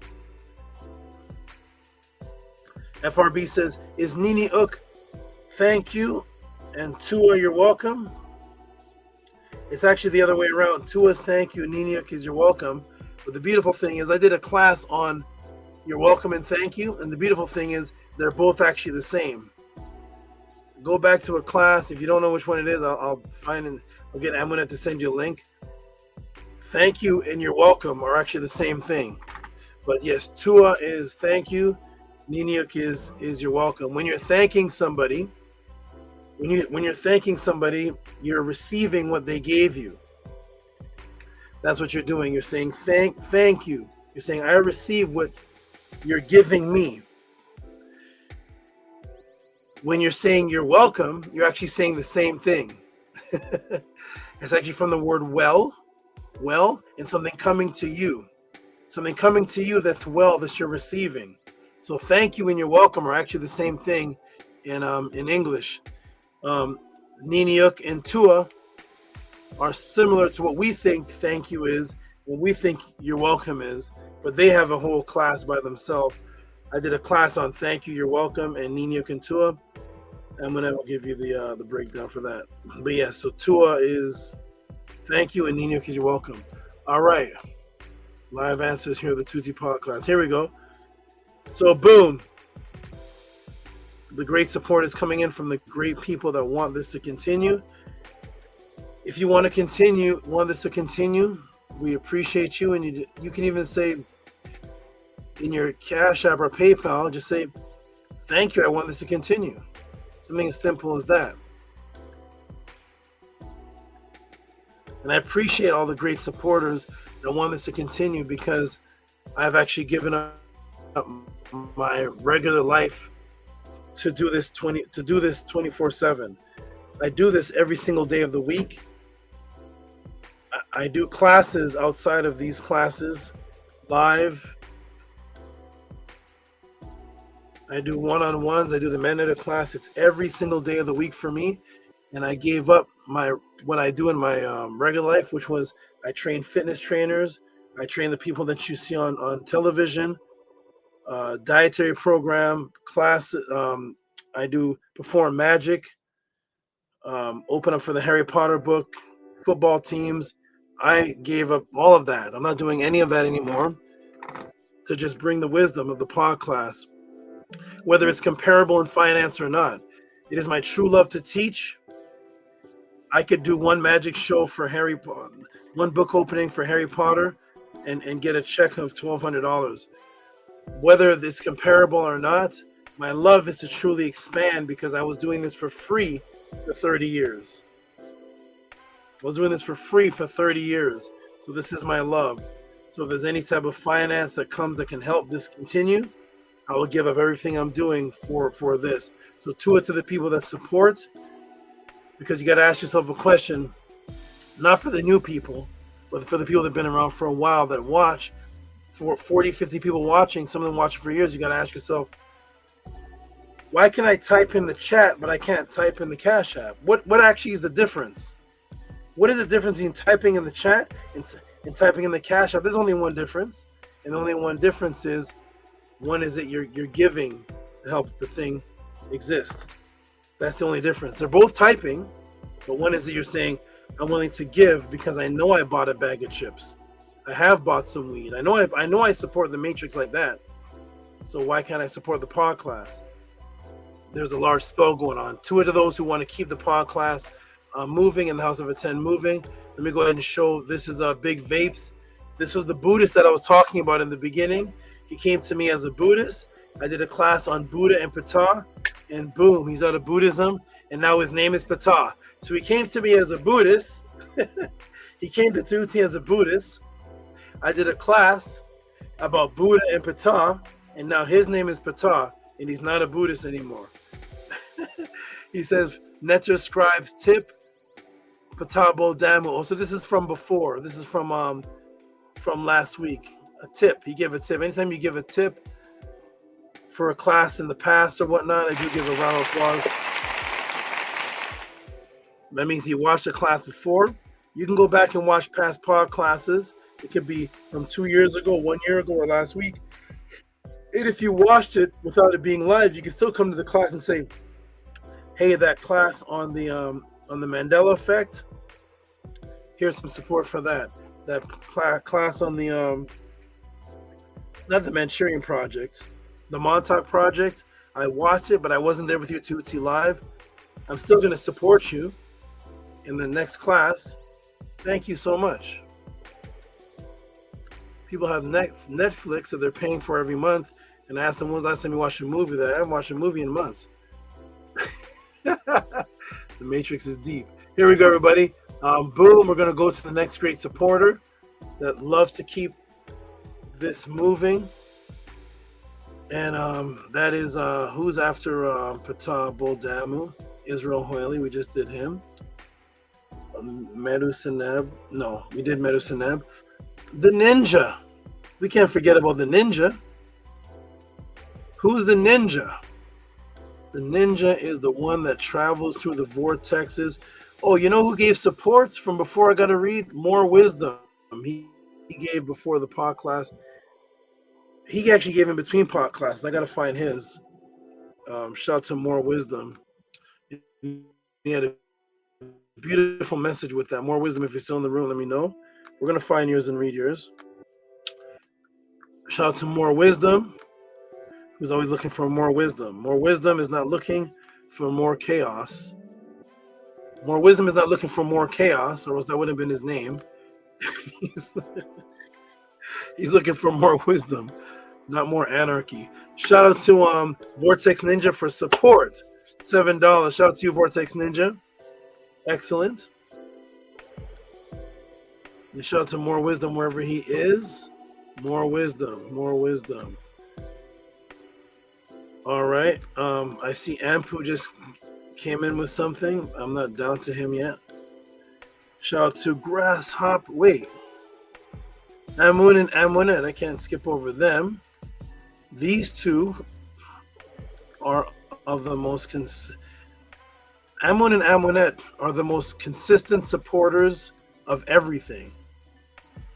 They may not be the highest supporters of one thing. They may not be the highest random donator, but they're the most consistent supporter of every single thing that there is to support. So someone may come in and drop a $200 donation. Shout out to those people. That's peace and love, and that's excellent. But Amun and Amunet every week will support for every single thing that includes the Mednetter class, the pathways, the pod class, one-on-ones, every single week. So shout out to Amun and Amunet, who says, today's beautiful walkthrough class. Shout out to you.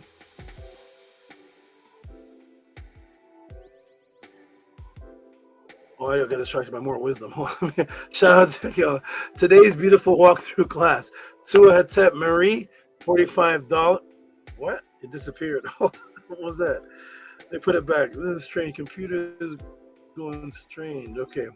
Let me try this again. Here we go. Shout out to Amun and Amunet. Let it pop up on the screen. Let's see. Boom. Ta-da. Today's beautiful walkthrough class, Tehuti Marie, $45. And Amunet says, Tua, for your glorious words to us, Saba. We appreciate you very much. And there's 2 squares. I don't know what that is. Hanu Saba. Let's give them some big, big noise. Round of applause.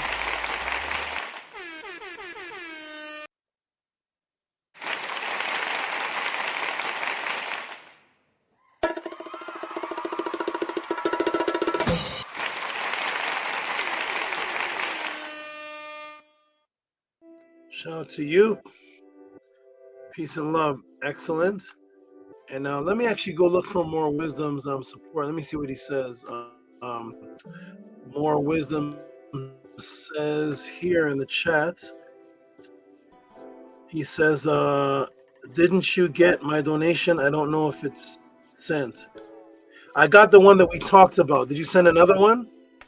I got the one that we talked about in the Facebook, but that was from days ago. I did not get one for today or anything past those days ago. Let me go look right now and see. I'm going to find your one from days ago. Shout out to More Wisdom. Let me go find the thread that he's on from days ago. I don't see anything new now. If it is PayPal, let me go look for More Wisdom. I just saw his earlier and talked to him about it. But I want to give him a shout out since he's right here.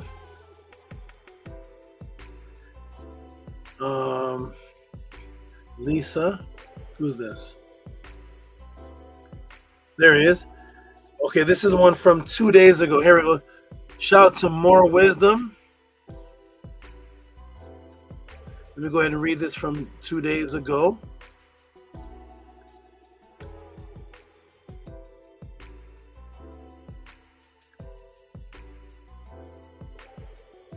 He had a beautiful message with this, and I appreciate his message. It's something I always wanted to do, especially for brothers like him. I've seen a lot of brothers that were around since I was in the Lion's Den, since I was on Sonetta. I mean, years and years of just watching the debates and whatnot, and being involved in the chat, arguing back and forth. But then there comes a time where you have to say, wait, okay. That's fun. It's fun to battle. It's fun. There's barbershop talk, and it's fun. But then you say, okay, what? Hold on a second. What part of this can I pass on to my children? What part of this screaming match? What part of this screaming back and forth can I put my daughter's ear to the screen, and she becomes a better female? None of it. So shout out to More Wisdom for $20, who says, this is More Wisdom. Appreciate, I'm going to put the I in there. I appreciate your teachings. They have no discipline over the HOK. My wife hates when I watch it. My wife and children loves when I'm listening to yours. Have a good day, Hotel. So, shout out to More Wisdom, his wife and his children, and I don't blame them. There's a lot of Sonetta shows that are great. And once again, when I say Sonetta, I'm not talking about the person. Don't think that I'm saying things about the Sonetta. The channel is called Sonetta, and he opens it up to everybody. He has a disclaimer that the views and opinions are not, the views and opinions, all of them don't represent him. Sometimes he does get caught up in a lot of the screaming and yelling, but anybody can come on there and they fight back and forth, and it can go on for hours and hours. And then he has other shows where there's presentations, and there's some really good teachers talking, breaking things down, educational. And I fully understand why More Wisdom's wife and children don't want to hear the chaos part of it over and over again. It makes you frustrated in your house. It makes you agitated if you're just blasting in the background, people arguing and yelling for 4-hour shows. Not the good shows of Sonetta, but the ones with just the Hebrew back and forth, and you calling names. All that's doing is agitating people, and it's gonna eventually start an argument in your home. Shout out to the good debates, though, that are respectful. The good, respectful debates on Sonetta, we respect them. So shout out to More Wisdom, who also says, I just sent one. Okay, I'm gonna look for that too. Let's give More Wisdom some noise. And shout out to Rafi. I see Rafi is on the other channels, definitely defending me and promoting, and More Wisdom too. Shout out to More Wisdom. Appreciate your great support.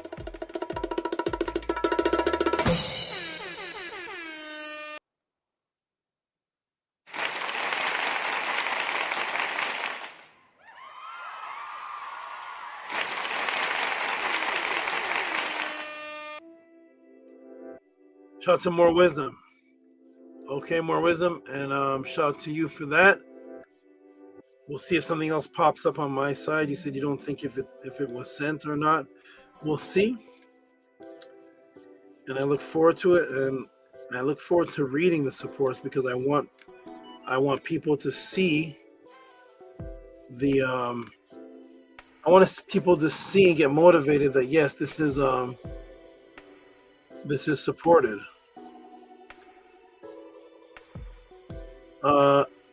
Is this another one from Sarah?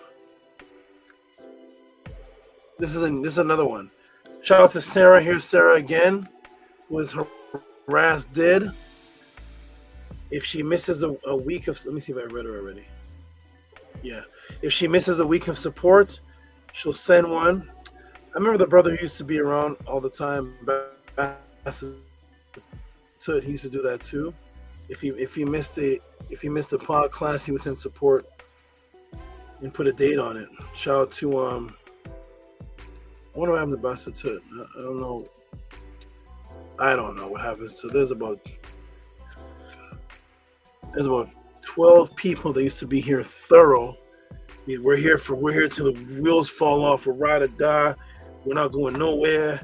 And then they fall off. And I just told Nana, I said, you know what? I used to get upset because I feel it's betrayal. But then I said, you know what? Those people are just betraying their own self. Let me see. Because if you can make such a testimony and then run away, that means that all the things you said, either you lied, or none of those things were true, or you're just not with those truths anymore, because there's never a testimony with the opposite of those things. Tehuti did this to me. Tehuti did that. The teachings are wrong. I lost money in my job with Tehuti. My children got worse.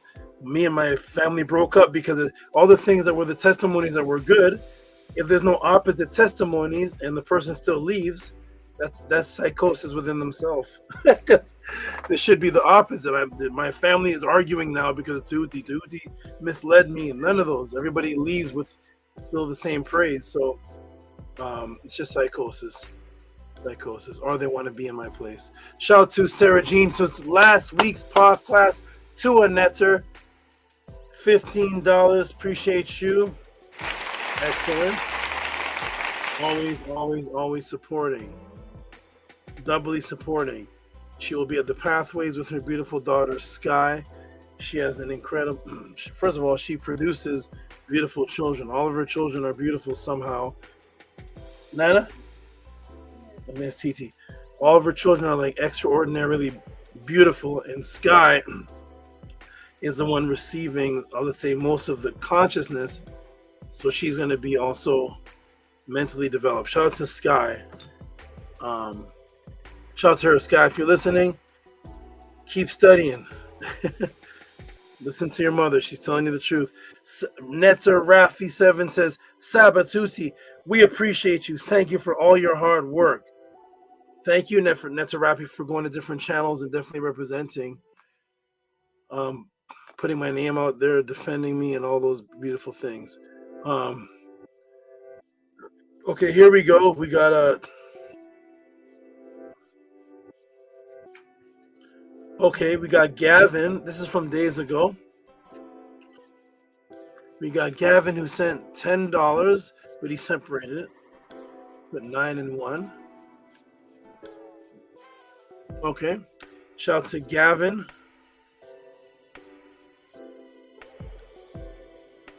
We put 9 and 1. Let me go ahead and put that on the screen. Images. Okay, here's Gavin with the 9. I'm gonna go ahead and read this.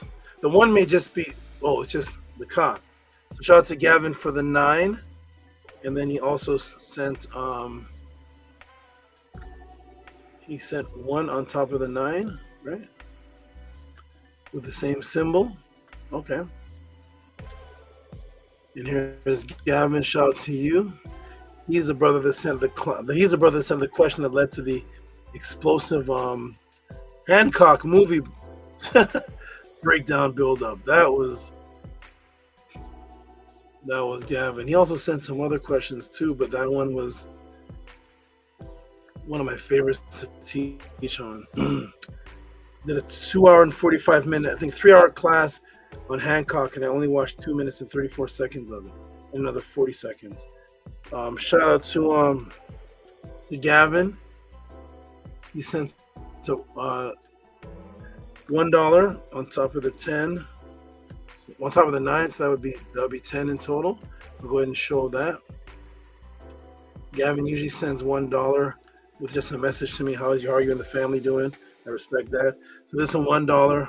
He sent it to me, not pod class, just in the middle of the week. Shout out to Gavin for the $10. Appreciate you. All right, and then we scroll down. I think I see Lisa. Gavin with a 9. Is that 2? Wait, Gavin with the 1. Gavin with a 9. And Lisa. Lisa from middle class 810. Oh, that's from before. But I'll put it with today. TG's here? Hey, Didi.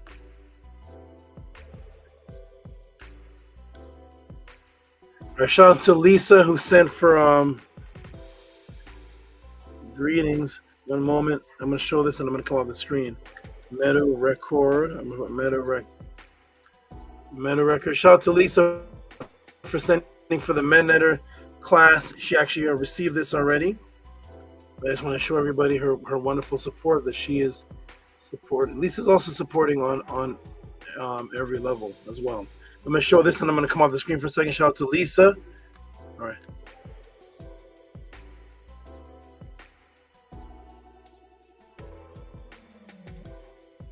Shout out to Lisa. Let me give her some big noise. I'm off the screen, but I'm going to give her noise.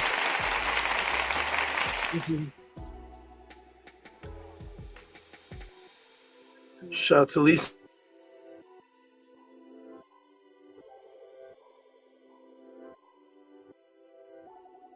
Giles downstairs. Oh, okay. Peace. See. All right. Shout out to Lisa for a great, consistent. She's supports on every level. Pod classes, MedNetter classes, live MedNetter classes, recording, one-on-ones. She's going to be coming to the Pathways. Shout out to Lisa for recording, for supporting on all levels. Shout out to Lisa. And I'm going to put this also here. Lisa sent this also. And I'm going to give her a bonus on this one here. I may give her a bonus on this. I will let you know, Lisa, but shout out to you.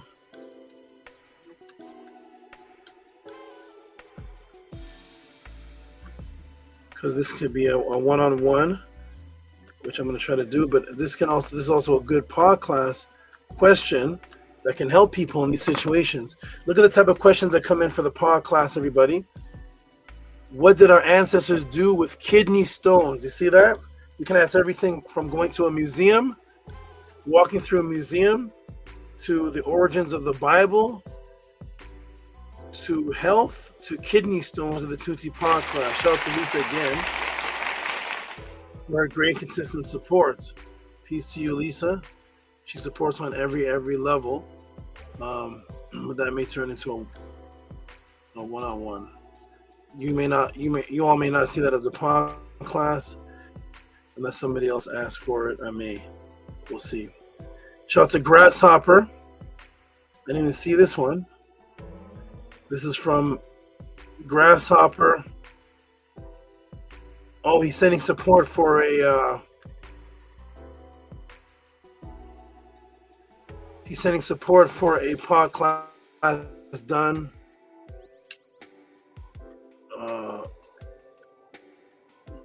Weeks ago that he saw. I did this class long time ago. So shout out to Grasshopper for this.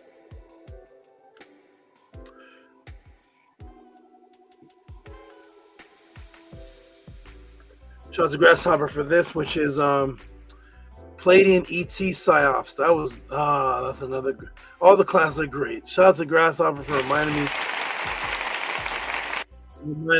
of the classes.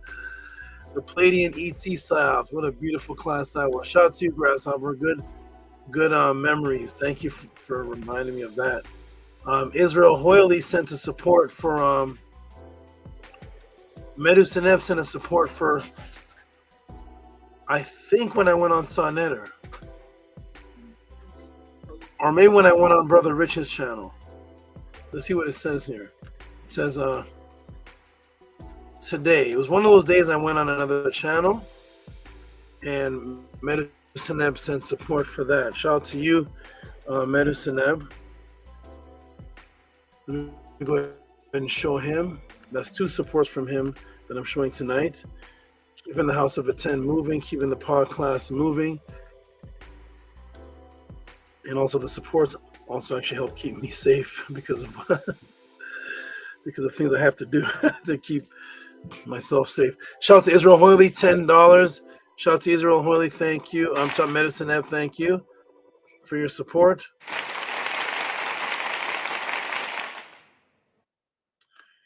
All right, now we're gonna go to I'm looking for More Wisdom. I hope I come across it soon. More Wisdom said he sent for today. TT, are you there? Is TT there? Just tell her to check the PayPal if she can hear you.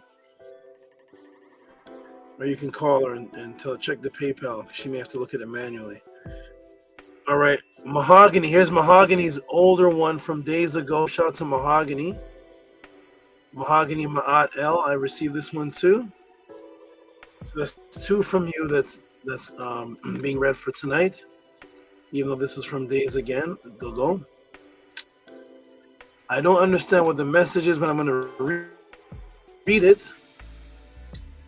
I don't understand what it means, but I will read it.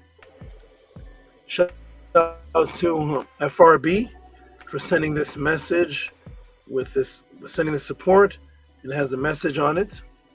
Maybe FRB can type in the chat what this sentence means. FRB says, class on Lionsgate portal much abundance. Class on Lionsgate portal. Okay, I'm not sure. Class on Lionsgate portal 8826. Much abundance with a crown, a diamond, a rainbow, and a green heart. That's unique. That's interesting. Shout out to FRB. I'm sure will tell me what that means sometime. Lionsgate portal August 8th. I don't know what that means still. Did I do a class on Lionsgate portal on August 8th? I'm not sure. I teach so much I don't remember what. Last week, I remember her typing something about Lionsgate portal, but I don't know what it is.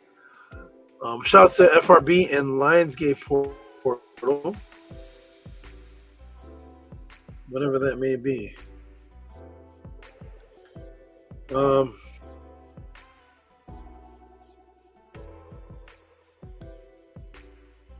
Forward your request for processing. What is this?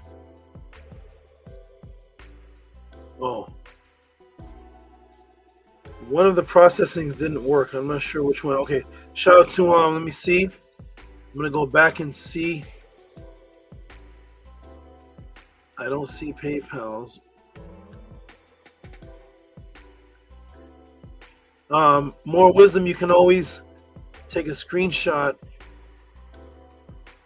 or take a screenshot of that support you sent. I'll see if it doesn't match. I don't have anything with that, any of your names on it though. All right, shout out to Robert E. Williams. Peace and love to Robert E. Williams. He's the supporter of supporters. Him and Nookpur are the supporter of supporters. He supports and he supports other supporters. Shout out to Robert E. Williams. Let me show his big support on here. It was the 888 Abundance Portal. Man, I don't know. Okay. It was the 888 Abundance Portal. She has money. Okay, wonderful. FRB. FRB is doing some kind of magic over there. She knows what she's talking about. Lionsgate Portal, 888. Magic. Abundance Portal. Shout out to you, FRB. Whatever happened, I hope you did get good abundance. All right, shout out to Robert E. Williams Jr. for Kemetic knowledge has brought us everything with the Ka. The 55, which is the Ka, and the 72, which is the number of the heartbeat. Shout out to Robert E. Williams. Let me give you some big, big monster noise. Peace to you, Robert E. Williams. Your continuous support is very well appreciated. You are excellent. Robert E. Williams also supports everything.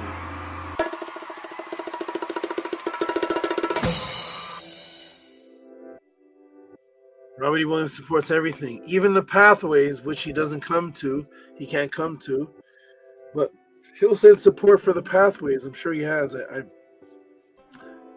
Robert E. Williams. Robert E. Williams one time sent support for. I think he sent support for the pathways, saying he couldn't come. I can't remember, but yeah, he supports everything. Shout out to Robert E. Williams. What's that? Yeah. He'll support. He supports him everything. Shout out to Robert E. Williams. Appreciate and peace and love to you. Oh, look.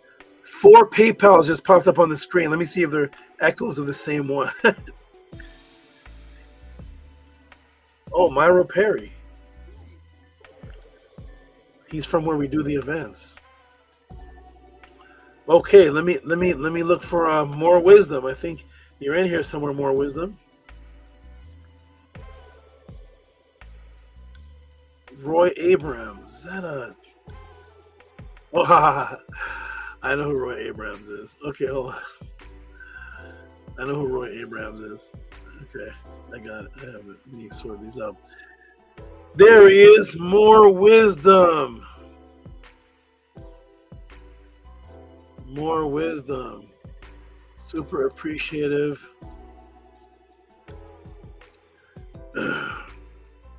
Let me put that on the screen.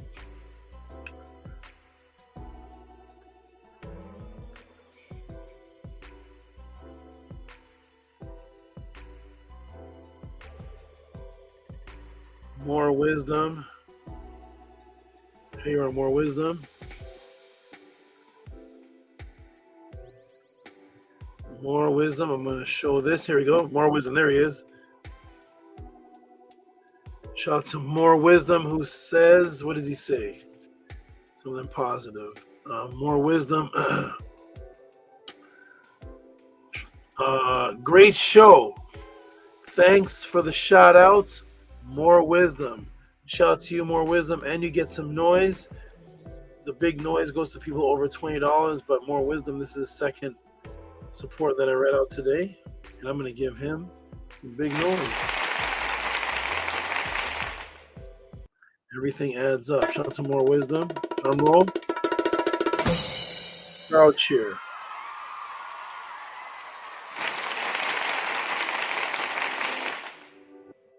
Shout out to More Wisdom. Okay, beautiful, everyone. I see the great supporters coming in. People want this pod class and this movement and everything to continue. We greatly appreciate you. This one says PayPal conversation.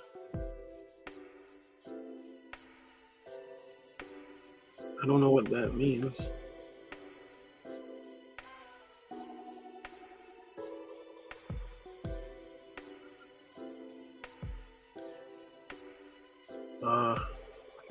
Wait.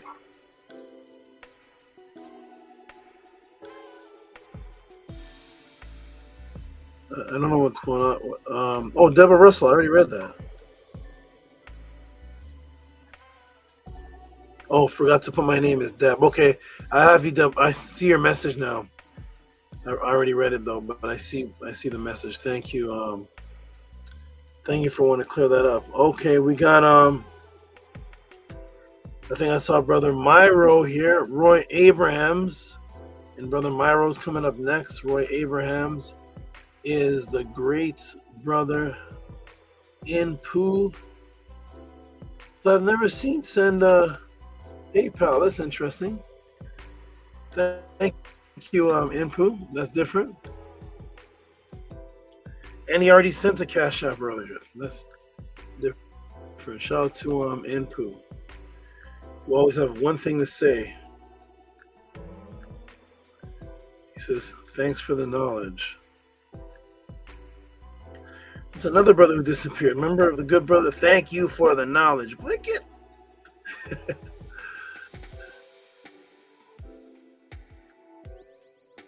Shout out to Inpu right here. Here we go. Boom. Shout out to Inpu right here. Boom. Inpu says TFTK. Oh, he wants class number. I get it. He wants class number 81. The last support was for the pod class. This support was for the Metanoia class. I see it now. I see in the message. Shout out to Inpu who's collecting his Metanoia classes. Get these classes, download them, because some of them have an expiration date or a timer or something where the link goes bad after a while. So when you get your Metanoia class, make sure you download it so you'll always have it. If the link goes bad, which has happened to a couple of people, and all I do is I send them the class again and tell them download it, please. It's even happened to me. Shout out to Inpu. Let me see something here.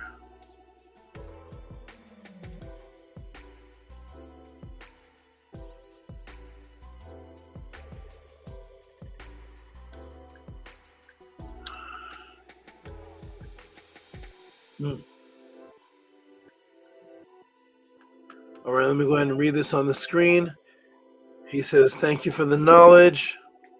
And he says, class 81. Let me show everybody how this works. So when you send in for the Metanoia class, which is this class right, here. Medu Monday classes. Every Monday, Sabatuti private group classes directly live with Sabatuti, walking line by line of the Purim Haru in Metanoia and given mental, spiritual, visual, and physical rituals based on the indigenous Medu words and imbued in tantric meanings. 2:30 p.m. Pacific time to 5 p.m. That actually goes to 6. When you send in for that class, which is what you just saw Roy Abrahams did, you get the class within seconds. So right now, even though Roy Abrahams just sent in for that, he has the class in his inbox right now that he can download. You get it within seconds or 1 minute or so after we read it on the screen. So shout out to Inpu. Collect those classes, download them. They've already been compromised once, and we don't want them compromised again. Roy Abrahams. I saw Brother Myro in here somewhere. Let me see if it pops. No, what's this? I saw Brother Myro in here somewhere. Let me see if this is it. Custom made teas. Custom made teas sends for pet food.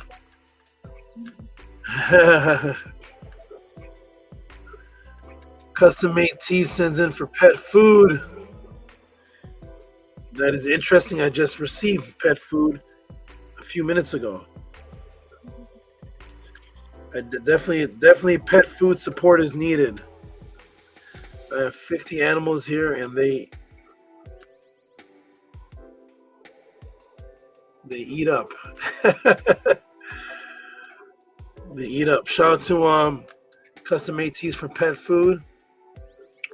And then there's Brother Myro.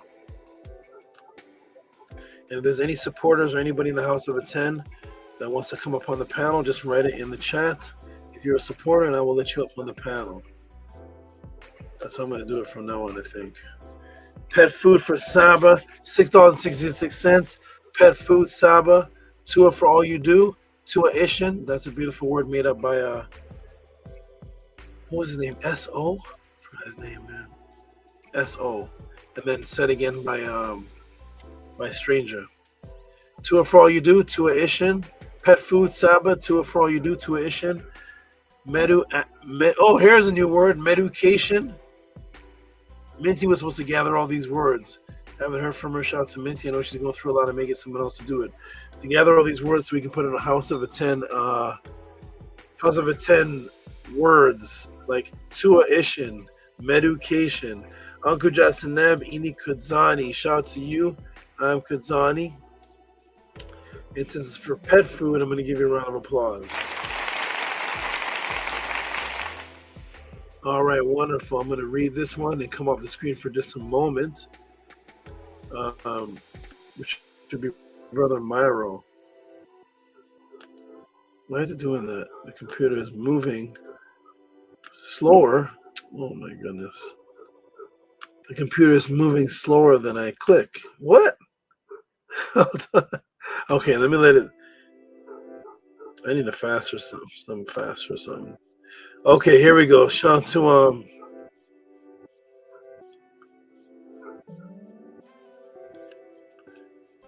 oh, what the heck? What's this? Oh, I have a Metanetter name for Myro. I never knew. Okay. You know Myro's Metanetter name, Nana? After 10 years? Hold on.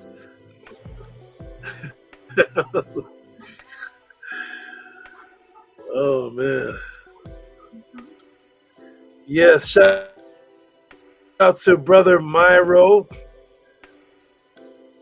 from the Karas. Shout out to him. Let me go ahead and show Brother Myro. Shout out to Brother Myro, who says, what did he say? Brother Myro, $15. Dua O Tehuti from Brother Myro. Heru Kara.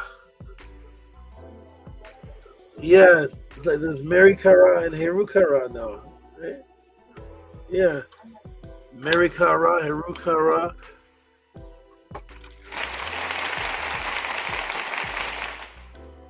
Shout out to Brother Myro. He goes back years and years. He knows, he goes back years and years ago. Nana knows him. Okay. We got FRB, the chosen ones in the midst of the biggest wealth transfer in human history. Whoa, beautiful. Don P, I can't see what that says. It just shows 4 squares to me. And Don P 9166, but it doesn't show on my side what that is. All right, now we're gonna go to back to the Cash Apps. I'm gonna scroll down. Did I do Keith? Mahogany?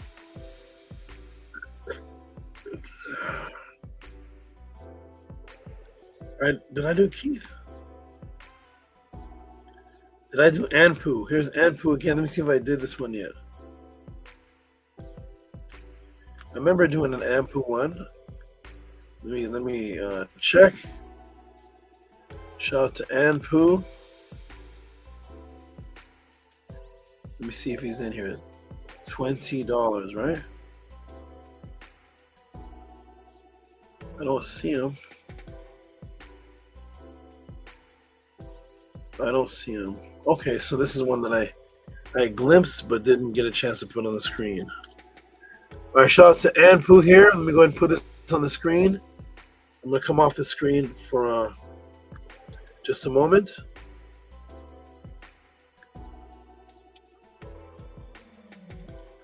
Shout out to Anpu. Excuse me, Anpu. I'm going to come off the screen and give him some big noise. Shout out to Anpu.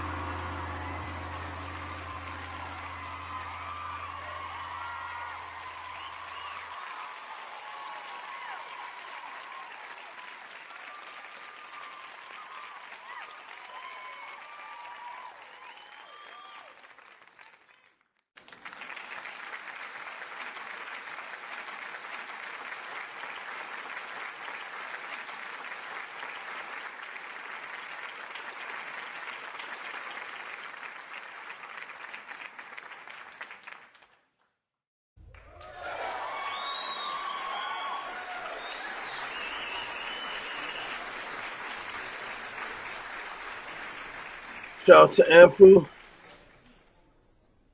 Wonderful Anpu, great support. Continue the great support. Continue advancing yourself. This is the only brother.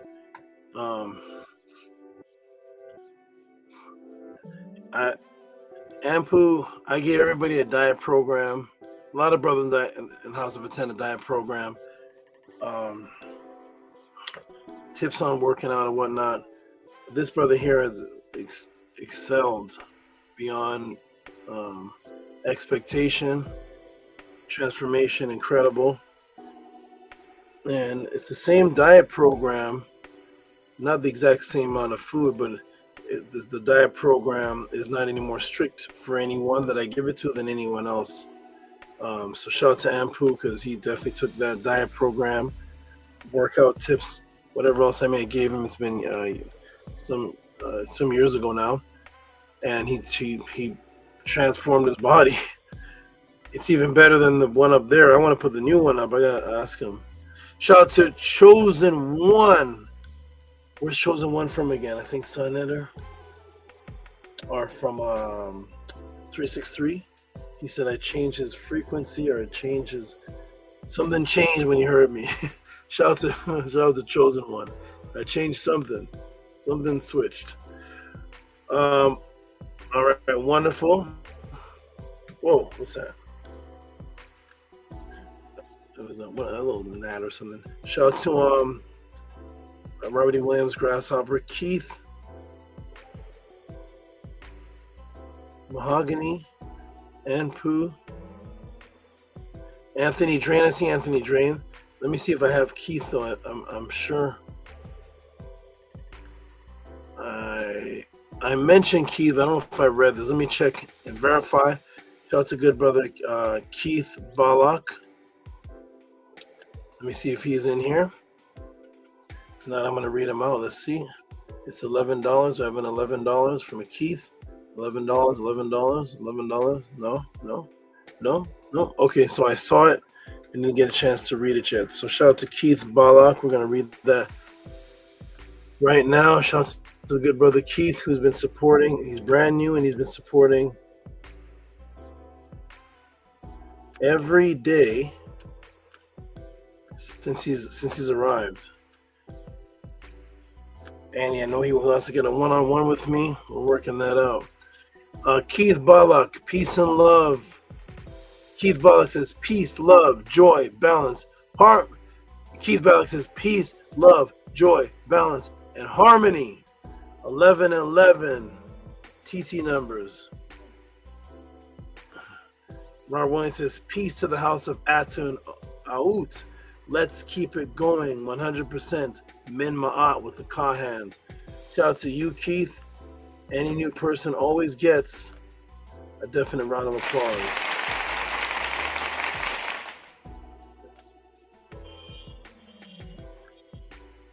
Shout out to you, good brother Keith.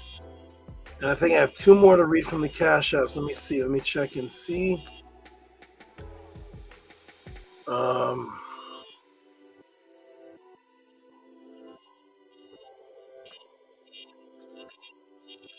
Playing honk battles outside.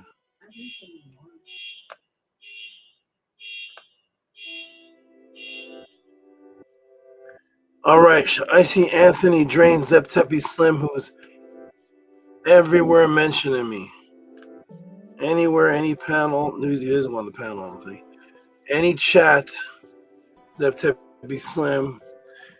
Zeptepi Slim in the sun. Hey, you know, I tell the moderators, I tell people to talk about the podcast and the time, and to make Amunet Nana, and to make Amunet a moderator so she can put the time. Zeptepi Slim does that. He does it. He puts the time, podcast. He's like, do the podcast Saturday 4 p.m. He did it on some other channel too. I think it was called The Rhetoric. Some other channel too. He's like, Tehuti podcast. He's a great supporter. He's all over the place. All right, shout out to Zeptepi Slim. I'm gonna read him right now. Tomorrow is a major animal feeding day. Ooh wee. Zeptepi Slim. He's gonna, let me see if he puts a netter. Let's see. Yep, every single donation support he's given, 99% of them have a netter on it. Zeptepi Slim says, shout out to the Magi. They are needed tonight. So Magi is not a netter, but Magi is a part of Magi is a group that came from a netter. They came from the forces of Montu, and Magi are the great soldiers. Shout out to the great soldier with the left foot out. Shout out to the Magi. Let me give you a round of applause because you've been consistent for years. Zeptepi Slim. They're playing honking wars. Beep, beep, beep, beep.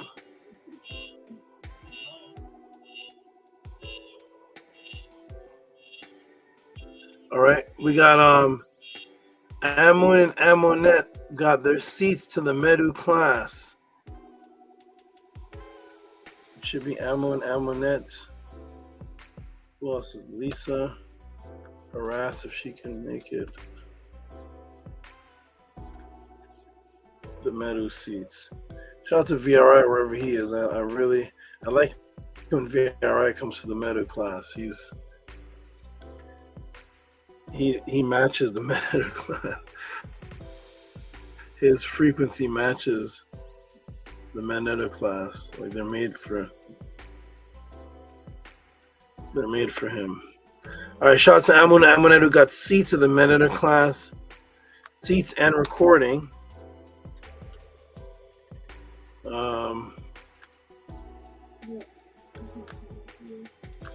No, I don't see anybody.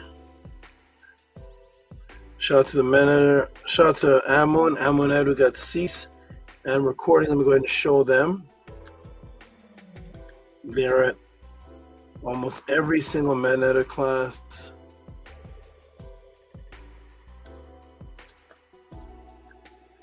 There we go. Boom. For this Monday, which is August 17th. Sorry. August 17th, it will be there. Medu class. Oh, and it says it too. 817 and recording. Tua Mer Heh. Their favorite word.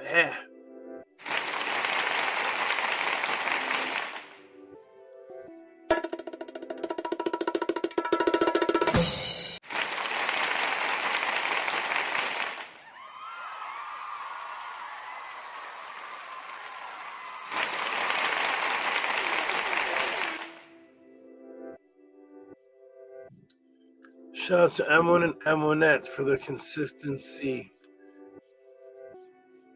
All right. I think that is it that I see for now. Let's scroll to see if there's any. What is this? Oh, all this. All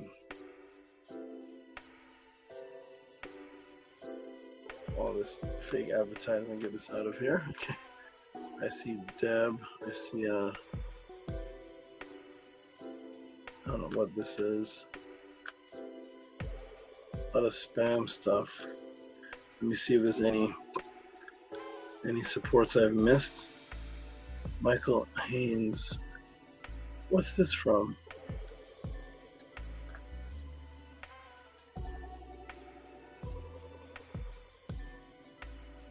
$8,628.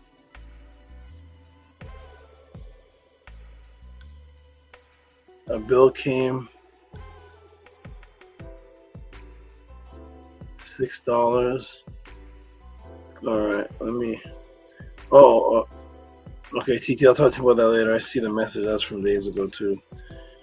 Okay, pathways.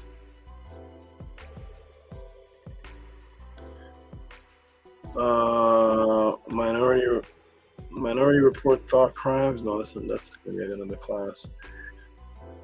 I think that's it, everybody. I think that's it that I see, unless new ones come in. Shout out to everybody who supports the Tehuti Pod class, and shout out to those who have supported so far. Let me go ahead and put the banner back up.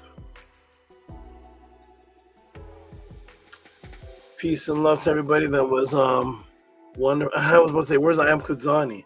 There he is. As I said that he's on the screen. Tua Saba, do you have any new animals? I look forward to rewinding to see which animal you had on earlier. Tua to the netter. I had on Ranonette. She's been around for years. That's an interesting question. Do I have any new animals?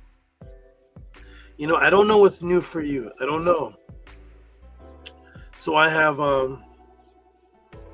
animals, not snakes, but altogether spiders, there's lizards. I have about 40. Let's see. 35? Maybe 35. I have a lot of spiders, so could be 35 animals, maybe 40. If I count the babies, it's up to 50 or more, because my animals have babies. So of the actual 35 animals that I have that are my pets, that are my, I guess what's pets for lack of a better word, I've only brought maybe 8 to the pod class. Between the pod class and Sonnetter, you all have only seen about maybe 9. Maybe 9. So I have I have 35, and you all have seen maybe 9 of them. Maybe 10 if you include animals. Some of the animals from years ago had passed. Some of them I gave to students. So maybe 10 or 11 if you include the ones that M1M have 2 of them. So maybe 11 animals, and I have about 35.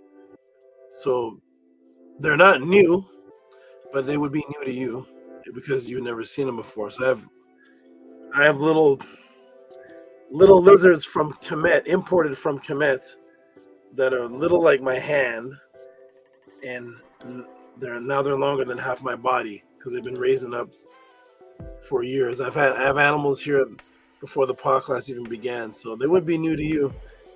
I don't know what you've seen. I know for sure what you have not seen. Nobody's seen Noon, right, Nana? Noon, the blue guy with the gold back. I never brought him to the pod class. The Euro. I brought Doggery, but Yeah, but not noon. So I have a lot of these that I'm seeing. I have a lot, but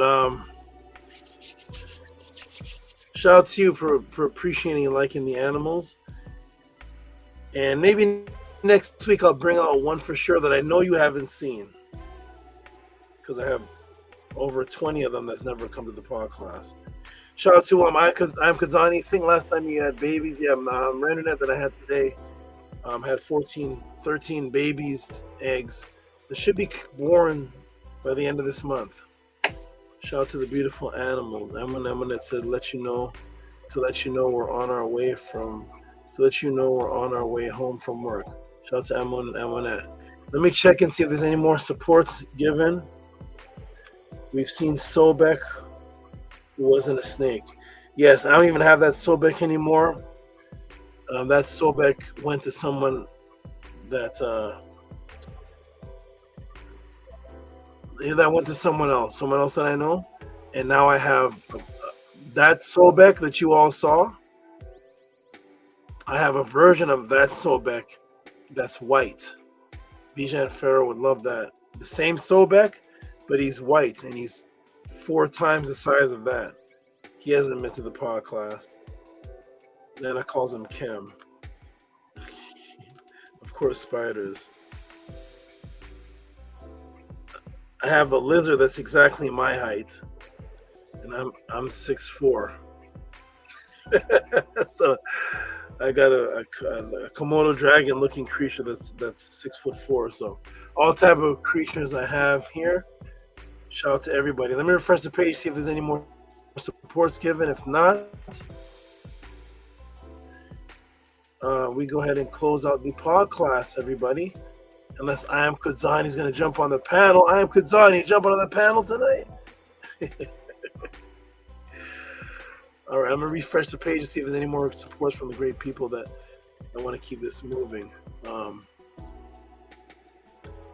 And Deborah, you'll hear back from me in the next day or so, maybe Sunday or Monday. Maybe Monday. I take Sundays off.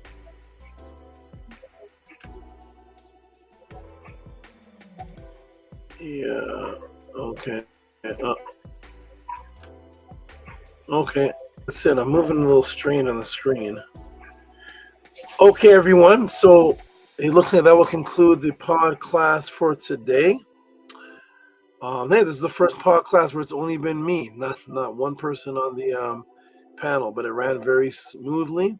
Shout out to Amuna who let me know that they're at work. I'm moving strange, so I'm gonna see why that's doing that. Why is it moving like that? There must be something open. Let me close some things, everybody. Let me close some things here. Let me close this. Let me close this. I'm moving normal again. All right, shout out to Knights who says, peace, Uti. Couldn't watch the class tonight, but will catch it later. Peace, brother. Thank you for your wisdom. Peace to you. That's Knights of Round Table. Hey, Knights, I'm going to give you a little jewel for tonight. Give you a little jewel for tonight. It's a matrix that I don't want you to fall into, and a lot of people do. If you're still there, but you're still there. So the matrix is one of the matrix's systems, psyops, is to remove our individuality, our soul, our individuality, our humanism from existence, to replace us with transhumanism, which is robot AI replacement. This has been going on for years. I've been teaching about this since 1994. It's in full effect now. And I warned about the language that people are going to start using, and it's here now, and I'm seeing it here a lot. And so one of the psyops that's hypnosis is taking place is you'll notice that there's a certain way that people spoke back even in the early 2000s that they didn't speak now, and that is, go back to a lot of messages. There's some in this chat right now. One is on the screen right now. Go back to a lot of messages in the last 2 years, And you'll notice one of the things that they get you to do, you as in all of us people, is now we're typing sentences without ourselves as a definite article. It's a part of a psyop that's going on. So now when we talk, we take the I, the individualism I out of the sentences. So now if you look at the sentence, peace, Tehuti, couldn't watch the class, but will catch it later. Peace, brother. Thank you for sharing your wisdom. So you notice in the sentence structure, I am being addressed as an individual being. But the way that they teach us to speak now subconsciously because of all the TikTok, they're doing it through social media, through hypnosis. It should be, I couldn't watch the class tonight, but I will catch it later. And I want you to go on TikTok, social medias, Instagram, Facebook, and you'll actually watch how people speak now. And you will notice now that I've said it, you'll notice the I is out of sentences. You'll see like, love that for you, but there's no I. It's I love it for you. And this is done purposely to take the person out of the sentence structure. I had asked AI once if AI was an I. AI made that conversation very clear to me that within the AI, there is no I's, individuals. At any rate, just a little jewel for you. And now you know that jewel. Go to Facebook, go to Instagram, watch people send the structure in the comments, and the letter I will be out of the sentences. Shout out to you, Knights of the Round Table and Oradella. Rest well. A little jewel for you for that. Amunet says, oh, we aren't going to make it in time, with a huge frown. That's the most frowny face I've seen on an emoji. That super frown. We appreciate you, Sabatua, for your class and for all that you accomplish and do for us. Are you still at work now? Yeah, we're about to close out. Transhumanism sync. I just posted on HOA a clip of you teaching it on KP. Yep. Yeah. Shout out to everybody.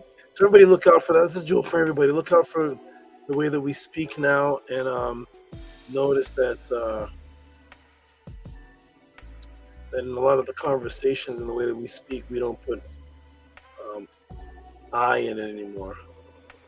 Oh, I never saw Netzer Rafi's thing right here. What does it mean to worship the sun? Is the sun conscious? Define worship. There's a beautiful question I've done. I was actually going to do my last pod class on this and took it out. The last pod class of the one before that, there was going to be a section. I even have the writing already for the title. What Tehuti teaches on what is sun worship.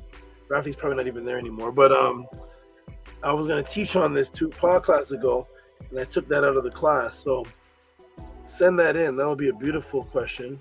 But you already know that. Send in your questions, and you get a pod class on it.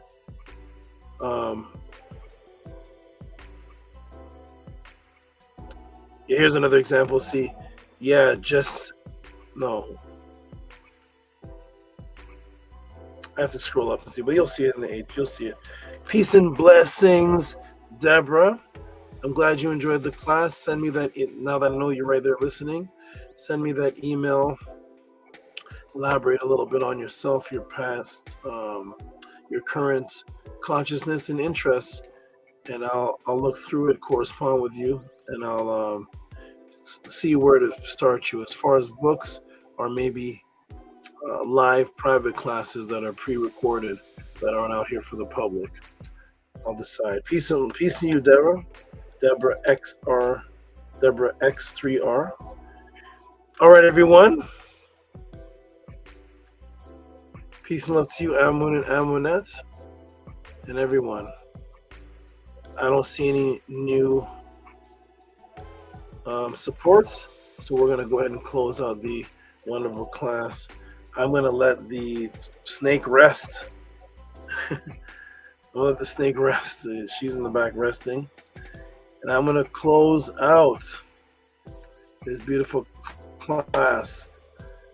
So I'm going to say Tua to everyone for supporting I see Amina just got in. They just walked in the door, so I don't even know if they're going to scurry and try to jump on the panel in 2 seconds.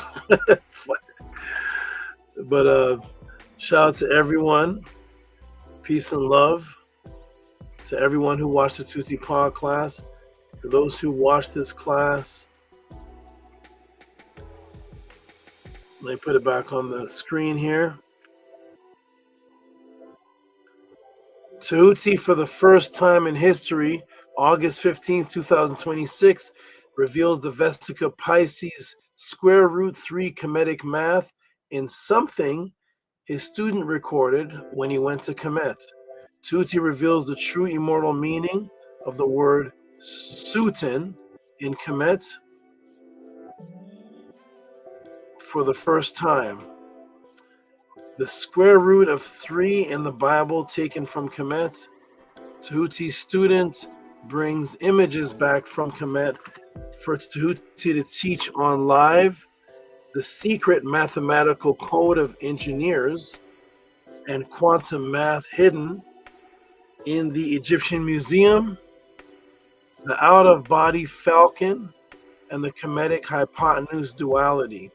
From Saba Tehuti, the first one to reawaken the world to the truth that the Netir were real living beings according to the words of the ancestors. Send in your live questions and support with reciprocity to Cash App, TT Moon, PayPal.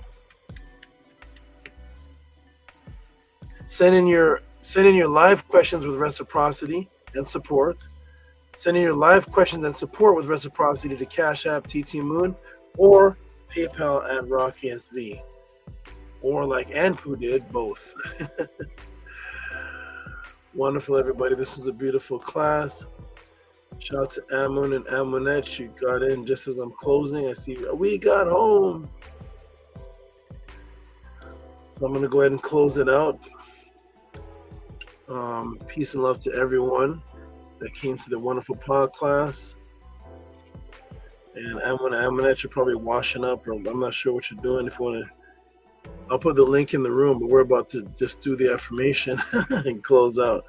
I have to call it a night anyways. There's a link in the room for anyone that supports or wants to jump in, but by the time you jump in, we're probably going to I'm going to be doing the affirmation. So everybody who saw this pod class, rewind it, watch it again, absorb it, take your notes on it. If you're just getting here, rewind, watch it again, and absorb it. This was an example of what would happen if Tehuti was to take you, if you were to take Tehuti on a tour or have Tehuti as a tour guide in Kemet or at a museum. It could be in a museum here or wherever it is, but this was a walkthrough breaking down some of the deepest mathematics and immortality messages just by someone who was live. They were in Kemet. That person was in Kemet live and showing me videos and saying, Saba, look, and I could choose anything that you want, send it to me, and we'll make a class. I'll make a class out of it. This is part one. Maharu has other questions. He sent more support, so I'm going to do a part two. And I may find things that aren't on the internet that you can't look up, that he saw in Kemet, that nobody's put online yet, and find some of those rare things and give you the exclusive breakdown builds-ups on the teachings of things that are not online yet, and they may not even be in any book yet because they just re-renovated that museum and put a lot of different things in there. And he's there live. You can hear it. You can hear machinery in the background working, and he's there live recording. So we'll do a part two. We're going to do a part two of that because he asked me about there's a vulture-headed being, and there's a lot of different things. He's the prophet of Ma'at, one of the 10 highest prophets of Ma'at, all type of things. He's not done yet with his questions. So everybody, Uncle Jasaneb Shuna Ma'at to you. To everyone who came and supported the Tehuti Pod class. Continue to support. Number one, all the new people, even the old people, send in your Pod class questions This is a question and answer system. It's your questions that makes the class function. I'll check the cash apps one more time. Okay, good. Peace and love, everybody. Continue to support and continue to keep this moving. Hotep, peace and love.